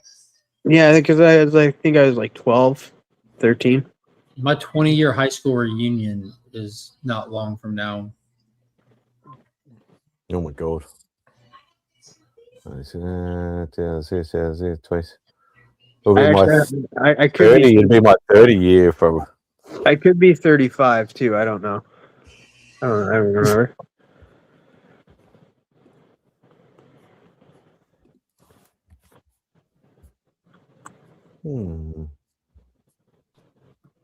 My 35 is this year. I like how Taylor's being very quiet about this. I'm very old. Yeah. Oh. Yeah, my 30 year would literally be this year. So 96 is when I finished. Vlogs, when do you graduate high school? God, Kidding. man, you're making me feel young as hell. 2013. No. He said, when are you going to graduate high school? Not when you started. No, that's what I did say. I was trolling you, Vogsy. Yeah, I know. I get the blame for it though. Yeah. Oh, Canada. sorry. TM, I'm sorry. I've got news to tell you guys. Sad news. I'll tell you after the stream. I'm not going to say it on live air. Oh no. I just received the other day, but yeah. It's all right. Just drop a bombshell and then be quiet. Vox. Yeah. That's not awkward. I just don't want to share it online. Oh, that's fair enough. No, I'm just like, you guys know Carlito Classico, right? Yeah. His post, I'm reading his post, and he's he posted like on his Instagram, 5 directors to get to know me, and I'm just reading the other comments on there. That's a really cool post. I was going to look at trying to put one of those up tomorrow. I saw that. I wanted to think on it though. Yeah, I just kind of dashed mine out, but I think that I'm okay with it. I might have swapped one of them out for maybe Quentin Tarantino, but who did you put? T-Dubs? Well, you'll have to go find the post, Foxy. Oh yeah, and then like and subscribe to Carlito Classico. I am subbed to Carlito. I've known Carlito for a while now. It's on his Instagram. I'm on my phone, and every time I leave this, it kicks me out. So you're just gonna have to tell me. That's what Vogsy does every time. You know when he's touching his phone because it kicks him out. The 5 I put were the Coen brothers, Terry Gilliam, Paul Thomas Anderson, Christopher Guest, and Rob Reiner, just for a variety. Good ones. Yeah. Or is that like your favorite artist or writer? No, it's like Carlito just put like directors, 5 directors to Directors, get to oh. know me. So it's like I guess maybe 5 favorites or 5 that you think maybe help define you or whatever. However you want to interpret it. Paul Thomas Anderson though is interesting. Brother John gave Spike Lee, Martin Scorsese. Well, Boar's only 35. Shit, I thought you were wrong. I thought Well Boar. No, it's 35th high school reunion. Oh. Do you like Ridley Scott, T-Dubs, or no? I like about half of his things. When he doesn't get too full of himself and just like makes a good fucking movie, I like it. But some of his stuff is a little bit masturbatory. Mark will be James Cameron. Oh no, it'll be. You forgot about the Snyder cut, bro. Hit it, TM. Frig. No, I can't think. I said James Cameron. Definitely Scott Snyder, or not Scott Snyder, Zack Snyder. Why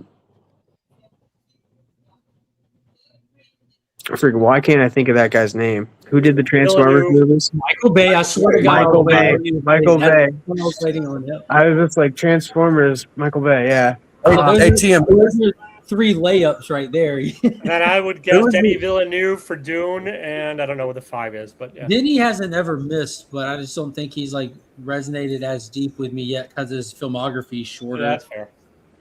Who's that director that made the movie that's coming out in 100 years, Tim? We were looking at the other day. Oh fuck. Rodriguez. What was it? Oh yeah, Robert Rodriguez. Have y'all know about that? The guy that made a movie and he's going. I know Robert Rodriguez from like the Desperado stuff, Alita Battle Angel. Robert Rodriguez is great. Dusk Till Dawn. Yeah, he made a movie and it ain't gonna come out until like 2115 or some shit. He must not have much confidence in it. No, it's called 100 Years, and I think it comes out. Let's see, I'll look it up. I thought he'd be good to do like a comic oriented movie. Did y'all ever see what was it, Planet Terror, that was part of him and Tarantino's Grindhouse double feature? Oh, the Grindhouse stuff, yeah. Planet Terror and Death Proof. Mm-hmm.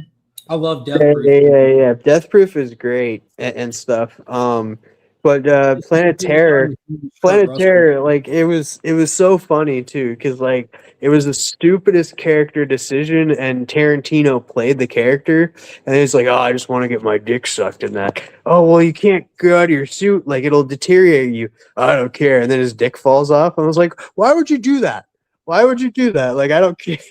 I was saying it was Tarantino playing the character. It was funny.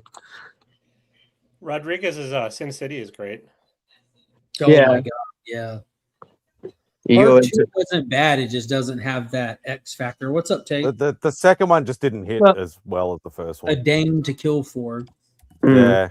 And I know a lot of people hate it, and Robert Rodriguez didn't make it, but Frank Miller did because of his work with Rodriguez on Sin City. But the spirit I really liked a lot. Yeah, he's done a couple of comic stuff. And then you think about like he did Sin City, but like he did the Spy Kids movies, which were kind of, they're super fun. My kids love those, and the Shark Boy and Lava Girl stuff too.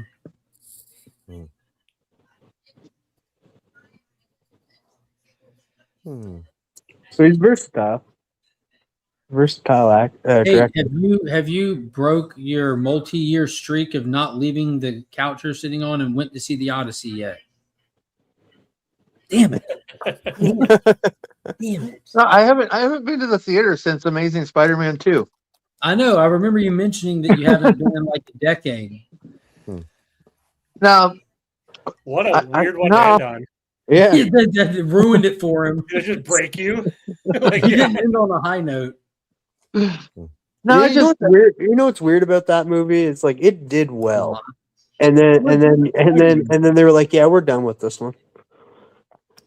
Well, that's back in the day. Like that lets you know how bad these studios are off right now, because their movies will constantly flop and they'll pretend like they're not flopping and just churn more out. Back in the day, Batman v Superman made over $850 million, but because the negative conversation that came with it, they're like, okay, this didn't resonate with people like we wanted. We need to shift gears. Spider-Man 2 didn't resonate but made money. They're like, we can't pull this off again. We need to shift gears. Now they're just like, you're the problem. You're the audience. You're X, Y, and Z. Enjoy our slop. It's weird.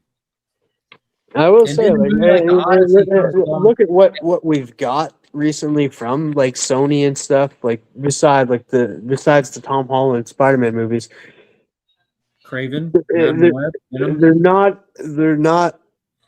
Or Amazing Spider-Man 2 is not as bad as those movies. No, I think it's good. It's just overblown with characters. Now in this market, they overblow stuff with characters and they trick the audience into thinking that's normal and it's okay and doesn't take away from a movie. You remember they did it in Spider-Man 3. This has been a thing ever since Spider-Man 3. There's too many characters. But now when they do it in something like Superman, everyone's like, but he knows how to do an ensemble cast. It's fine. But it takes away from the movie. And the funny thing is Spider-Man 3 had like 4 characters. Yeah, counting Spider-Man. Yeah. And that's the thing. Amazing Spider-Man didn't really have that many. They had 2 and then Rhino at the end, which they just shoehorned the Goblin in, is what it was. Yeah, but that was kind of the same thing where they did that with Venom.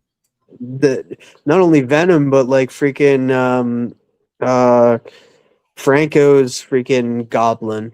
And that was just kind of shoehorned in there. I think that worked a little better because how they worked up to it from all 3 movies, how his story arc was like he was a main supporting cast member for the whole trilogy.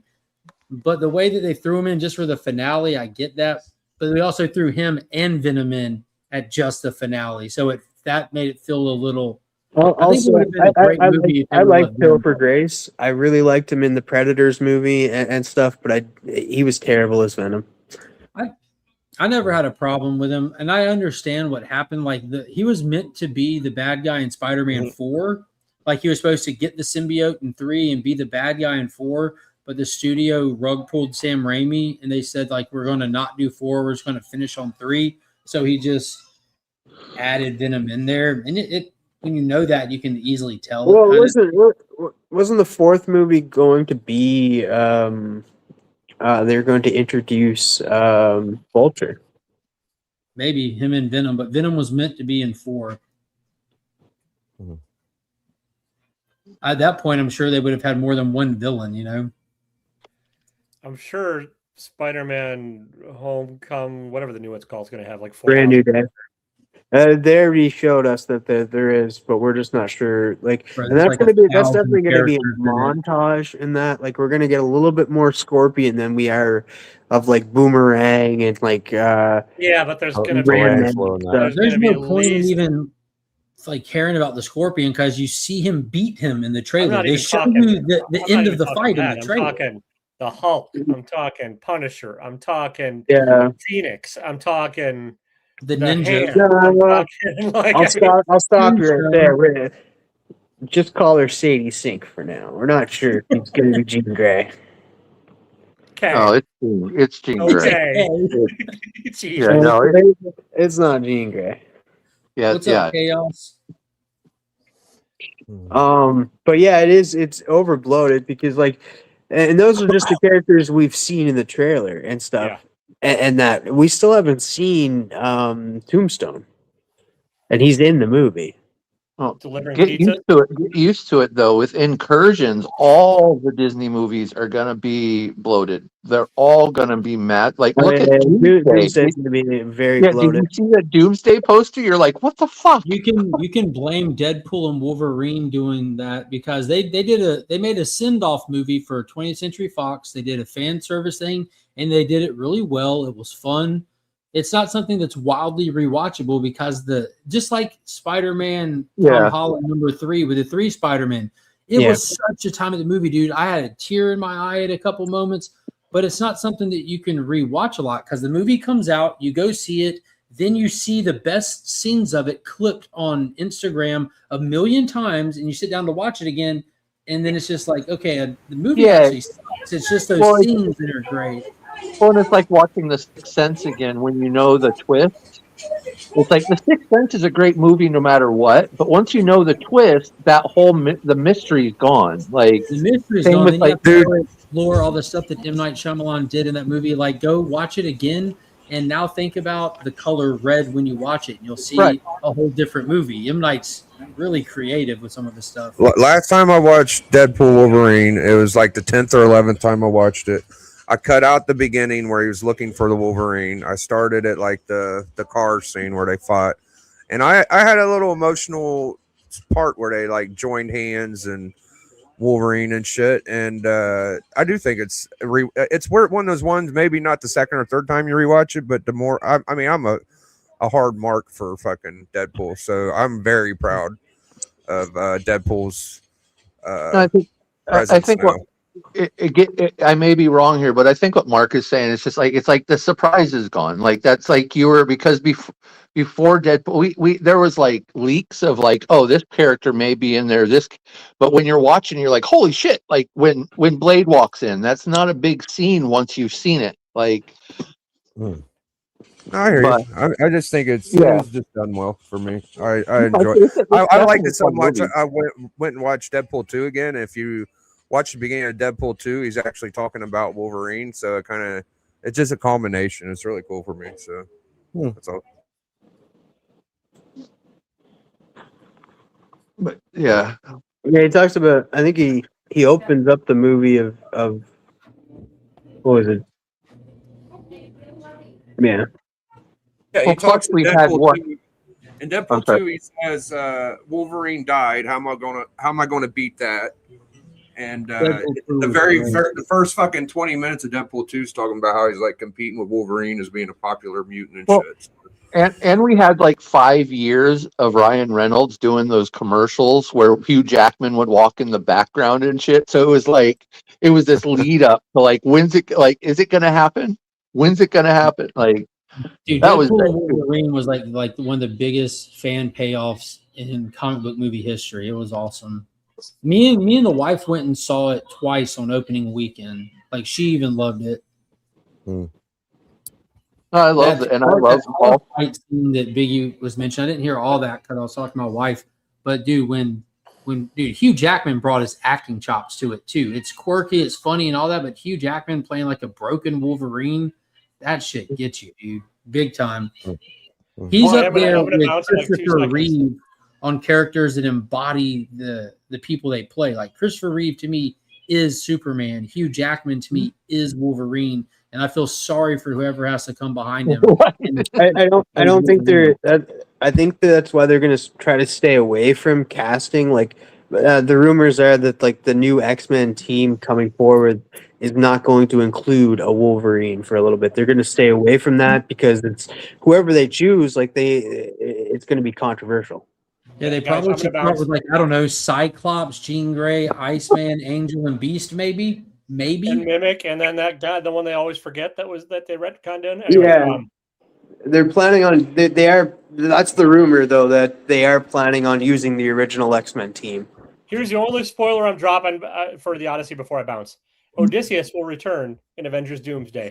I see what you did. Well, most of at least 3 of the cast are. Actually, I can't say that because I don't know about Punisher if he'll show up in Doomsday, but we know I think Zendaya and Tom Holland will be in Doomsday. Are you gonna be in Doomsday? I got sidelined for this one, but it's okay. Keep a lookout for Secret Wars because I may be in that one. Did you hear Batman is gonna be in Doomsday and he's gonna kill every one of them? Who's credited for creating Punisher? Thank you. Is it Roy Thomas and Gil Kane, or is there others? I'm sure No Stan matter Lee who said it he is, did Roy Thomas will be happy to claim it. Yeah, I'm sure Stan Lee probably will say so too. But You know who was the great artist for Punisher was Mike Zeck. Oh hell yeah! One of my favorites. Well, who did 129? Gil Kane did the cover art. Gil Kane, yeah. Did he do interiors too? I'm not sure. He did. He who did a did big fuck? chunk of it all the way up past 150. I know that. I'm just Who wrote it? The 150. Who wrote it? Like, Google. It says Jerry Conway there you and go. John Romita Jr. Damn, Junior did Or the inside. no, Nah, it sorry, wasn't Junior. senior. Sorry. Oh, Not- okay. So it's Jerry Conway and John Romita Sr. I wonder if Senior helped Gil Kane with the cover. You know, a lot of times they don't say that shit, but Come on, Pops. No, and Pops, if you want to be legit, you got to say Danny DeVito. That's the rumor in like 1988 was Danny DeVito. Like he was on the short list. And I think see what you did if there. acting wasn't a thing, like if acting didn't matter, I think Glenn Danzig in the 80s would have been perfect as Wolverine. He's 5'4". He had the huge mutton chops and the hair and the body, like he was all built. But I have a hard time thinking they're gonna sideline Wolverine for very long. He's such a dynamic. It's due to the fact that like it's either you continue to have Hugh Jackman or you cast somebody that no matter who you cast, and however everybody's going to be mad about it. It's going to be flashback. Yeah, it's going to be pissed Oh, off for people. sure. Oh, and he for kind of sure, but- steals the fucking show too. Honestly, like you throw Yeah. him in anything, he's going to steal the show. So Yeah, we I don't mentioned it fucking know. earlier. The only like dedicated audience they have left are the people that were around for the Hugh Jackman stuff. The younger people, the new audience that they would want to market a new Wolverine to, don't give a shit about none of this stuff. Yeah, but the thing is though, it would work if they would have left it alone, but apparently Wolverine's going to be in Doomsday and stuff, so you've already brought him back in. Yeah, did you hear the spoilers already? Yeah, sadly. No, I don't know what's real though, because there's like freaking AI stuff so I haven't really watched them, but there's a ton of AI stuff that's getting put in. The script was leaked, bro. Not even like Yeah. AI. So like last time there was like a massive script leak like this, it was for Doctor Strange Multiverse of Madness. And I've looked at it early and it was like with maybe a couple scenes that were taken out, which I assume edited for time, maybe. It was the actual script. Oh man. Okay. Which I'm glad I read it or looked at it ahead of time because it was Although it would kind of be perfect for them to be able to do it because they'd be, if they brought in multiple X-Men teams from different timelines, they'd be able to. already done that. They have to address it. So remember how you had Beast at the after credits for the Marvels? Yeah. You have the Kelsey Grammer Beast there. You have Kamala Khan as a mutant. You've had Patrick Stewart introduced already in the other Right. stuff. You have the 20th Century X-Men introduced in Deadpool and Wolverine. They've introduced so many different X-Men in so many different ways because they didn't know what to do with them that now they're going to use Doomsday to incursion address all of them. And I'm assuming snip everything because we're ultimately getting to snipping the multiverse over the MCU. Well, and we know that they can't stay in the main timeline because that causes the new problems, right? If they It causes incursions, yeah. they're tied to their literally original doing universe. Crisis on Infinite Earth, where there's going to destroy everything but Mhm. one Earth remaining, kind of thing. Yeah. So, Hey, not to be that. so you read Oh, the sorry, bro. script, did you, or the rumors and stuff? Is it going to be good? Do you think it's going to be good? I don't. All right. In a nutshell, Avengers Doomsday, in my opinion, is going to be a cheap knockoff version of Disney just doing a cameo slop fest because they don't know what to do. It's disjointed, and it's just going to be little moments that people are going to pop and say, that's awesome. But the moment itself can be reduced down to an Instagram reel while the movie itself lacks. Deadpool did it right. Spider-Man did it right. They are hodgepodging this together in an attempt to recreate what they Sorry to did hear that, right Kev. without the they don't have the ammo to pull it off. There's no natural hype. There is no Ryan Reynolds, Hugh Jackman meetup we've all been waiting on. There is no redemption for the Amazing Spider-Man that we've all waited on. There's none of those moments for them to do. So all that they can do is just put a lot of people in front of you real quick. Oh, Well, not everybody's in this. Put him either. in his comic accurate costume that we saw in the Apocalypse for a brief moment, and do that. Do more of that. Well, what if we? We're not even getting Spider-Man in this movie. There's a few characters that are not in this movie because I don't think we're Tobey Maguire's in this movie.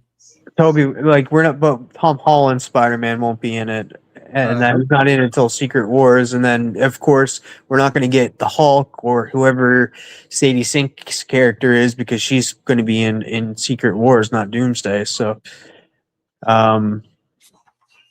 yeah. And then Doomsday is going to be the downer movie because it's the Russo brothers are going to do the same thing with Infinity War and Endgame, and that the Empire Strikes Back where the team loses, and then Secret Wars is going to be going to run around with Doom trying to stop incursions, save people for it to be revealed that Doom is actually trying to steer the incursion events away the favorable to him and stab everyone in the back, and they're all going to have to come together like butt cheeks to try to address and stop him in Secret Wars. I gotta say, it's probably going to fail because I'm hoping like hell it doesn't. So I think it's going to make money. I think it's going to make money. Yeah, but that doesn't mean a good movie. There's been a lot of good. Well, I think it's it's going to make money, but I'm not sure if again, if y'all like talking about like the metrics and the behind the scenes stuff, I'm not sure if they've positioned themselves in a way that the movie can be profitable. It can make money. Yeah, I don't know if it can be profitable for Disney or not. It's going to all be about that second week drop off with that movie. Whether that if it makes money the second week, then it'll continue to make money. But if everyone that wants to see it sees it that first weekend and it's shit like reviews. Yeah, but what I'm meaning is I think this movie has close to Jurassic World Dominion budget, which Jurassic World Dominion is the most expensive movie ever made because it was already a high-cost film, but the production got shut down for COVID, and they had to finish it with the COVID restrictions. So they had to bring all these – it wasn't even near finished. So they had to bring all these people back and break schedules and all kinds of stuff, and it was a nightmare. And that movie cost them over $600 million not marketed.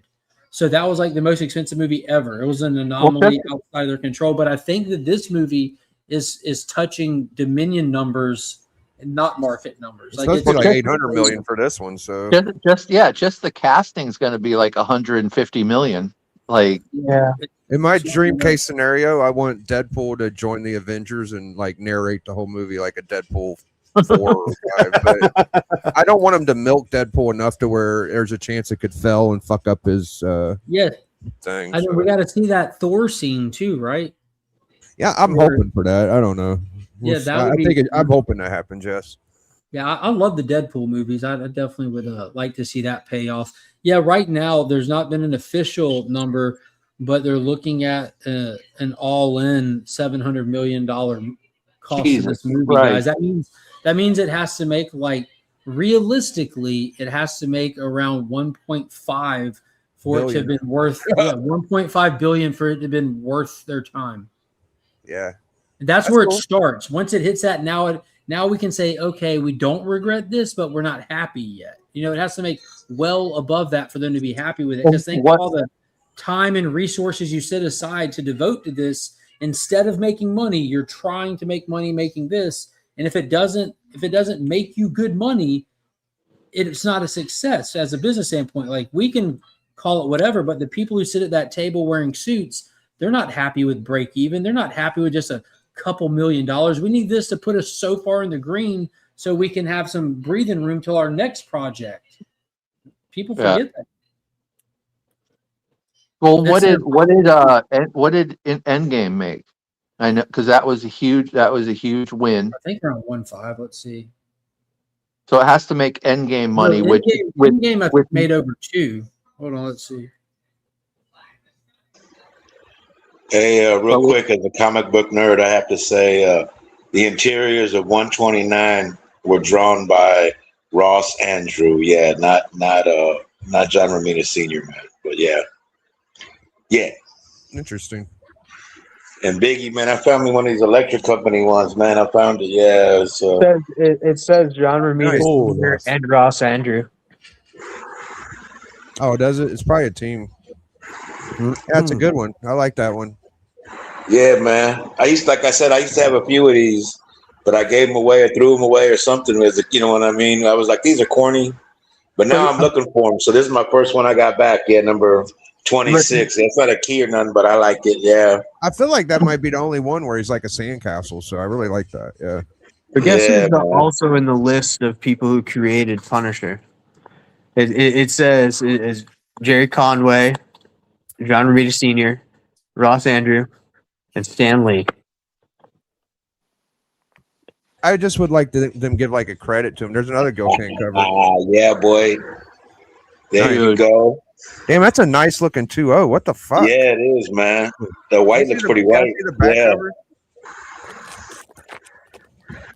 Well, I Yeah, think that's clean. it's got a spine split, right? Is Yeah, that what's going on? yeah. So it's all off-white pages and spine split. Wow. That's nice, though. Yeah. Is that a Halo slab? Did you get that off of Sean? No, he got that. At the, I got that at the con yesterday. Good for you, man. Yeah, I was. As I said in the video, and I said it like a little bit earlier. I can't believe. Shut up, Sean. You've just because you've had it for a while. I can't believe how fucking cheap I found it. Like I've never seen it like anywhere close to that price. Let me guess. Any grade. Let me guess. $1,000. If we're talking, it's a little bit higher. If you're talking Australian dollars, if you're talking American dollars, under 800. Wow, for a fucking 2-0. Wow. Yeah, that's what I mean. Like I was looking at other books that were like $200, $300 books, all this sort of shit, and I actually picked up another slab. Like I can't even remember what it was now. Like it was like a $70 slab, but I'm like, oh, I wouldn't mind that book or whatever like that, and I just kept flicking. And then I saw that and went, what the fuck? See, here's my thing is the reason I brought up the Punisher and who's the creator and shit. I would love to see like Disney or Marvel give some love to Gil Kane because every now and then they'll say something about Stan Lee or Kirby. And they're going to be using a lot of Gil Kane's. Like he was the first appearance artist for the new team of the X-Men and fucking Punisher. So it'd just be nice. I just like to see that. Yeah, he's a very underrated artist. Like, obviously, me being a big sort of like Marvel, like, you know, 70s, like Bronze Age horror fan as well, especially a lot of Moon the werewolf Knight. from Tomb of Dracula, Moon Knight, all that sort of stuff. He did a lot of that sort of stuff, and I He's the fucking shit, love that bro. stuff. Yeah, people don't give him enough love, man. No, Sean, I did pick up some fuck it, I'll just show the rest of them now. Dude, I did pick up 800 some for that? one- That's crazy. Yeah, as I said, dude, I was fucking shocked as fuck. I did pick up a whole pile of the Volume 1 Silver Surfer run. Make Zars watch your video, damn it. What the hell, you didn't make it to the end? It was only 20 minutes, man. Therefore, Yeah, it's not a simple Simon like our video. You spent some money. Yeah, you spent some money down there. Great looking book. Yeah, I think I'm almost, because the guy actually had 2 copies of Silver Surfer 4, and that's what I was eyeing off at the first until I saw the fucking giant size. And I Yeah, was just fuck like, Surfer 4, dude. You did right.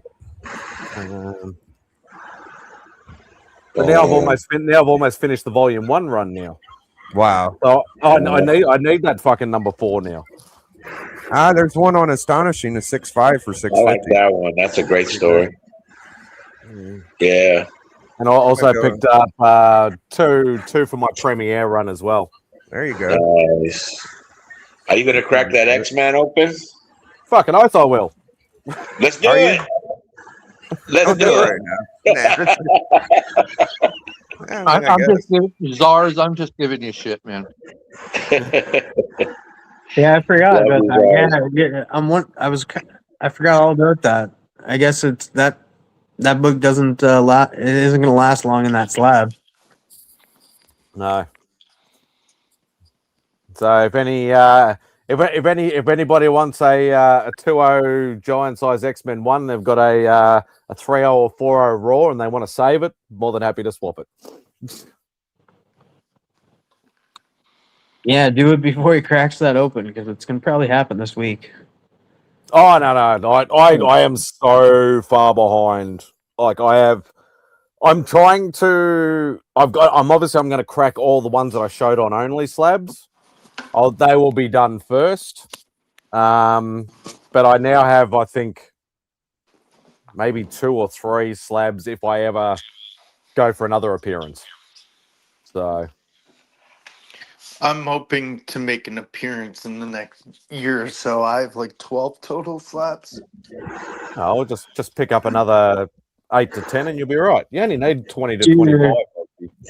My slab collection is getting big, and I think I may have to show up on that show. Let me check.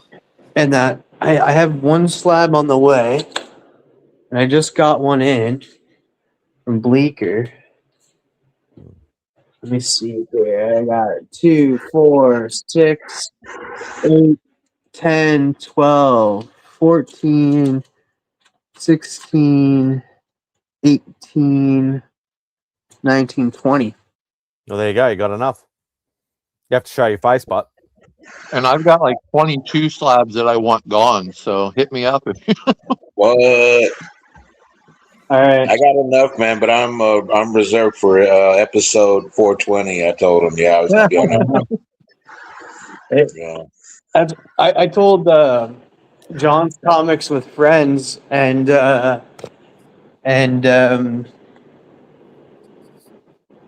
don't know his name. I do know his name, and I'm sad that I forget his name. But no good comics. Justin. Yes, there it is. Thank you. The mayor, yeah. The other Jay. I told them that I will jump on Omni X-Men when they get to New X-Men. So another like 6 years from now. Fake fan. Oh shit, that's hilarious.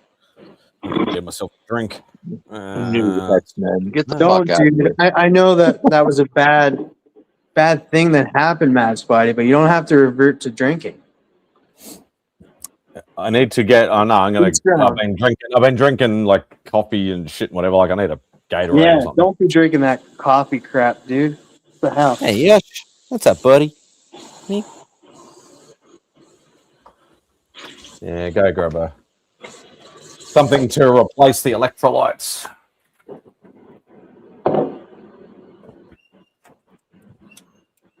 Yeah, can I tell you a Halo slab?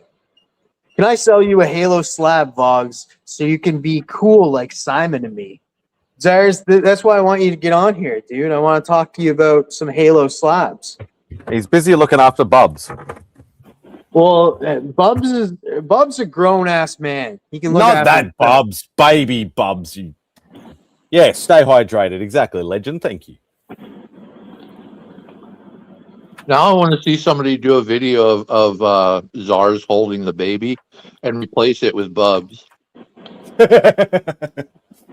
just Bubs' head on a baby's body.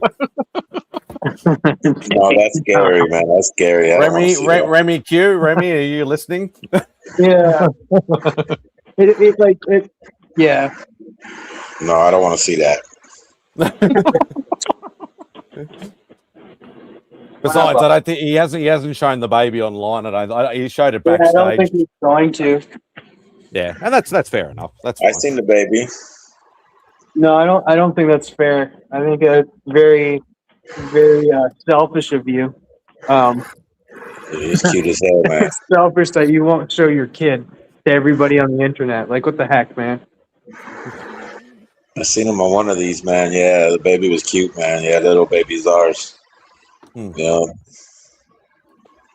They have the same haircut. Yeah. just not there. If he had the same soul patch, I'd be worried. Well, I'm also as Darius told me that he was going to give me a deal on some Halos because he did promise to name his kid after me, but he didn't. So, Well, I think he's still. Have you actually, Sean? Have you got that updated list yet? He was gonna. Because I remember we were talking last week. Like I know, because I think TM was still there at the time as well. We were talking about he's waiting for the updated list to see what's sold and what's not sold. So yeah, we were talking Swamp Thing. I thought he was going to check for Teen Titans for you. When you show your face for a whole show, maybe. Hey, actually, loophole. I dropped a video today, and I show my entire face. That doesn't count. He means on the live stream. Oh man, nobody shows their face the entire time on a live stream. Even MadSpidey turns off his camera sometimes. Yeah. Especially, I'm not gonna be sitting there, bloody, when I'm trying to take a piss and still managing the show, bloody, have it on. Nobody wants to say that. Maybe Cliff, but nobody else wants to say that. I don't know. There's a lot of weird people out there. But I think people pay to see that stuff too. Yeah, where's my what's the name? Where's my Super Chat Foundation Initiative Collection, whatever it is? What? The people you weren't here last week, were you, Tate? No. You missed the bombardment. There was a new, I would sort of call them a new bot farm, but they gave me like 7 super chats. Oh shit! Yeah, they started off all right. Like where the whatever, I can't remember what it was. Scully, they are something initiative. And then they just started dropping like $2 super chats. All these different, like we went from like 13, 14 people to like 40 in the chat. Yeah. And then they started dropping all the super, but then they started getting a little bit abusive towards the end. They're like, "Oh, drop the link, drop the link." And I'm like, "Hey, asshole, no, I'm not drop doing the fucking link." Yeah, and then I was like, "Oh, I'm not going to play, the middle one because it's obviously got cunt in it and whatever." No, play it, you pussy, and stuff like that. Oh, you're a peckerhead and all this sort of stuff. And I'm like, so ended up kicking them that all wasn't out. that wasn't a bot. That was a troll. It was about 15 or 20 different accounts. I couldn't keep up with it. So. That's crazy, man. Yeah. They were a generous troll because they gave him a lot of money. Yeah, that's not bad. That's a better troll than I've seen. Yeah. And it stuck too, because that's the thing I was worried about. I mentioned it. I'm like, I wonder if it's not going to stick because YouTube's going to say, no, this is like bot accounts or AI or trolls or whatever. Or they could just cancel them, right? They can that's right. Shit. Yeah.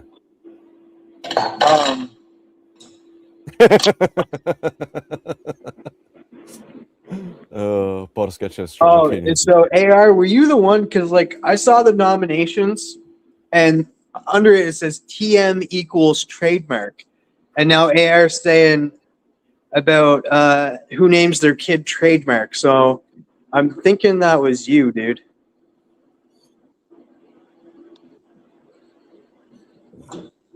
Oh god. Hilarious.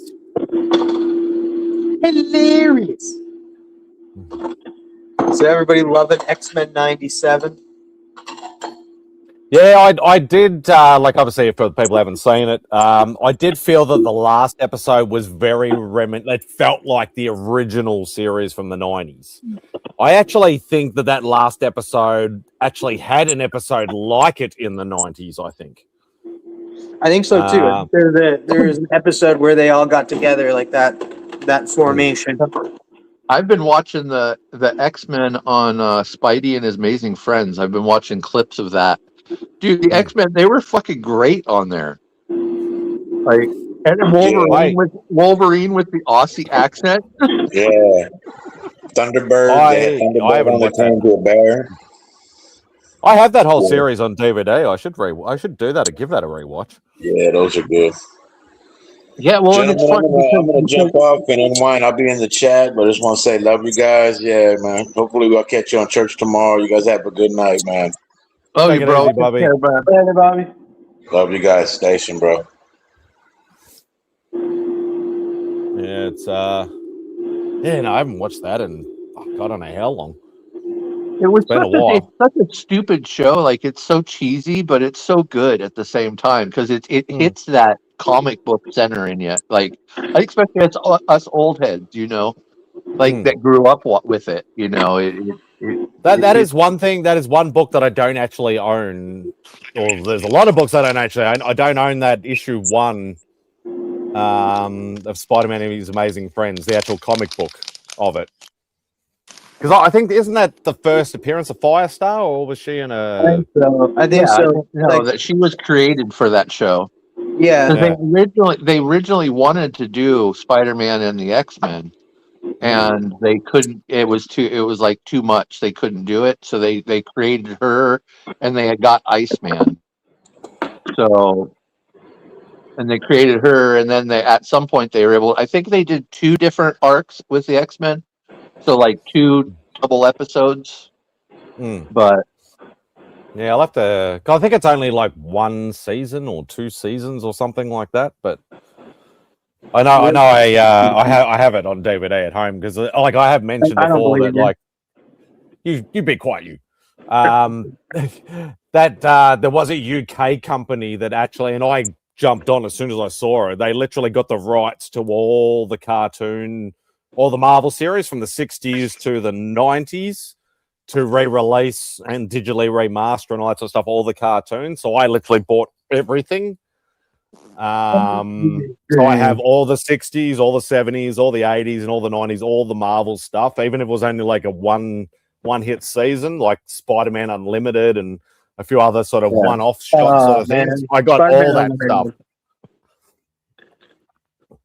And they were cool because they had like they were good cardboard sort of. They had slip covers over there where they were a little bit embossed and stuff like. They really did really well, but they only got the rights for like 6 months or something. they must have done the X-Men too. The X-Men were done that same way. The 92 or whatever. They didn't have it for long because that's when Fox brought out all the like the VHS and then the DVDs a little bit later and all that sort of stuff of the X-Men and the Spider-Man series. So. But yeah, I wonder if the X-Men DVDs are still worth anything. Like, because I have them, and for a while there I wanted to get like that. I don't remember. Is there like 6 of them, 5 or 6 of them? And I remember I was missing one of them, and I wanted to get them, and they were like $150 for one DVD. Yeah, 5 seasons. I believe that it was 5 seasons. I think for X-Men. But I just remember that I didn't end up getting it. I was just like, I'm not paying that money for a DVD with like 4 episodes on it. Yeah, it was 5 seasons of the original and now 2 seasons of the new one. Hey, Shangy girl. Hope you're doing well. I recognize the name. Me too. I recognize the name. 92 to 97, yeah.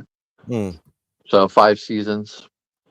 But they didn't release them like they weren't full seasons, right? They were like 4 or 5 episodes per. They did it by story arc. I'm just trying to remember now. X-Men animated series. Basically, I guess they would still be expensive if they haven't. But I think they've re-released them more recently, right? In coordination with the new show. Yeah, 5 seasons. Let's see. They had to have done a Blu-ray release or something more recently. If not, that would have missed opportunity. I did not see. I know DVD, VHS, DVD, yes, but I don't know about any Blu-ray. They released them on. So each season. Oh wait. Okay, so season 1 has 13 episodes. Season 2 has 13. Season 3 has 19. Yeah. And it's funny, season 3 starts out with Out of the Past, and Wolverine's former love lures Wolverine into a Morlock's tunnel. And it's an episode with Lady Deathstrike. But they had to have released them right before 97 dropped. Like, I don't know if they did because like Disney wasn't really doing. Well, season 4 onto Disney Plus, right? Season 4 was 21 episodes, and then season 5 was only 10 episodes, and it finished in September of 97.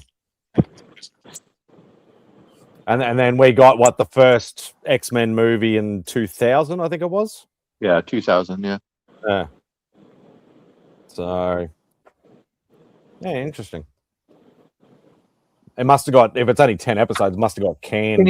Oh, Can sorry, you look up Zars. to see if they? Can I you just look up saw to see if Zars' they released comment. a new one?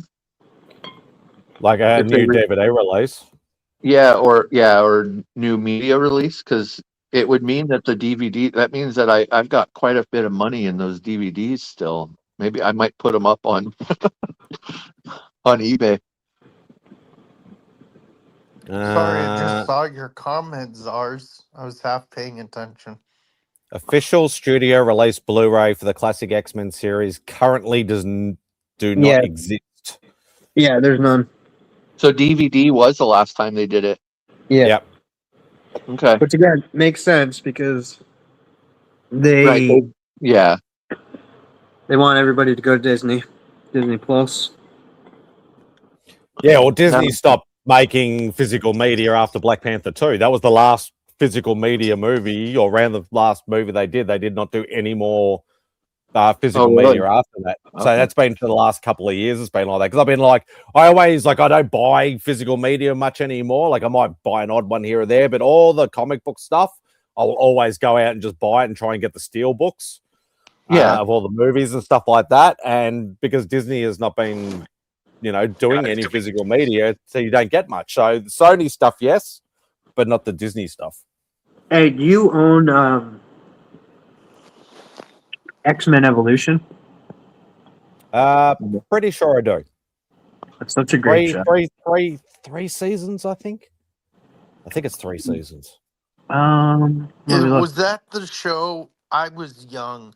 Was that the show where Rogue was kind of like gothy? Yeah. Yeah. Yeah, And they made them were all look a little weird looking. They were in high school. Yeah.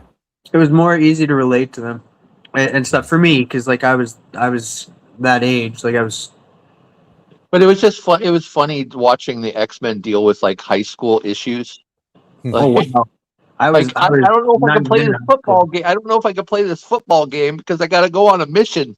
Well, it was better than that. There's 4 seasons. It came out in 2000, so I would have been 11. So wait. How many years older than me, TM? I'm only 5 years older than me. Figure it out. What were you in 2000? 2000? Logs, dude. Yeah, you're 5 years older than I'm me. 7 years younger than you, dude. You're funny, ha. So you're 20 years old. These young whippersnappers. I said I was 11 on my birthday, so I'm sticking with it. I'm 11. I'm 11. I just have a really deep voice. Now, X-Men Evolution was fun for what it was, but as an X-Men fan, I kind of looked at it and went, eh. It was cool, superheroes, but they all. I didn't necessarily like the design change. Like Wolverine looked weird as hell. Like I didn't like it. I like the art style. Oh no, it wasn't the art; it was the design. Oh, yeah. Like they made them all like very like Cartoon Network or something. They were weird looking. Bit more kid friendly. Yeah, for sure. I was a kid. I was 11. And it was fun because it would come on every Saturday, and I don't know which one came on first, but they played back to back. But Static Shock and X-Men Evolution were the 2 ones that I watched back to back on Saturday. I never actually saw Static Shock. I don't think I ever saw that either. I know of it, but that's probably one of the few superhero based things that I don't have on physical media. I have nearly all. I haven't got a lot of the newer stuff because as I said, I'm not buying as much physical media as what I used to, but most of the stuff up until about probably, I don't know, maybe 5 years ago sort of thing that I pretty much have nearly everything. Not all of it, but most of it. Hey Simon, put X-Men into eBay and see if they're worth anything. If you don't mind. You're the only one that can do it without kicking themselves out. We're all on our phones. Oh, hang on, I need to change from .au for starters. It doesn't matter. I'm just curious on whether they have value and not necessarily how much they're worth. Because I almost gave them away as a buyer's giveaway on an auction a couple years back. So this says X-Men. So the first listing says X-Men, the complete animated series DVD, all 5 seasons in order, 90s collection, $50. But I don't think that's an official release. No, that's not an official release. Somebody's just printed that out.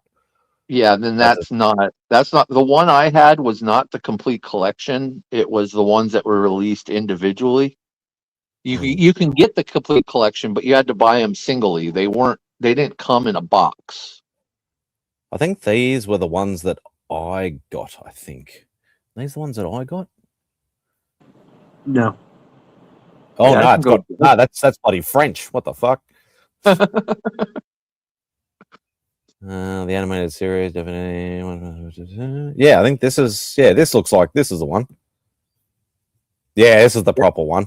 Yeah, because it's all, as you said, it's all in individual volumes. Yeah. Like disc 1, volume 1, disc 2, volume 2, like that sort of shit. Yeah. So best of, that's Australian. It's got US there. So about $140 for the whole entire series. Okay, so not what it was, but it's still worth something. Yeah. So, and I'd say obviously nostalgia people would be trying to find that sort of stuff. I think it getting released on Disney Plus definitely brought the value down, because before that you couldn't watch it anywhere besides those DVDs or VHS. Because before that they weren't streamed anywhere. And the other thing that annoyed me is they started doing those like weird releases where it was like a 1-disc release, and they did this for the Spider-Man as well and a few others, where it'd be like 3 or 4 random episodes. Like there was like a Spider-Man and Daredevil one, and they picked like episode 5 from season 1 and episode 10 from season 3 and whatever, just because they had Daredevil in it, and would do like little compilation DVDs. I think there's even a couple of the X-Men ones where the episodes aren't in order. And like, so you like it, but if you go online, it'll tell you how to watch them in actual order, as opposed to like release order, as opposed to DVD order. I think it's the Magneto ones. They kind of did that. Where they did. I think they did that on like, oh, okay, the series are out of print now. Let's just release random episodes to keep people buying them and stuff like that. And I think I picked up a few and then went, "What the fuck am I buying these for?" I think I still have them, but. Oh, that's right. No, because I bought some of those because they had gone out of print. I missed out on the opportunity. And then later on, I was able to, as I said, that company from the UK that got the rights for a while. So that was the only way. That's the only way I got them. Yeah. So, yeah, no, it's interesting. Maybe I should do a video on that. FU Crunchyroll store. Yeah, you're still hung up on that, aren't you? Well, that's the thing. That's the thing, though. Like with I know TM complains about the Crunchyroll, but manga. That's the thing. Like back when we were when you first started collecting anime, Simon, I bet you you had to hunt and peck for it, because it was like a lot of them were like Japanese or like Yugoslavian released. It was like, because they weren't really available, well, here anyways. You had to kind of. Oh yeah, they were not. It was only importers, and I remember there was a store in like the actual Melbourne CBD that they used to import from all over the world. They were stupidly expensive, but they used to order all, and that's where I started able to finally pick up some of the releases from overseas and things like that, because what Japan would do, Japan would release it, obviously physical media in Japan, and then you'd have to wait like a year for it even to be dubbed over or subtitled properly, and then we wait like another 6 to 12 months for a physical media release, and then it'd be stupidly expensive. So I remember buying like I think the original Ninja Scroll movie for like freaking $100 or something over here or whatever like that, because there was no. Well, we had Suncoast Video, which was like a video store in the mall. So it was like, but they had a small anime section, and all like the cheapest anime would be like $60. Yeah, like it was fucking ridiculous. Yeah, and they'd go up to like a couple hundred for like something. You can get like Akira would be in the normal place, but if you wanted, Ninja Scroll, you'd be paying $60 per. Yeah. Yeah, well, as I said, I started watching when I was part-timing at a video game store where the owner was heavily into it, and he had all the Japanese release VHSs. Yeah. And this was before they started even region coding the VHSs. So Right. I was able to watch like the really old like 80s like, Legend of the Overfiend and Wicked City and Demon City Shinjuku, like a lot of the really hardcore, like R-rated type stuff from the 80s and the early 90s. That's where I started watching.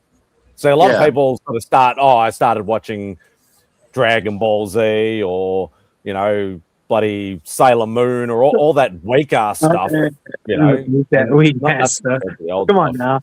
How come you guys call it Dragon Ball Z and not Dragon Ball Z? Yeah, that's always he's weird. normal.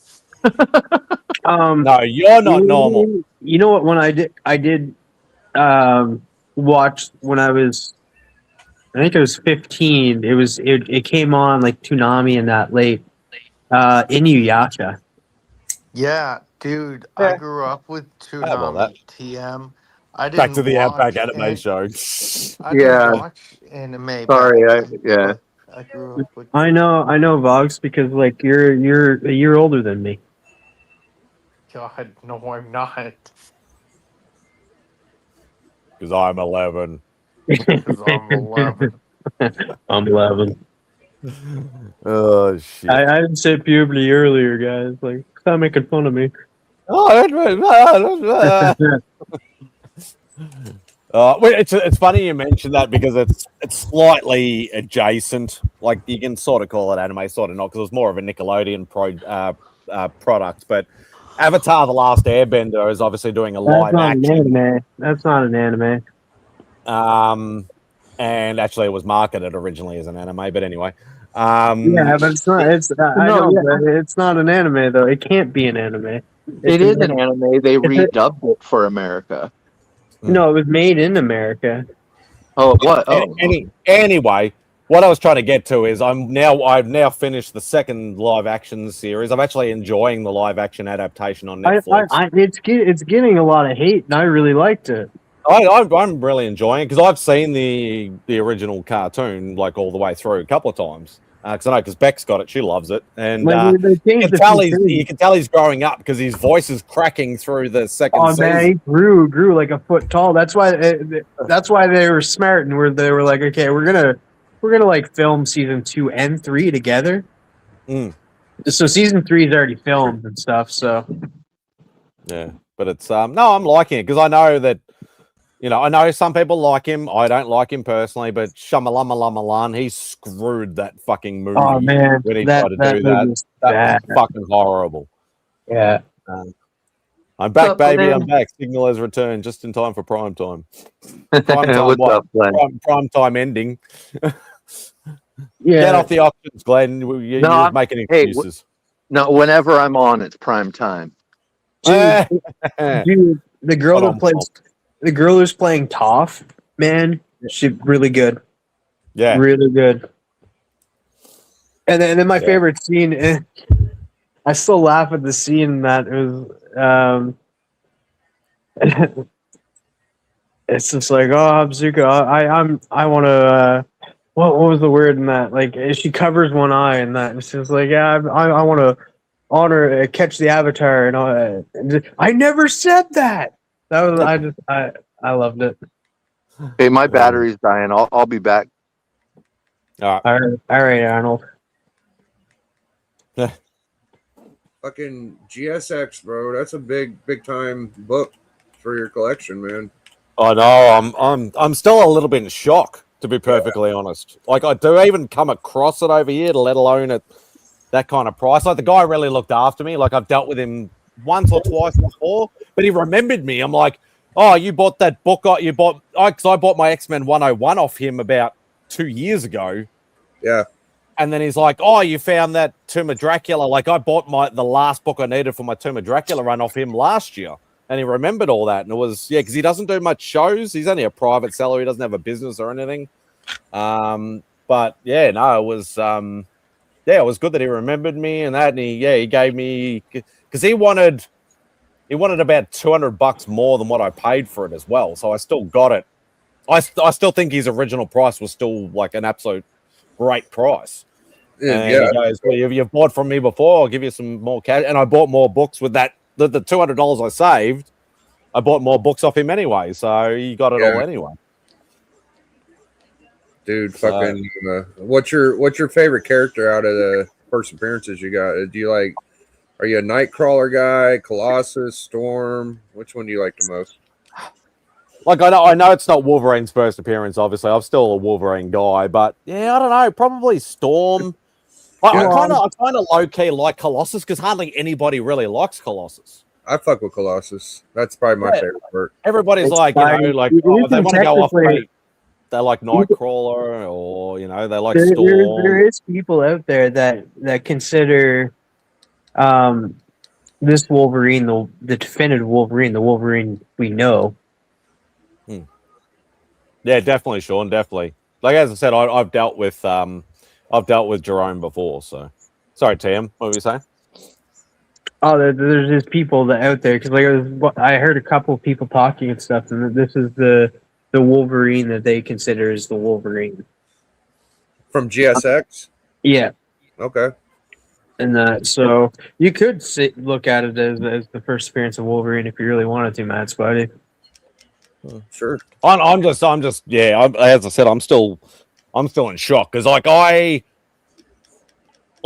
after a lot of big books, like a lot of people sort of thing. But I'm just that was one of the books that I always thought I would not necessarily be able to find over here. Like I know people have sold it, but I've never seen it for less than $2,000 to $3,000. Right.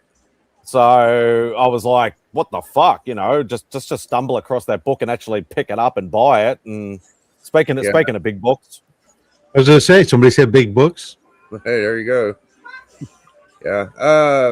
I remember fresh from the barbecue. I remember when it dropped underneath $1,000 at like a 1.5 or 2.0. Like I was seeing copies sell for under 1,000. I was like, yep, I'm going in, dude.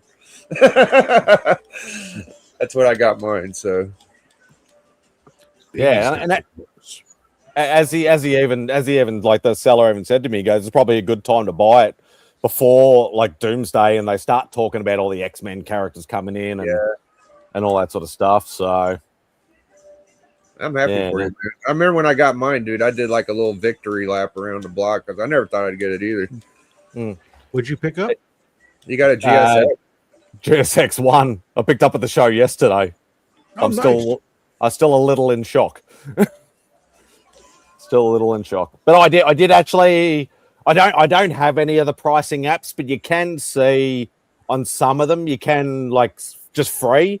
You can see they have certain grades that will just give you an FMV. Like you got to go collect it, it'll give you like 3 or 4.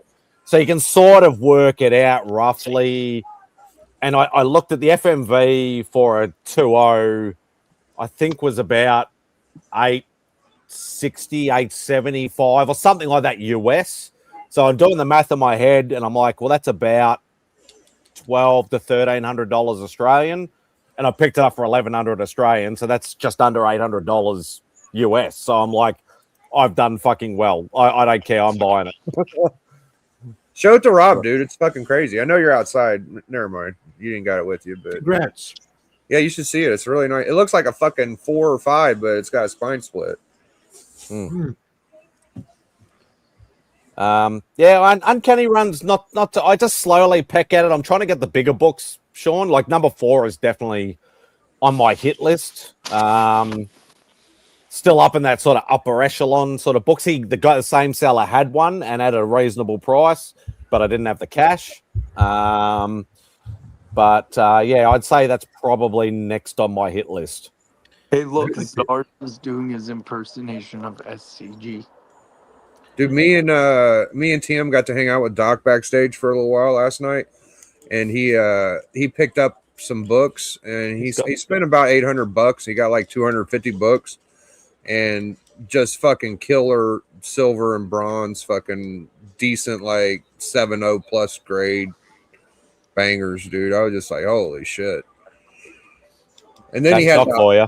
Yeah, he had a haul on my channel last night, dude, like a 50 book haul. And there was about 5 or 10 of the books that were just like, holy shit, you know. So Hey, Spidey, I'm gonna jump to the chat. Good night, everybody. No worries, Vogsy. Take it easy, brother. Talk to y'all soon. don't hurt yourself when you drop out, man. Be careful. Protect yourself and shit. It's like the opposite. I was at a con the other day. I went to where I had brought my normal level of money I would bring with me to that con, and I had extra money left over from a previous con, and I brought an absolute Batman #1 in near mint raw, ready to as an extra sweetener if I needed it. Trade bait, yeah. Couldn't find a goddamn thing to buy. Damn.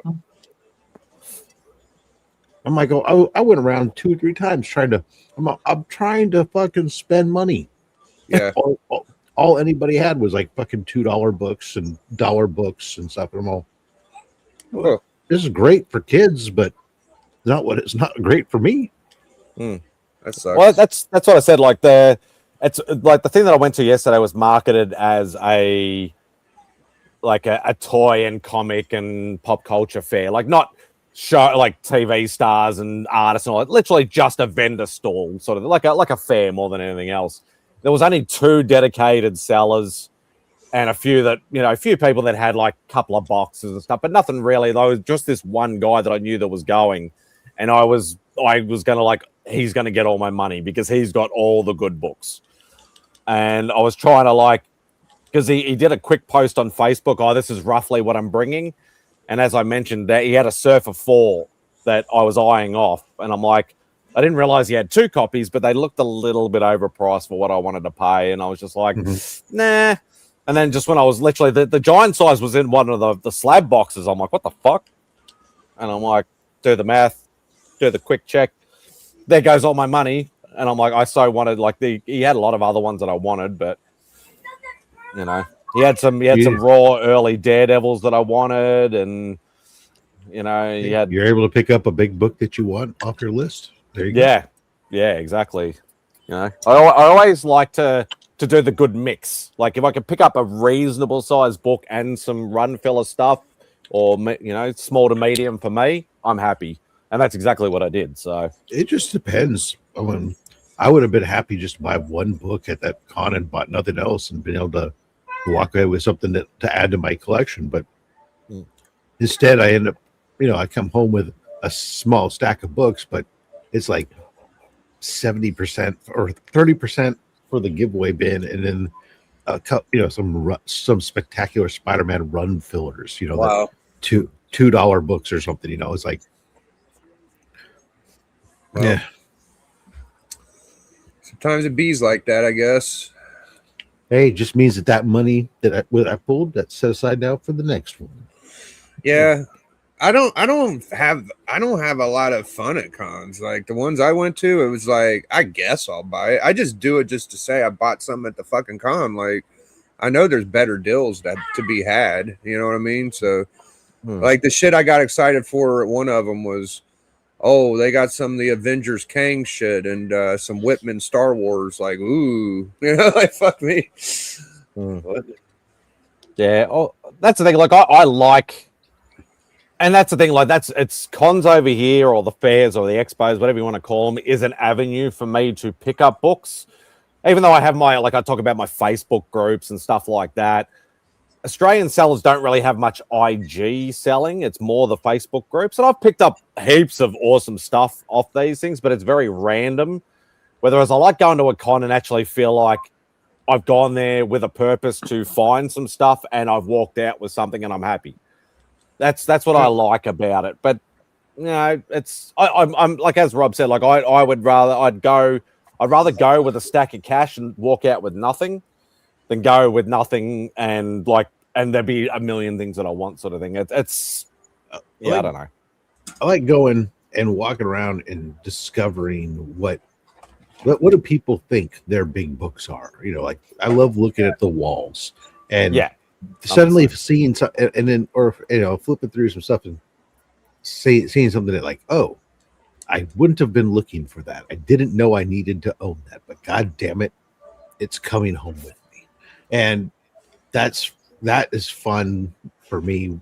The fun part about going to cons is getting that opportunity to let them present their wares to me and show me why I need to have your thing. And then I'll worry about the pricing. I never really terribly worry too much about what the pricing is at the con, because we'll either come to an agreement on it or I'll walk away from it. It doesn't really matter.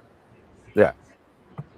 And that's whether it's me, it's like as you say, Rob, with me, it's like I'm dealing with the market that I'm in. If I feel like I'm getting a great deal and I have the cash, I will spend it.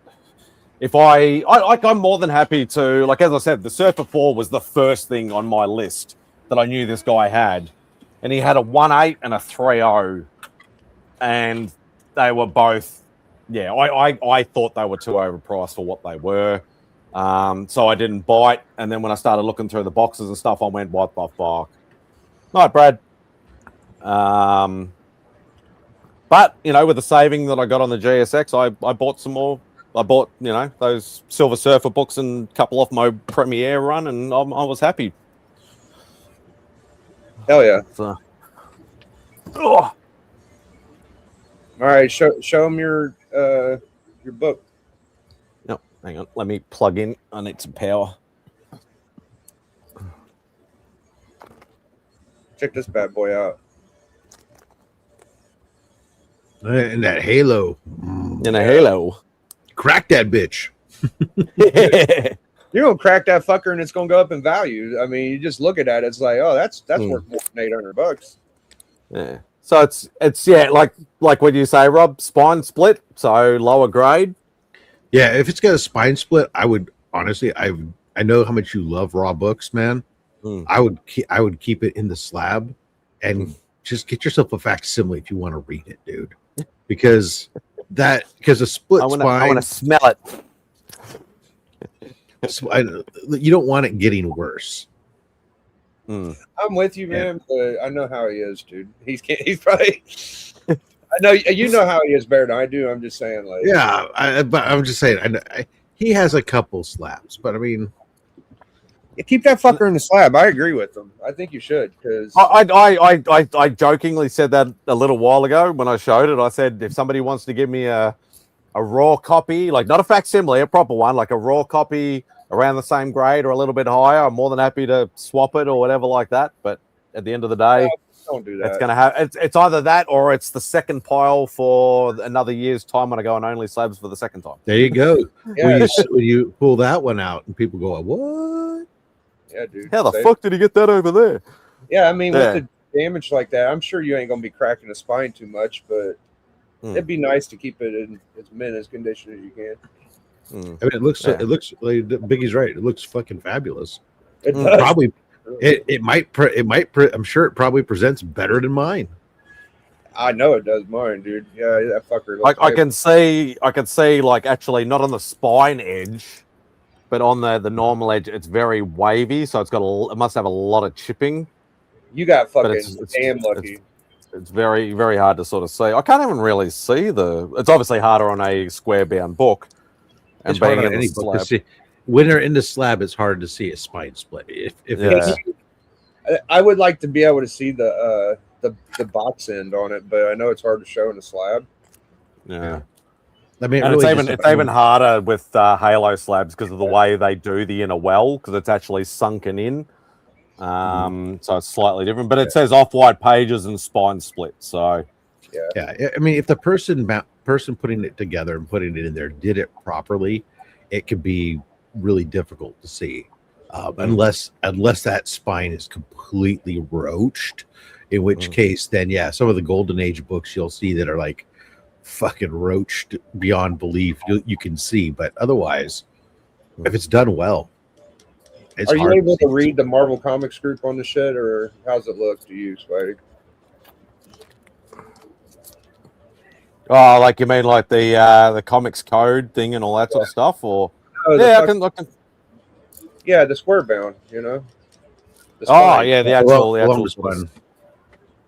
It's a bit hard in this light, but hang on, let me get my light out of my phone. So, I mean, mine. Yeah, I can read. Yeah, 50 Cent, giant size X-Men 1, Marvel Comics Group. It looks okay. Where? Yeah, I can see where the spine split is. Okay. So it's down near the bottom. Yeah. Like where the O starts from group, so right down the bottom, it starts from there. So that's the only noticeable spine split. There's literally like maybe 1.5 inches at most.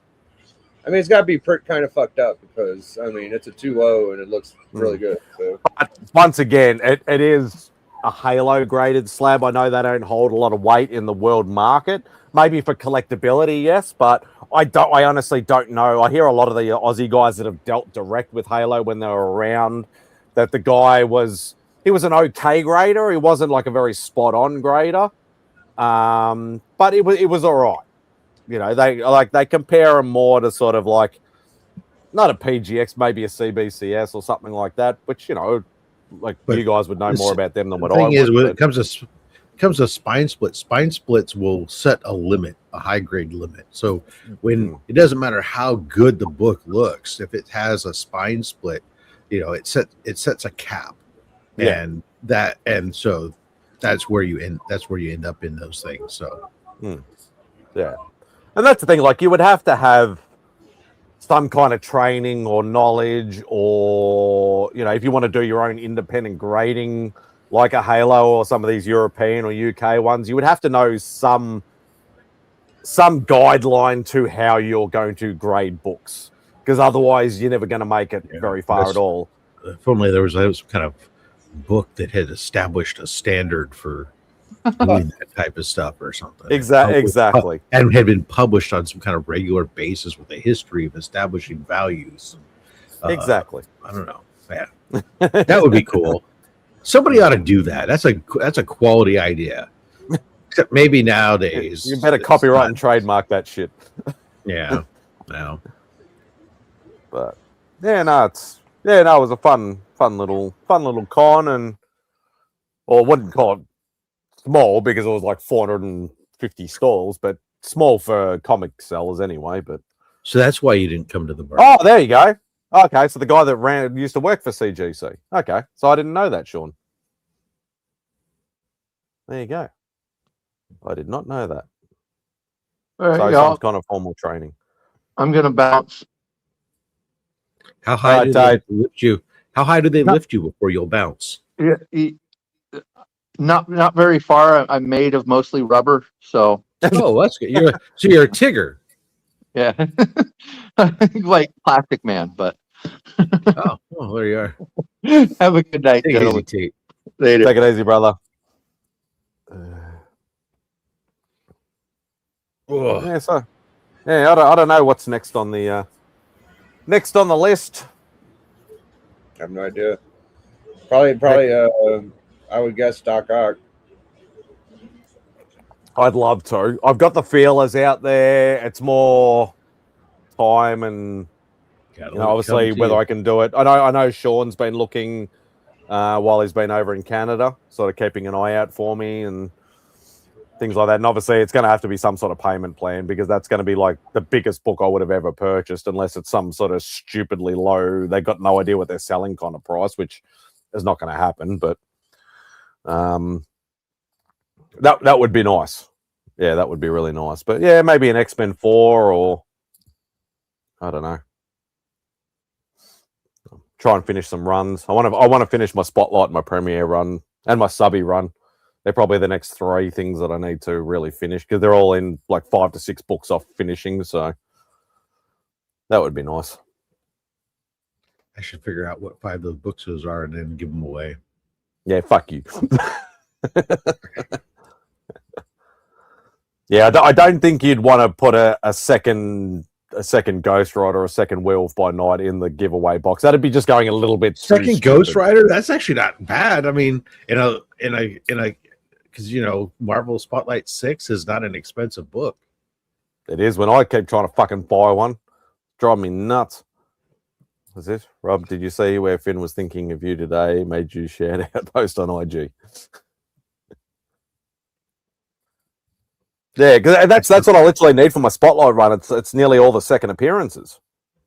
So I need the second Werewolf, the second Ghost Rider. It's second solo Moon Knight, and I think it's like one or two other randos. But yeah, it's all the bloody second ones. But yeah, they're stupidly expensive and super hard to find over here. So if I could find like a $50 one, I'd be happy. But that sucks. Premiere, I've got. Well, there's no real massive books in the Premiere run. Like, because even First Iron Fist, even for me, is not an expensive book to find over here. But yeah, it's more just sort of the run filler stuff, like the odd weird titles, like like Doctor Who and Alice Cooper and all that sort of stuff. But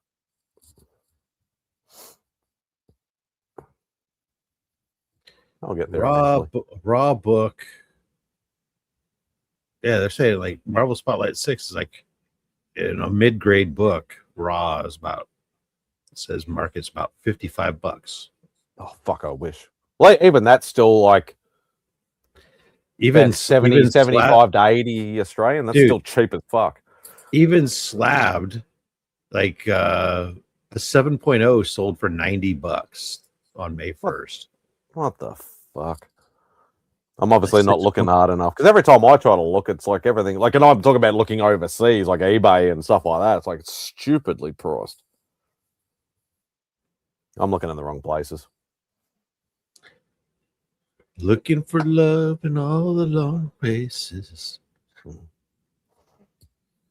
So yeah, I had a good barbecue. I know a few people in the chat have asked, but yeah, it was good. Lots of stuff going on. Did E-Man swing by? Nope.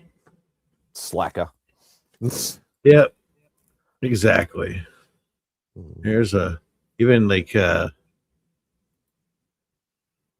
my comic shop. He's got one that's a estimated 5.5. It's raw. They're asking. Their asking price is $87 or best offer. Now there's another one that's $85, but no OBO. Yeah, like I think the cheapest I've seen over here is about $250 in a mid-grade raw, and that's what I'm talking about. Dude. Yeah, it's a little nuts. I can be a patient person, but it's sort of getting to that point where I'm not now. I just want to move on to the next thing. Well, you just got GSX, so you got time to breathe, bro. Yeah, bad. give me a week or two, maybe. Oh. This one's beat up though. This would be good for the giveaway. Man, I could buy this one for this giveaway bin. It's only $24. Oh, for fuck's sake. Ends in 21 hours.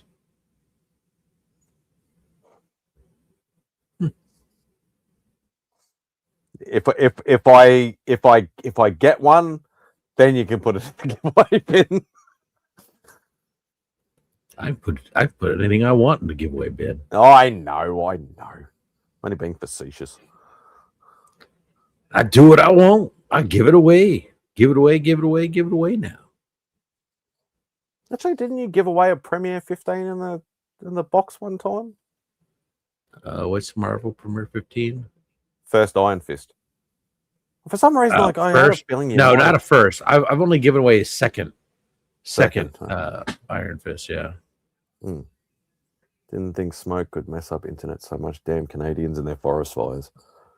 Hey, Monty. Yeah, no, we did So we cooked. It was good. I mean, what we did this year, I started prepping the meat on Thursday. So like on Thursday, I had seasoned all the pork, had the pork and chicken done and dry marinating, and then Friday I got the briskets ready, and then we started cooking around 6 p.m. But so yeah, we cooked we cooked 3 briskets, 4 pork shoulders, and a shit ton of chicken and linguiça. So we had about 124 pounds of meat. I can't remember what the decimal points were, but and for how many people, Don? How many people roughly? Oh God, I'll tell you that it had to been, because it's always weird. I get the RSVPs, and then there's people who fucking say they're going to be here that don't show up, and then there's people who didn't answer that show up. Fucking drives me crazy. But I know that there had to have been at least 60 people, because holy shit, at minimal, because we had at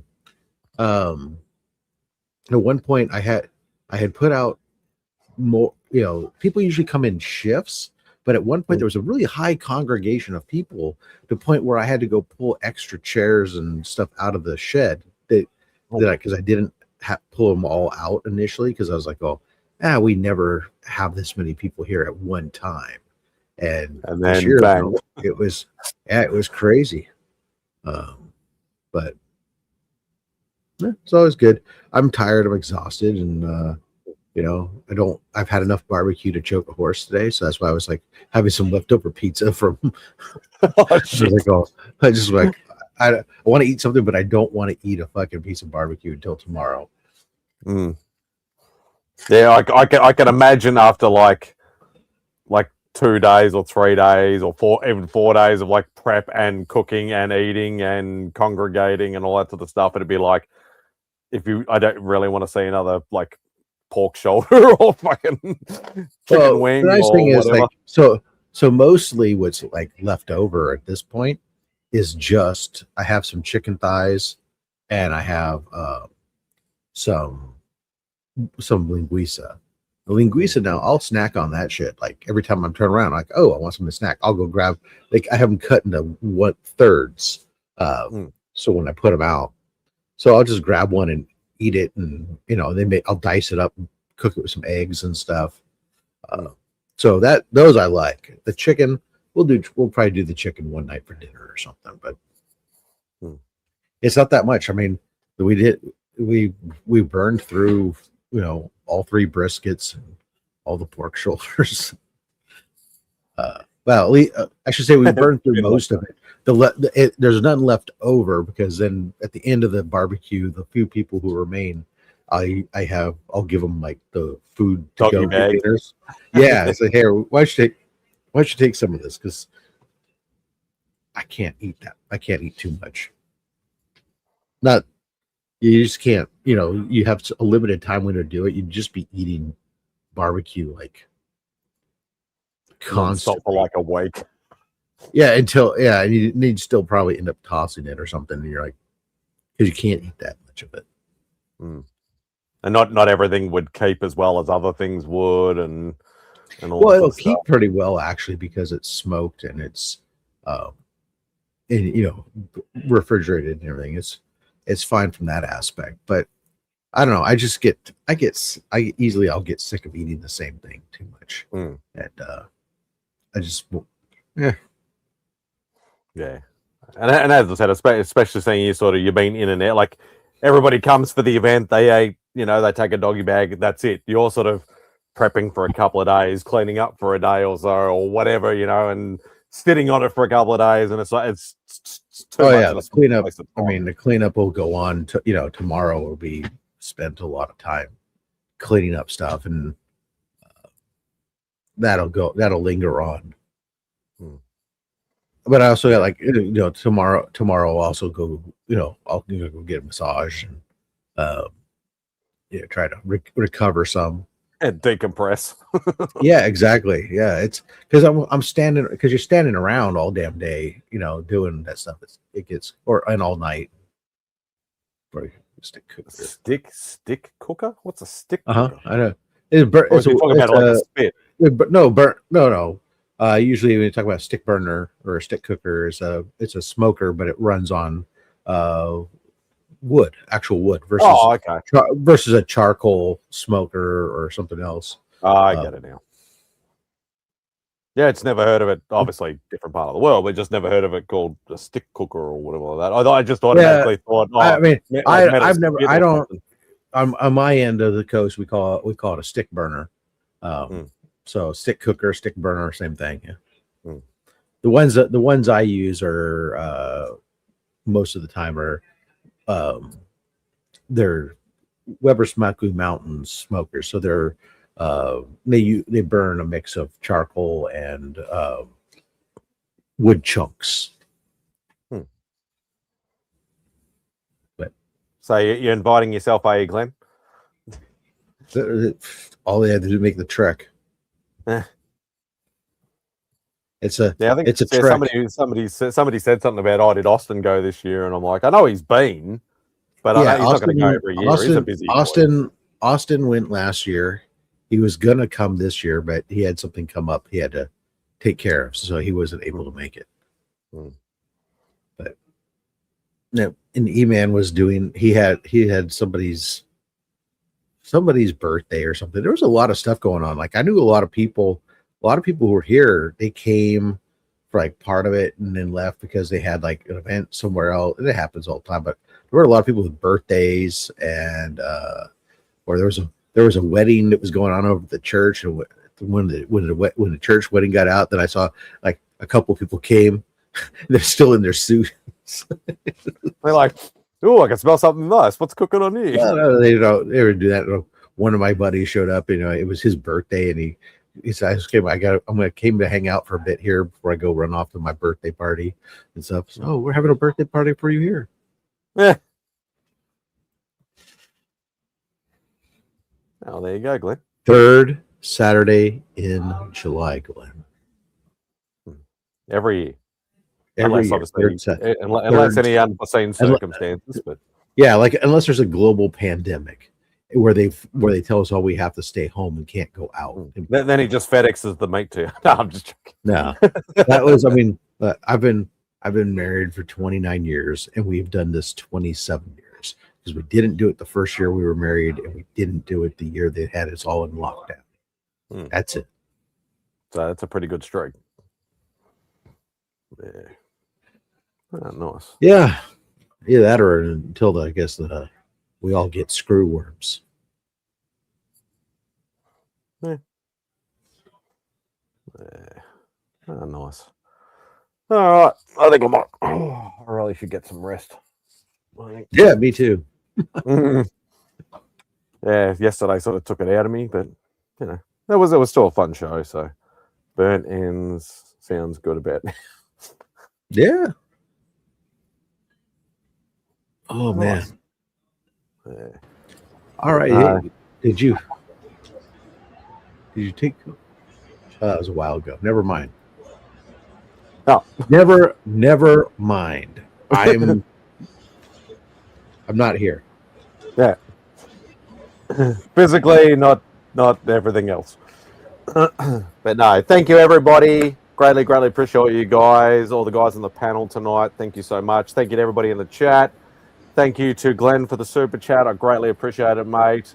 Please be safe, be kind, and buy and enjoy your comics.